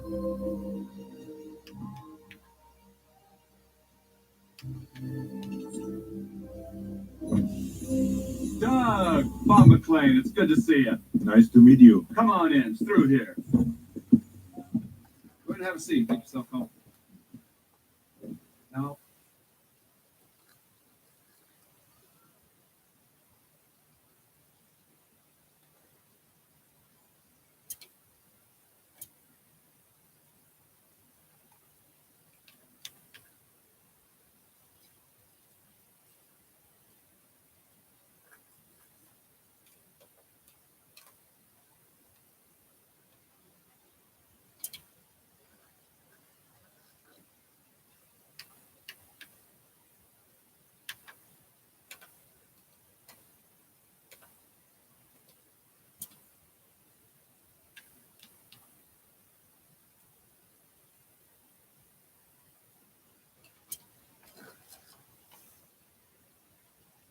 You were interested in a memory of, to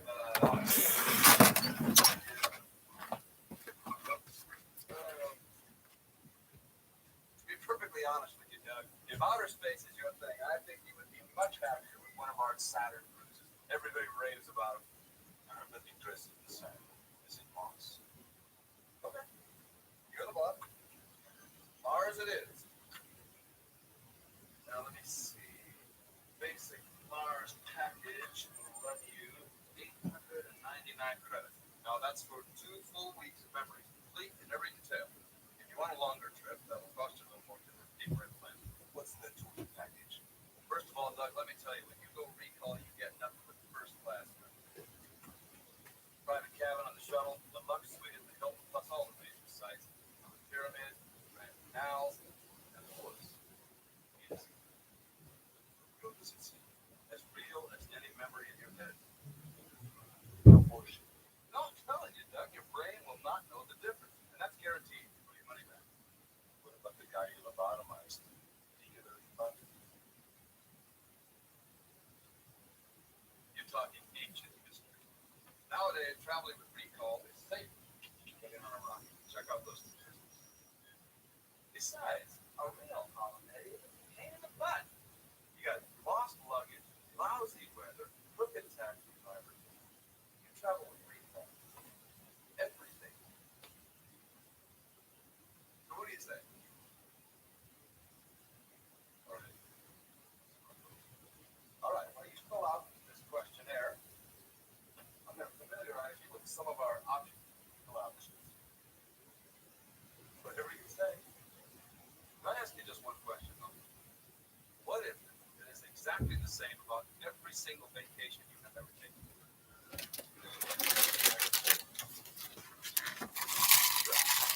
No matter where you go, there you are.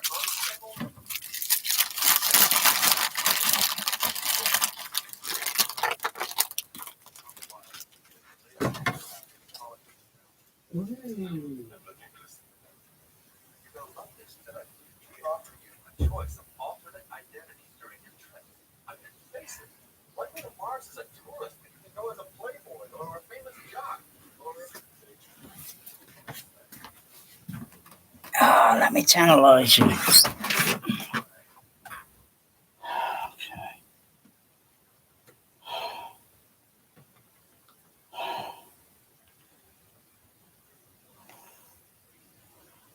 Cool. So, hang on.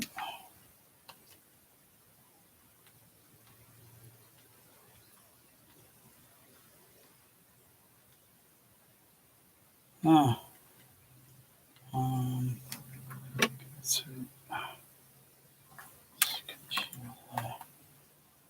what's it look like on the computer? Hi. Okay. Yeah. Yeah. Yeah. Okay. Okay, that's interesting. Okay.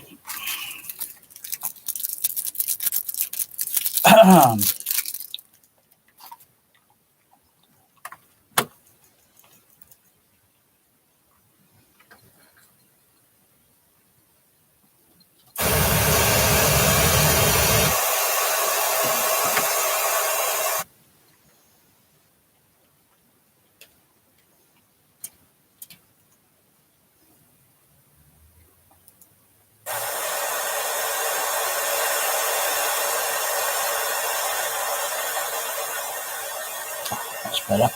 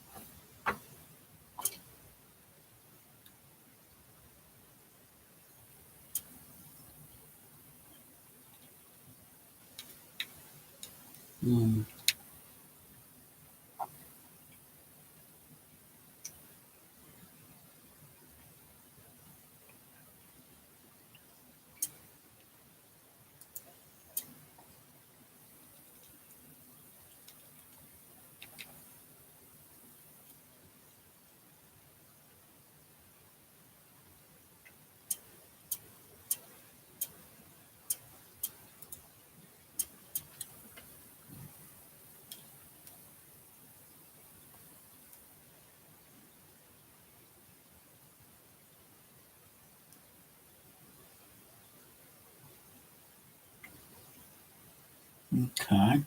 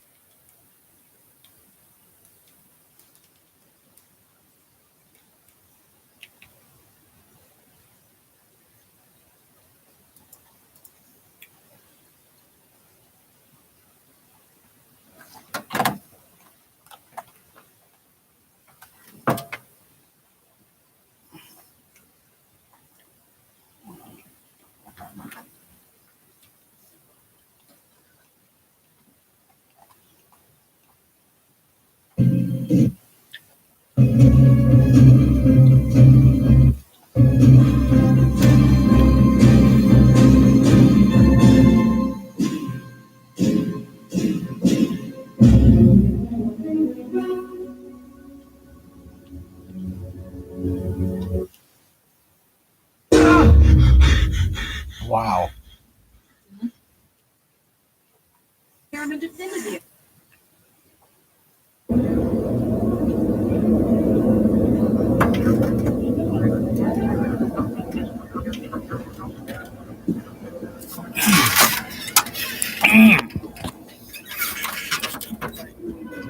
You are now entering a safety zone. No unauthorized weapons allowed beyond this point. You are now entering a safety zone. No unauthorized weapons allowed beyond this point. Would you like to see what you're straight up with work? Wow. Do you dream?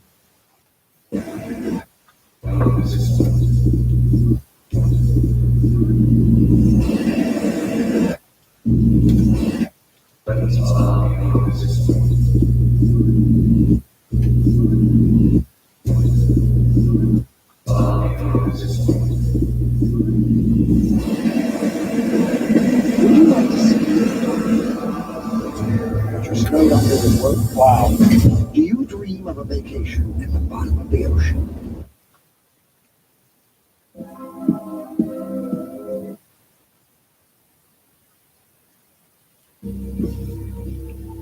Bob? Yeah. Doug Quaid is here to see you. Yeah, I'll be right up. Okay. That'll be just 1 minute, Mr. Quaid. Thank you.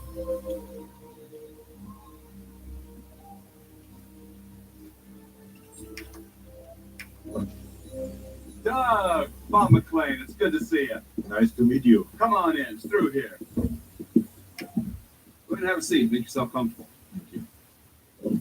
Now, help me out here, Doug. You were interested in a memory of, Mars. Yeah, Mars. Got a problem? To be perfectly honest with you, Doug, if outer space is your thing, I think you would be much happier with one of our Saturn cruises. Everybody raves about them. I'm not, Space is your thing. I think you would be much happier with one of our Saturn cruises. Everybody raves about them. I'm not interested in Saturn. I'm not interested in Saturn. I said Mars. I said Mars. Saturn. I said Mars. Okay. You're the boss. You're the boss. Mars it is. Mars it is. Mars it is.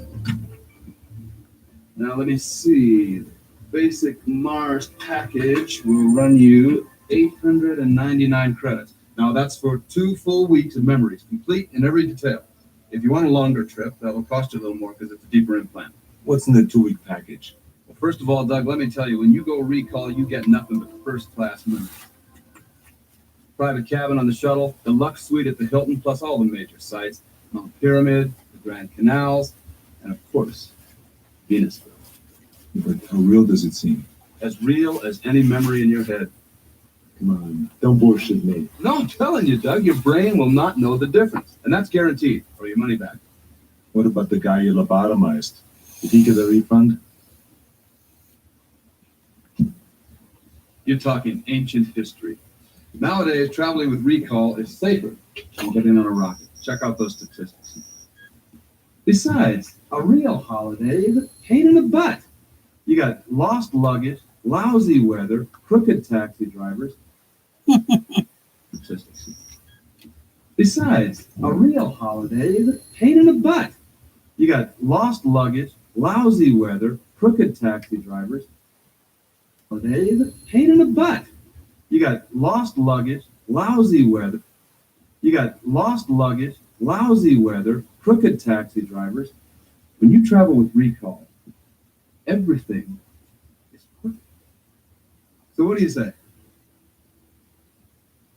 All right. Smart move. All right, while you fill out this questionnaire, I'm going to familiarize you with some of our options.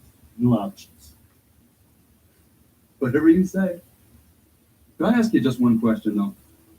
What is it that is exactly the same about every single vacation you have ever taken? I give up. Ever taken?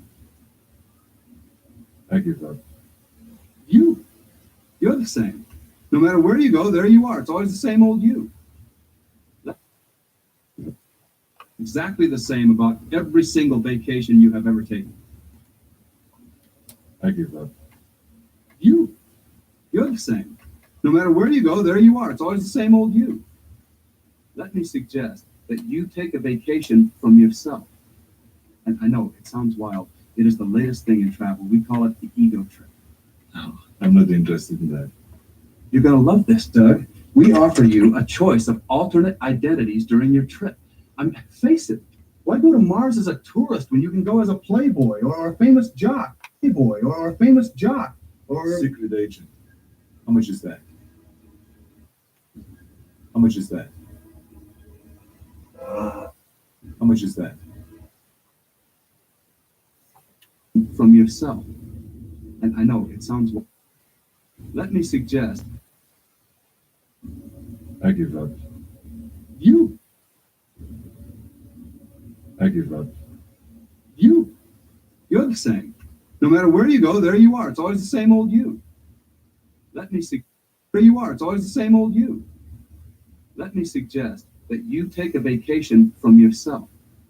And I know, it sounds wild. It is the latest thing in travel. We call it the ego trip. No, I'm not interested in that. You're going to love this, Doug. We offer you a choice of alternate identities during your trip. Face it, why go to Mars as a tourist when you can go as a playboy or a famous jock or... Secret agent. How much is that? Let me tantalize you. You are a top operative.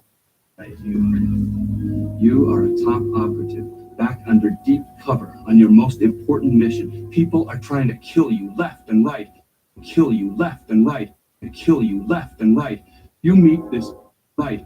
You left and right. You meet this beautiful, exotic, beautiful, exotic, beautiful, exotic woman. Beautiful, exotic woman. Come on. I don't want to spoil it for you, Doug. I don't want to spoil it for you, Doug. Spoil it for you. I don't want to spoil it for you, Doug. Ah, spoiler alert.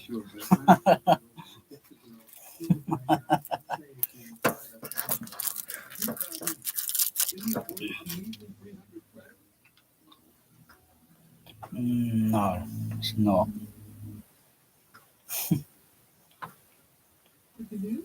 Alien artifacts now.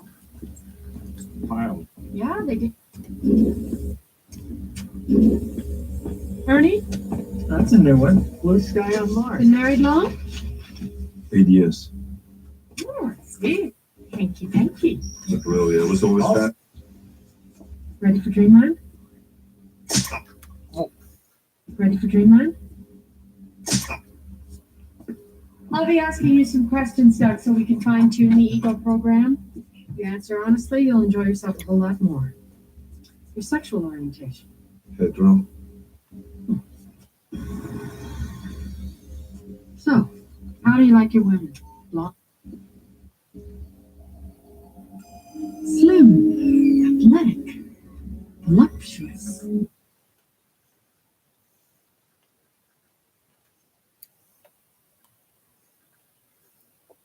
At the site, credits we supply T. True. For just a few more credits we supply T. Not true. Sure, I don't give a souvenir. Not true. For just a few more credits we supply T-shirts, snapshots of you at the site, and even letters. Sure, and I don't give a souvenir. Not true. For just a few more credits we supply T-shirts, snapshots of you at the site, and even letters.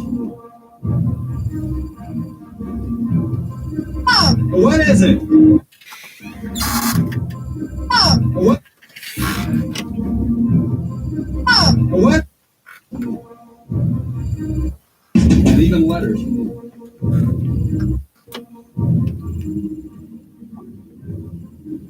What?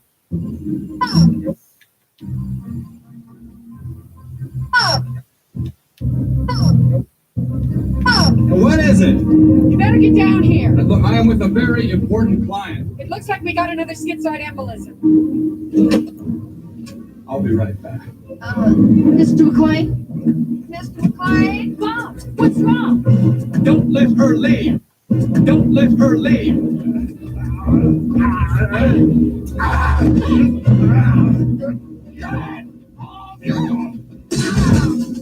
You blew my cover. It's not my fault. I have memory.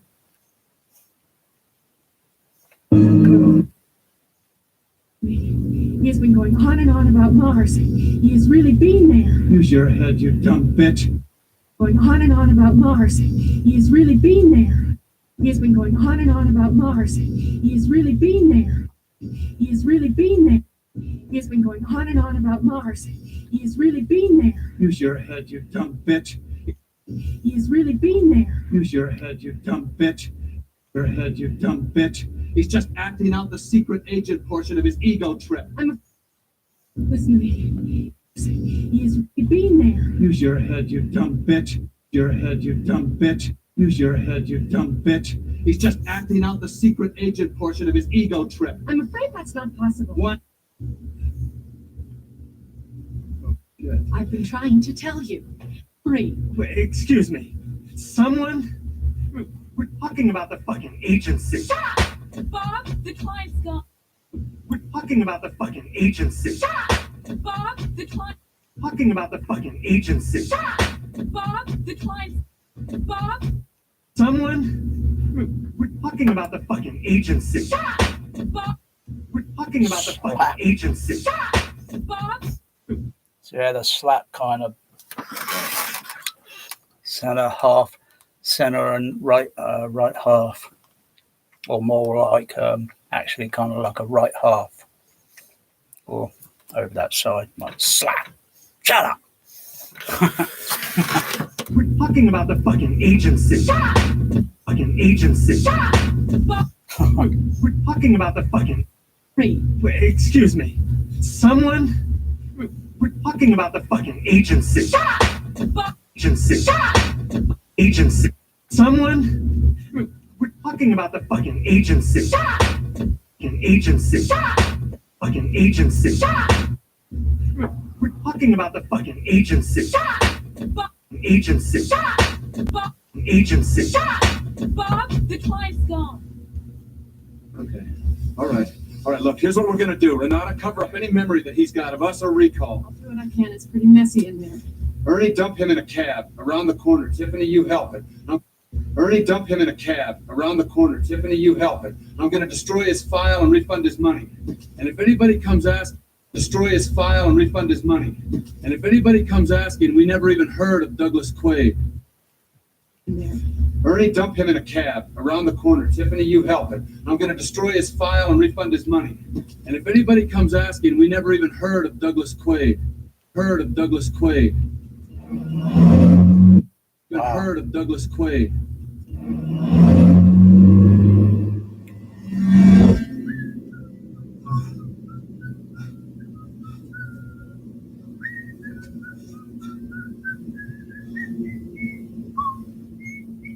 Where am I?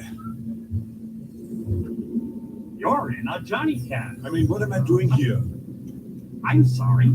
Would you please rephrase the question? Huh? How did I get in this taxi? The door opened. You got in. Taxi. The door opened. You got in. Elevator. The question? Huh? How did I get in this taxi? The door opened. You got in. The door opened. You got in. Taxi. The door opened. You got in.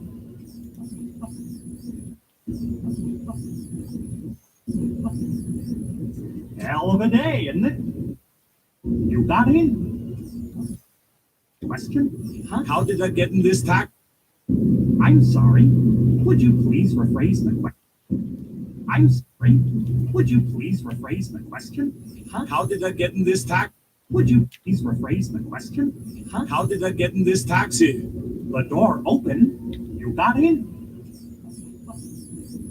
You got it. Door open. You got in.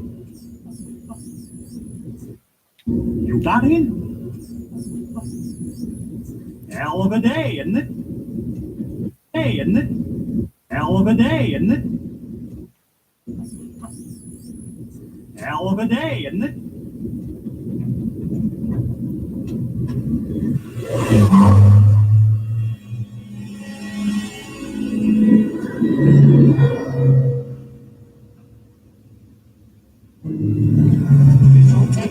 Right here.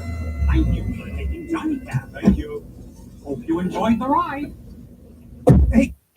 Thank you for taking Johnny Cab. Hope you enjoyed the ride.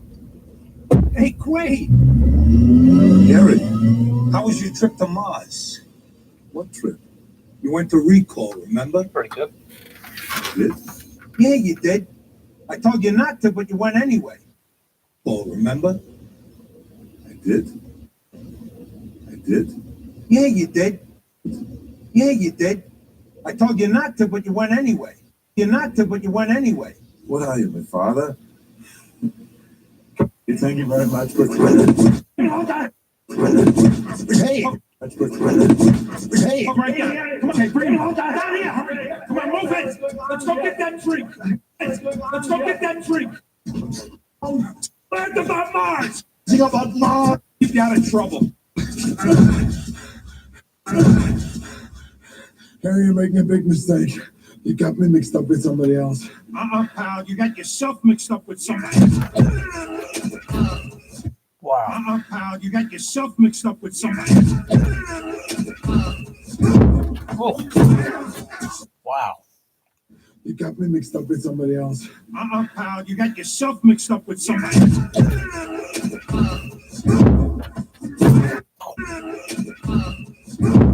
Oh. Up with somebody.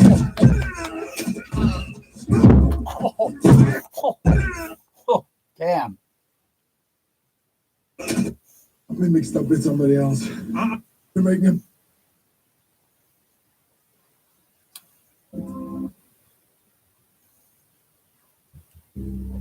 Good afternoon. Welcome to Recall. Oh, wow, that's great.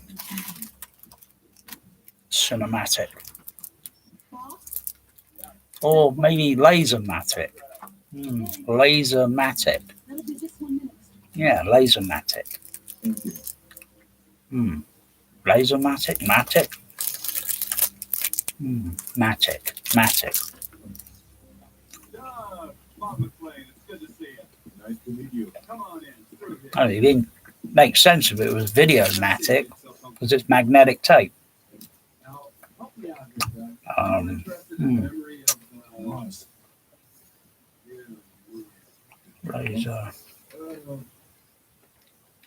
Laser beam-matic? No. I think you would be much happier with one of our Saturn cruisers. Everybody raves about it. I'm not interested in Saturn. Is it Mars? But Lasermatic sounds good. Mars it is. Now let me see. Basic Mars package will run you. Lasermatic. I mean, you couldn't come up with a thing for like 4K Matic. Nah. Sounds a bit weak. Lasermatic. Yeah, that's cool. Private cabin on the shuttle. The lux suite at the Hilton across all the major sites. Pyramids, canals,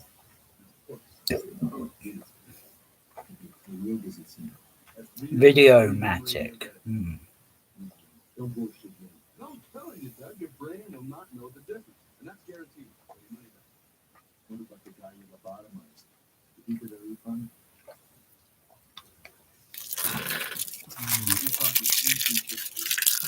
What's the base level on my LCR at the moment? Are they on full or are they on halfway? Totally forgot. When you travel with Recall, everything. So what do you say?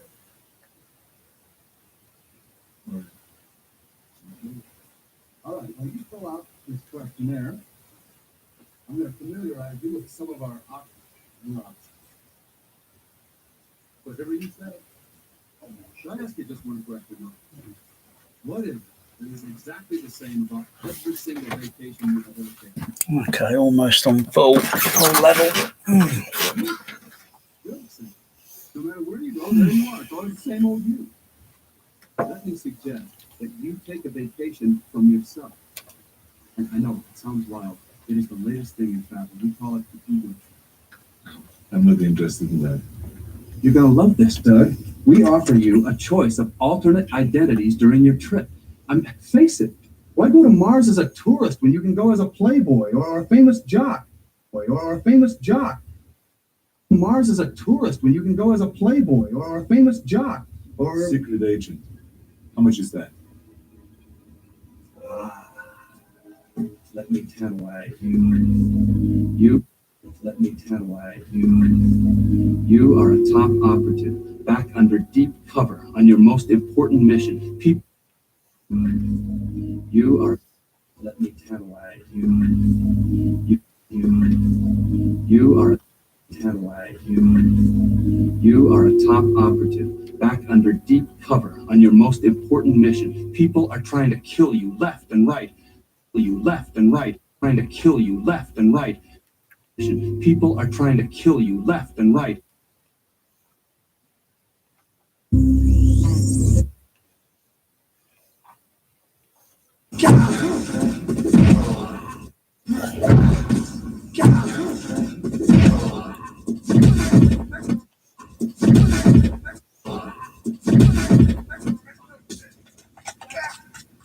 Wow.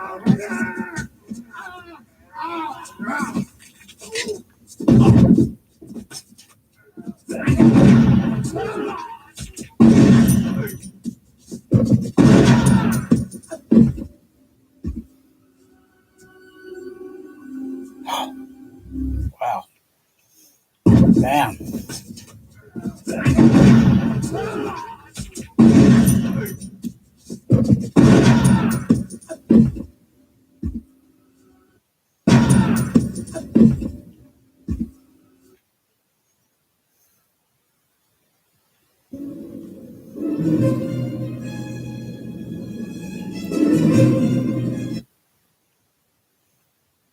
They blew it. What does he remember? Nothing so far. I've got him. So far.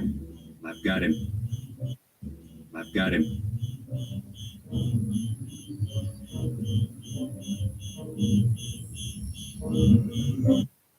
I've got him.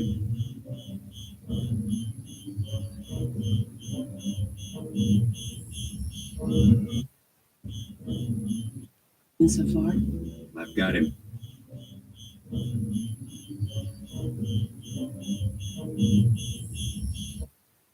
I've got him.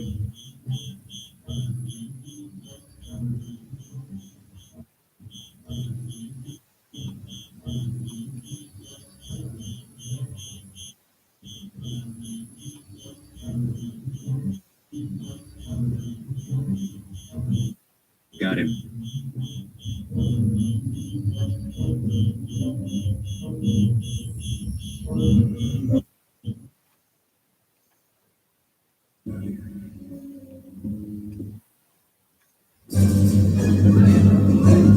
That way, go!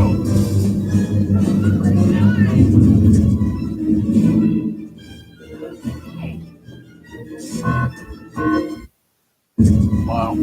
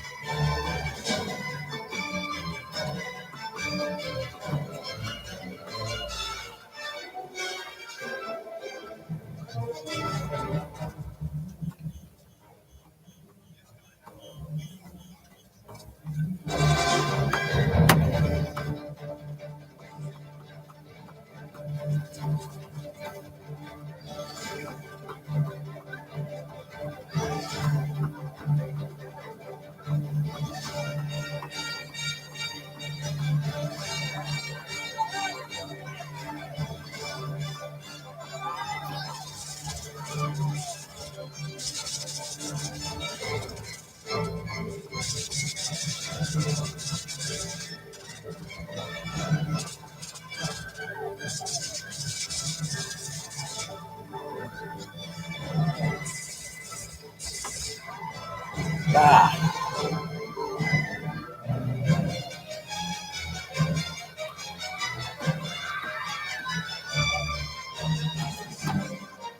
Damn.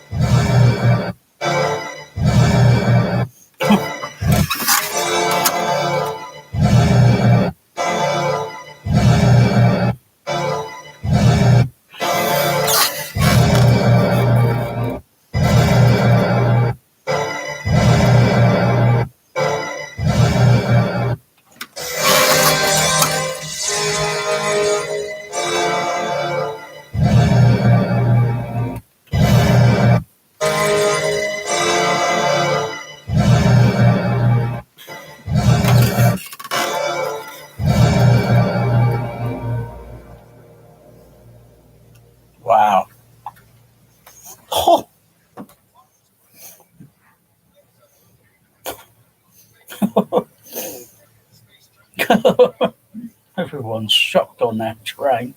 Oh, what the heck's going on? What the heck was going on?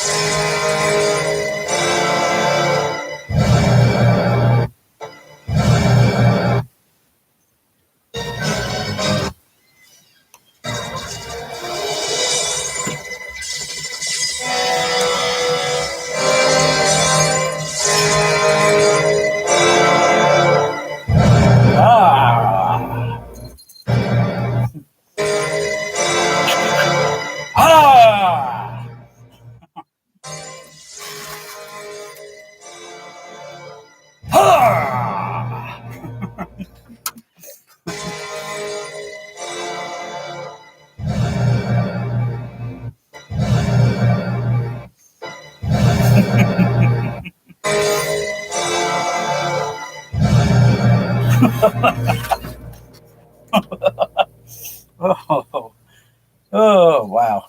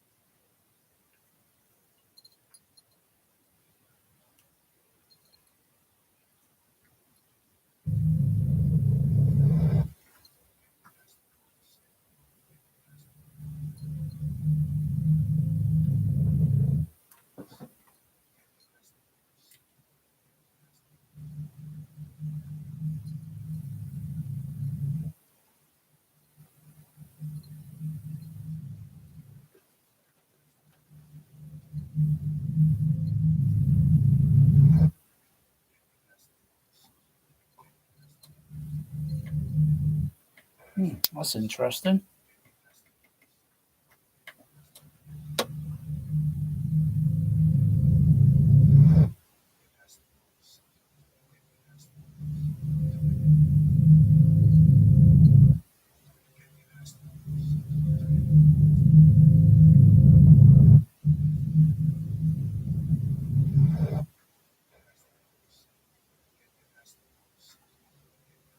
Oh, it is interesting.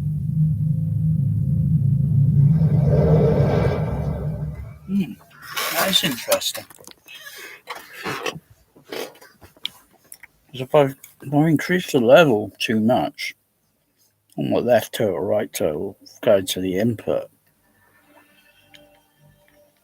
And it's going over the level, it's going over the threshold, it's going over the exceeding the levels.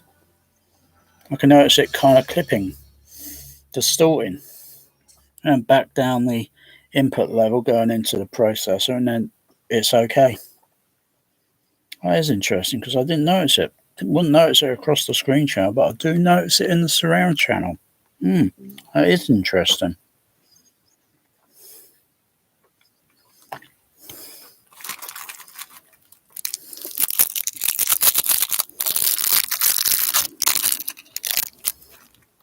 Two weeks. 2 weeks. 2 weeks. Or was it 4 weeks? I forget. 2 weeks.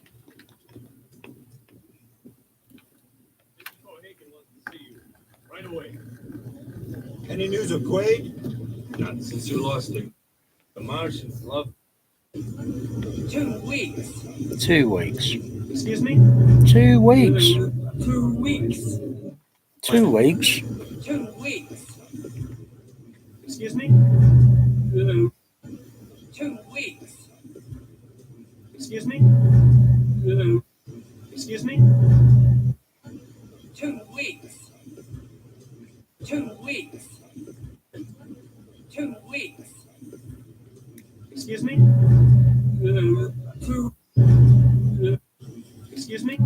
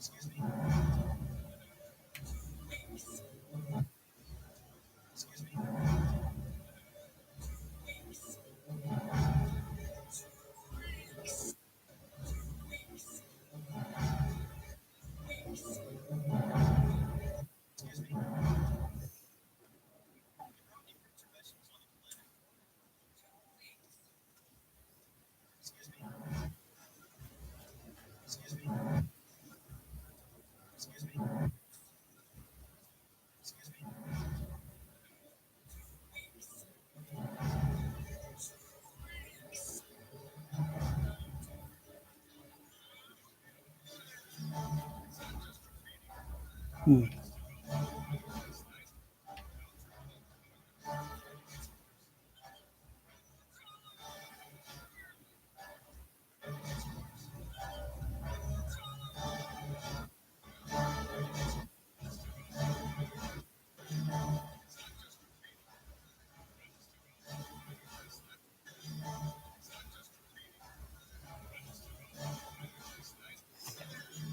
It's not just graffiti. The rebels took over the refinery last night. No tribunine was going out. No tribunine was going out. And it gets worse. Tribunine was going out. And it gets worse. Took over the refinery last night. No tribunine was going out. No tribunine was going out. And it gets worse. Tribunine was going out. And it gets worse. The rebels. It gets worse. The rebels.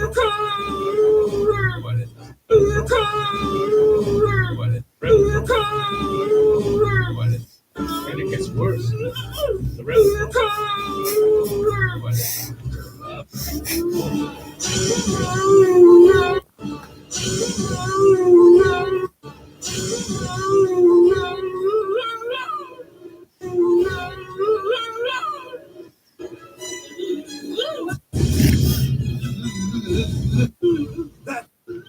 There, the woman, get it!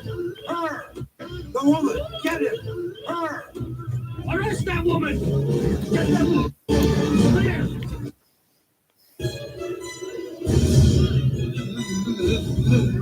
Wait. That's Quaid. Where? The woman, get it! Where? The... Wait. That's Quaid. Where? The woman. That's Quaid. Where? The woman. That's Quaid. Where? The woman. Get it. Where? The woman. Get it. Her. Where? The woman. Get it. Her. Get it.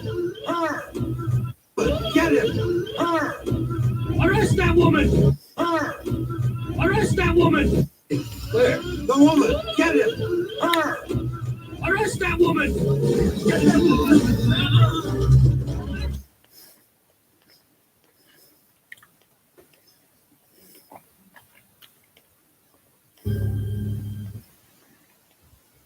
Richter,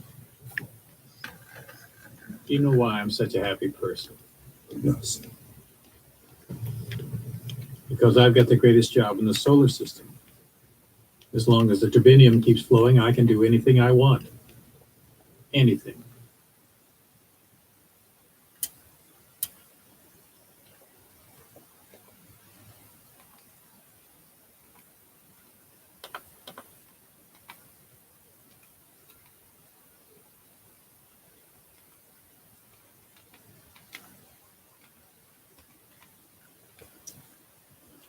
In fact, the only thing I ever worry about is that one day, if the rebels win, it all might end.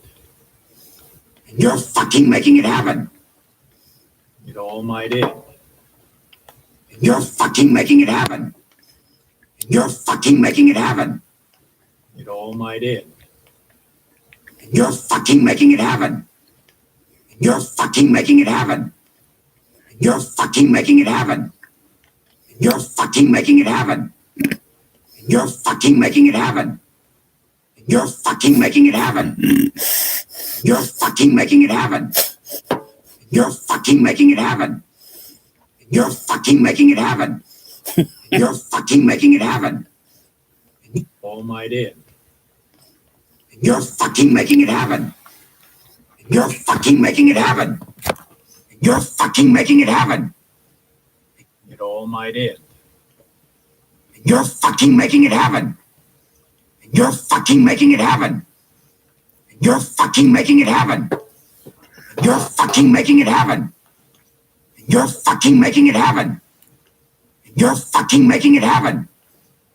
You're fucking making it happen. You're fucking making it happen. You're fucking making it happen. You're fucking You're fucking making it happen. You're fucking making it happen. You're fucking making it happen. Might end.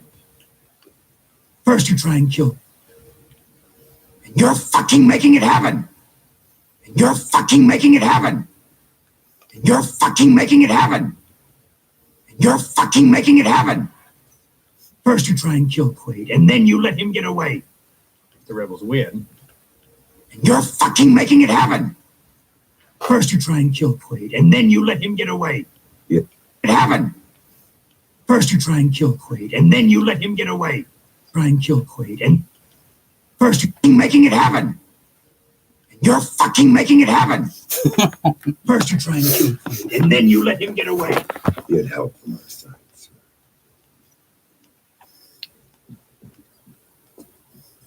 let's get down to business. And he might be able to get it because they say he's psychic. And I have a plan to keep this from happening. You think you can play along? Yes, sir. Great. Because otherwise I'll erase your ass.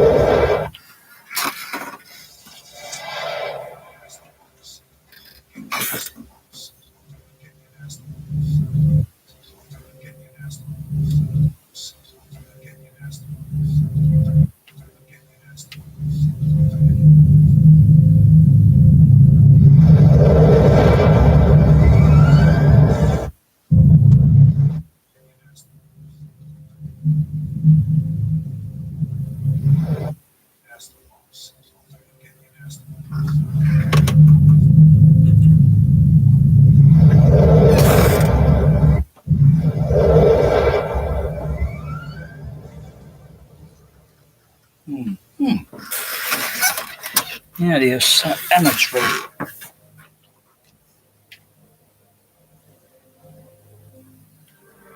No, the shuffling. Yeah, the shuffle. That's doing something on the shuffle.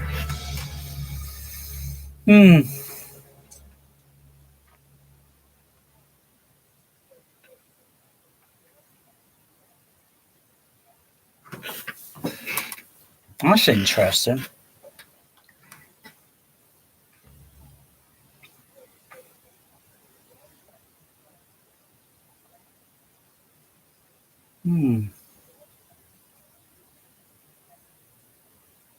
That's interesting.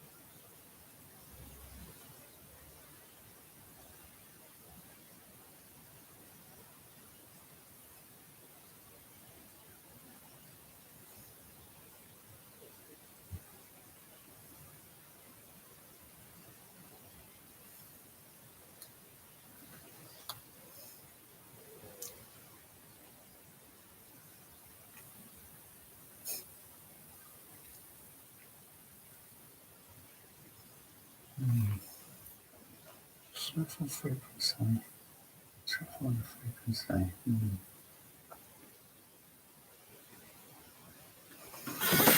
Is it sound shuffle? Swing shape strings with 1.0 and 3. 1.4. 2.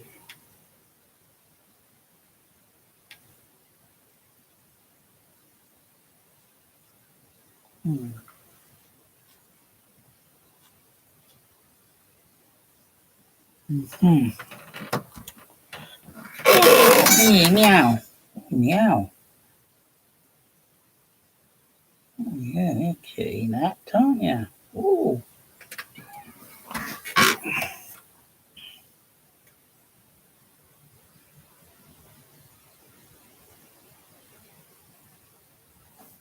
That's a pink.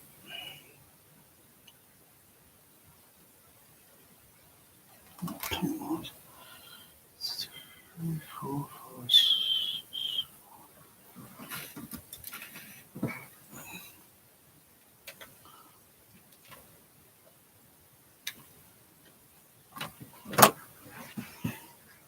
So look at that. So look at that again on that.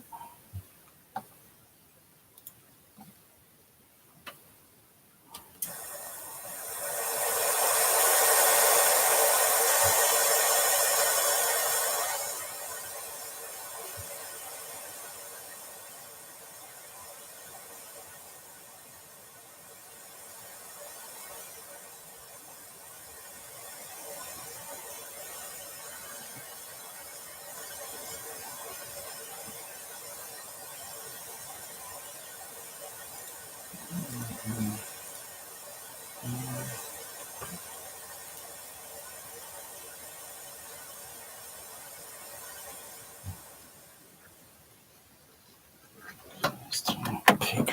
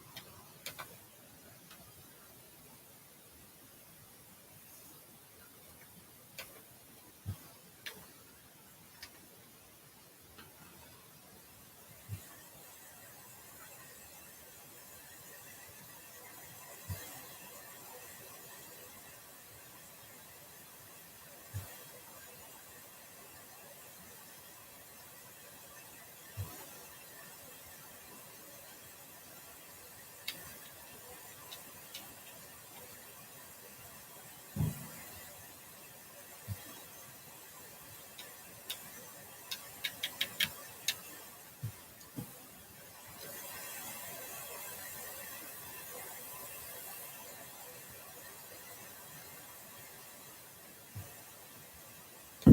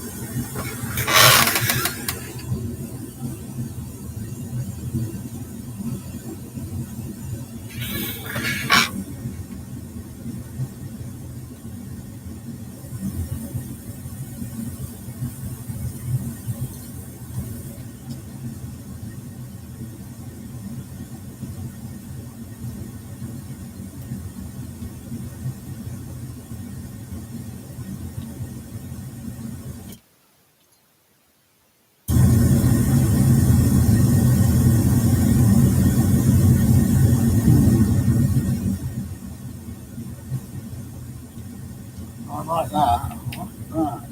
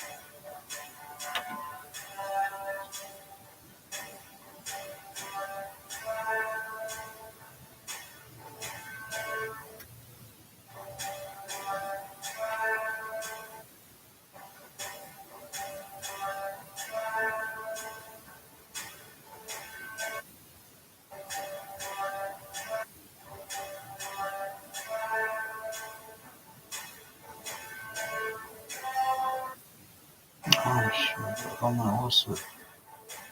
Fucking shit. Oh shit, best bond, fuck.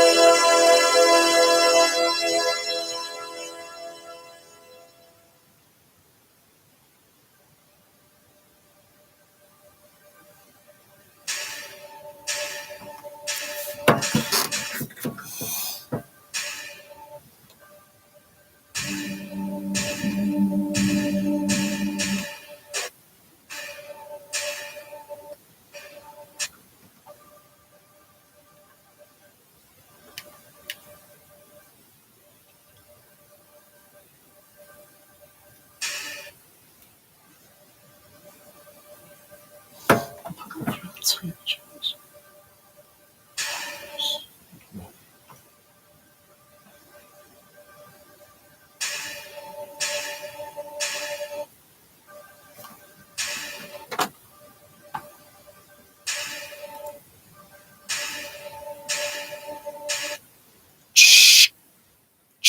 Okay, I was going for the THX there.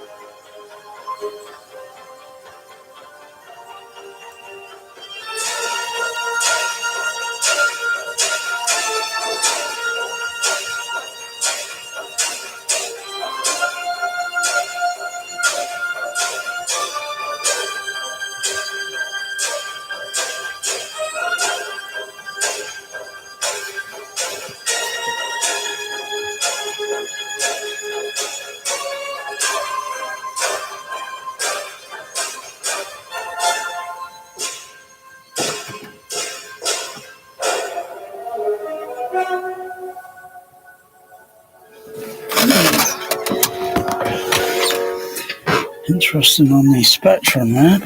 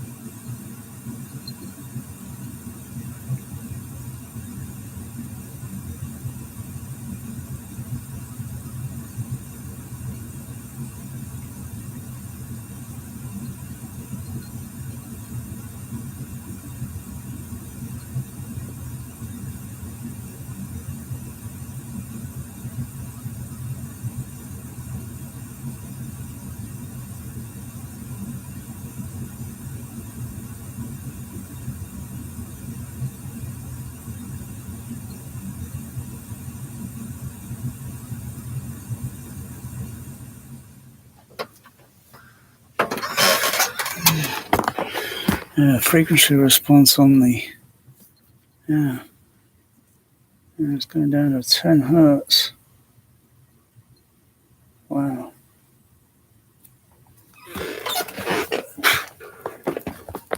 Wow.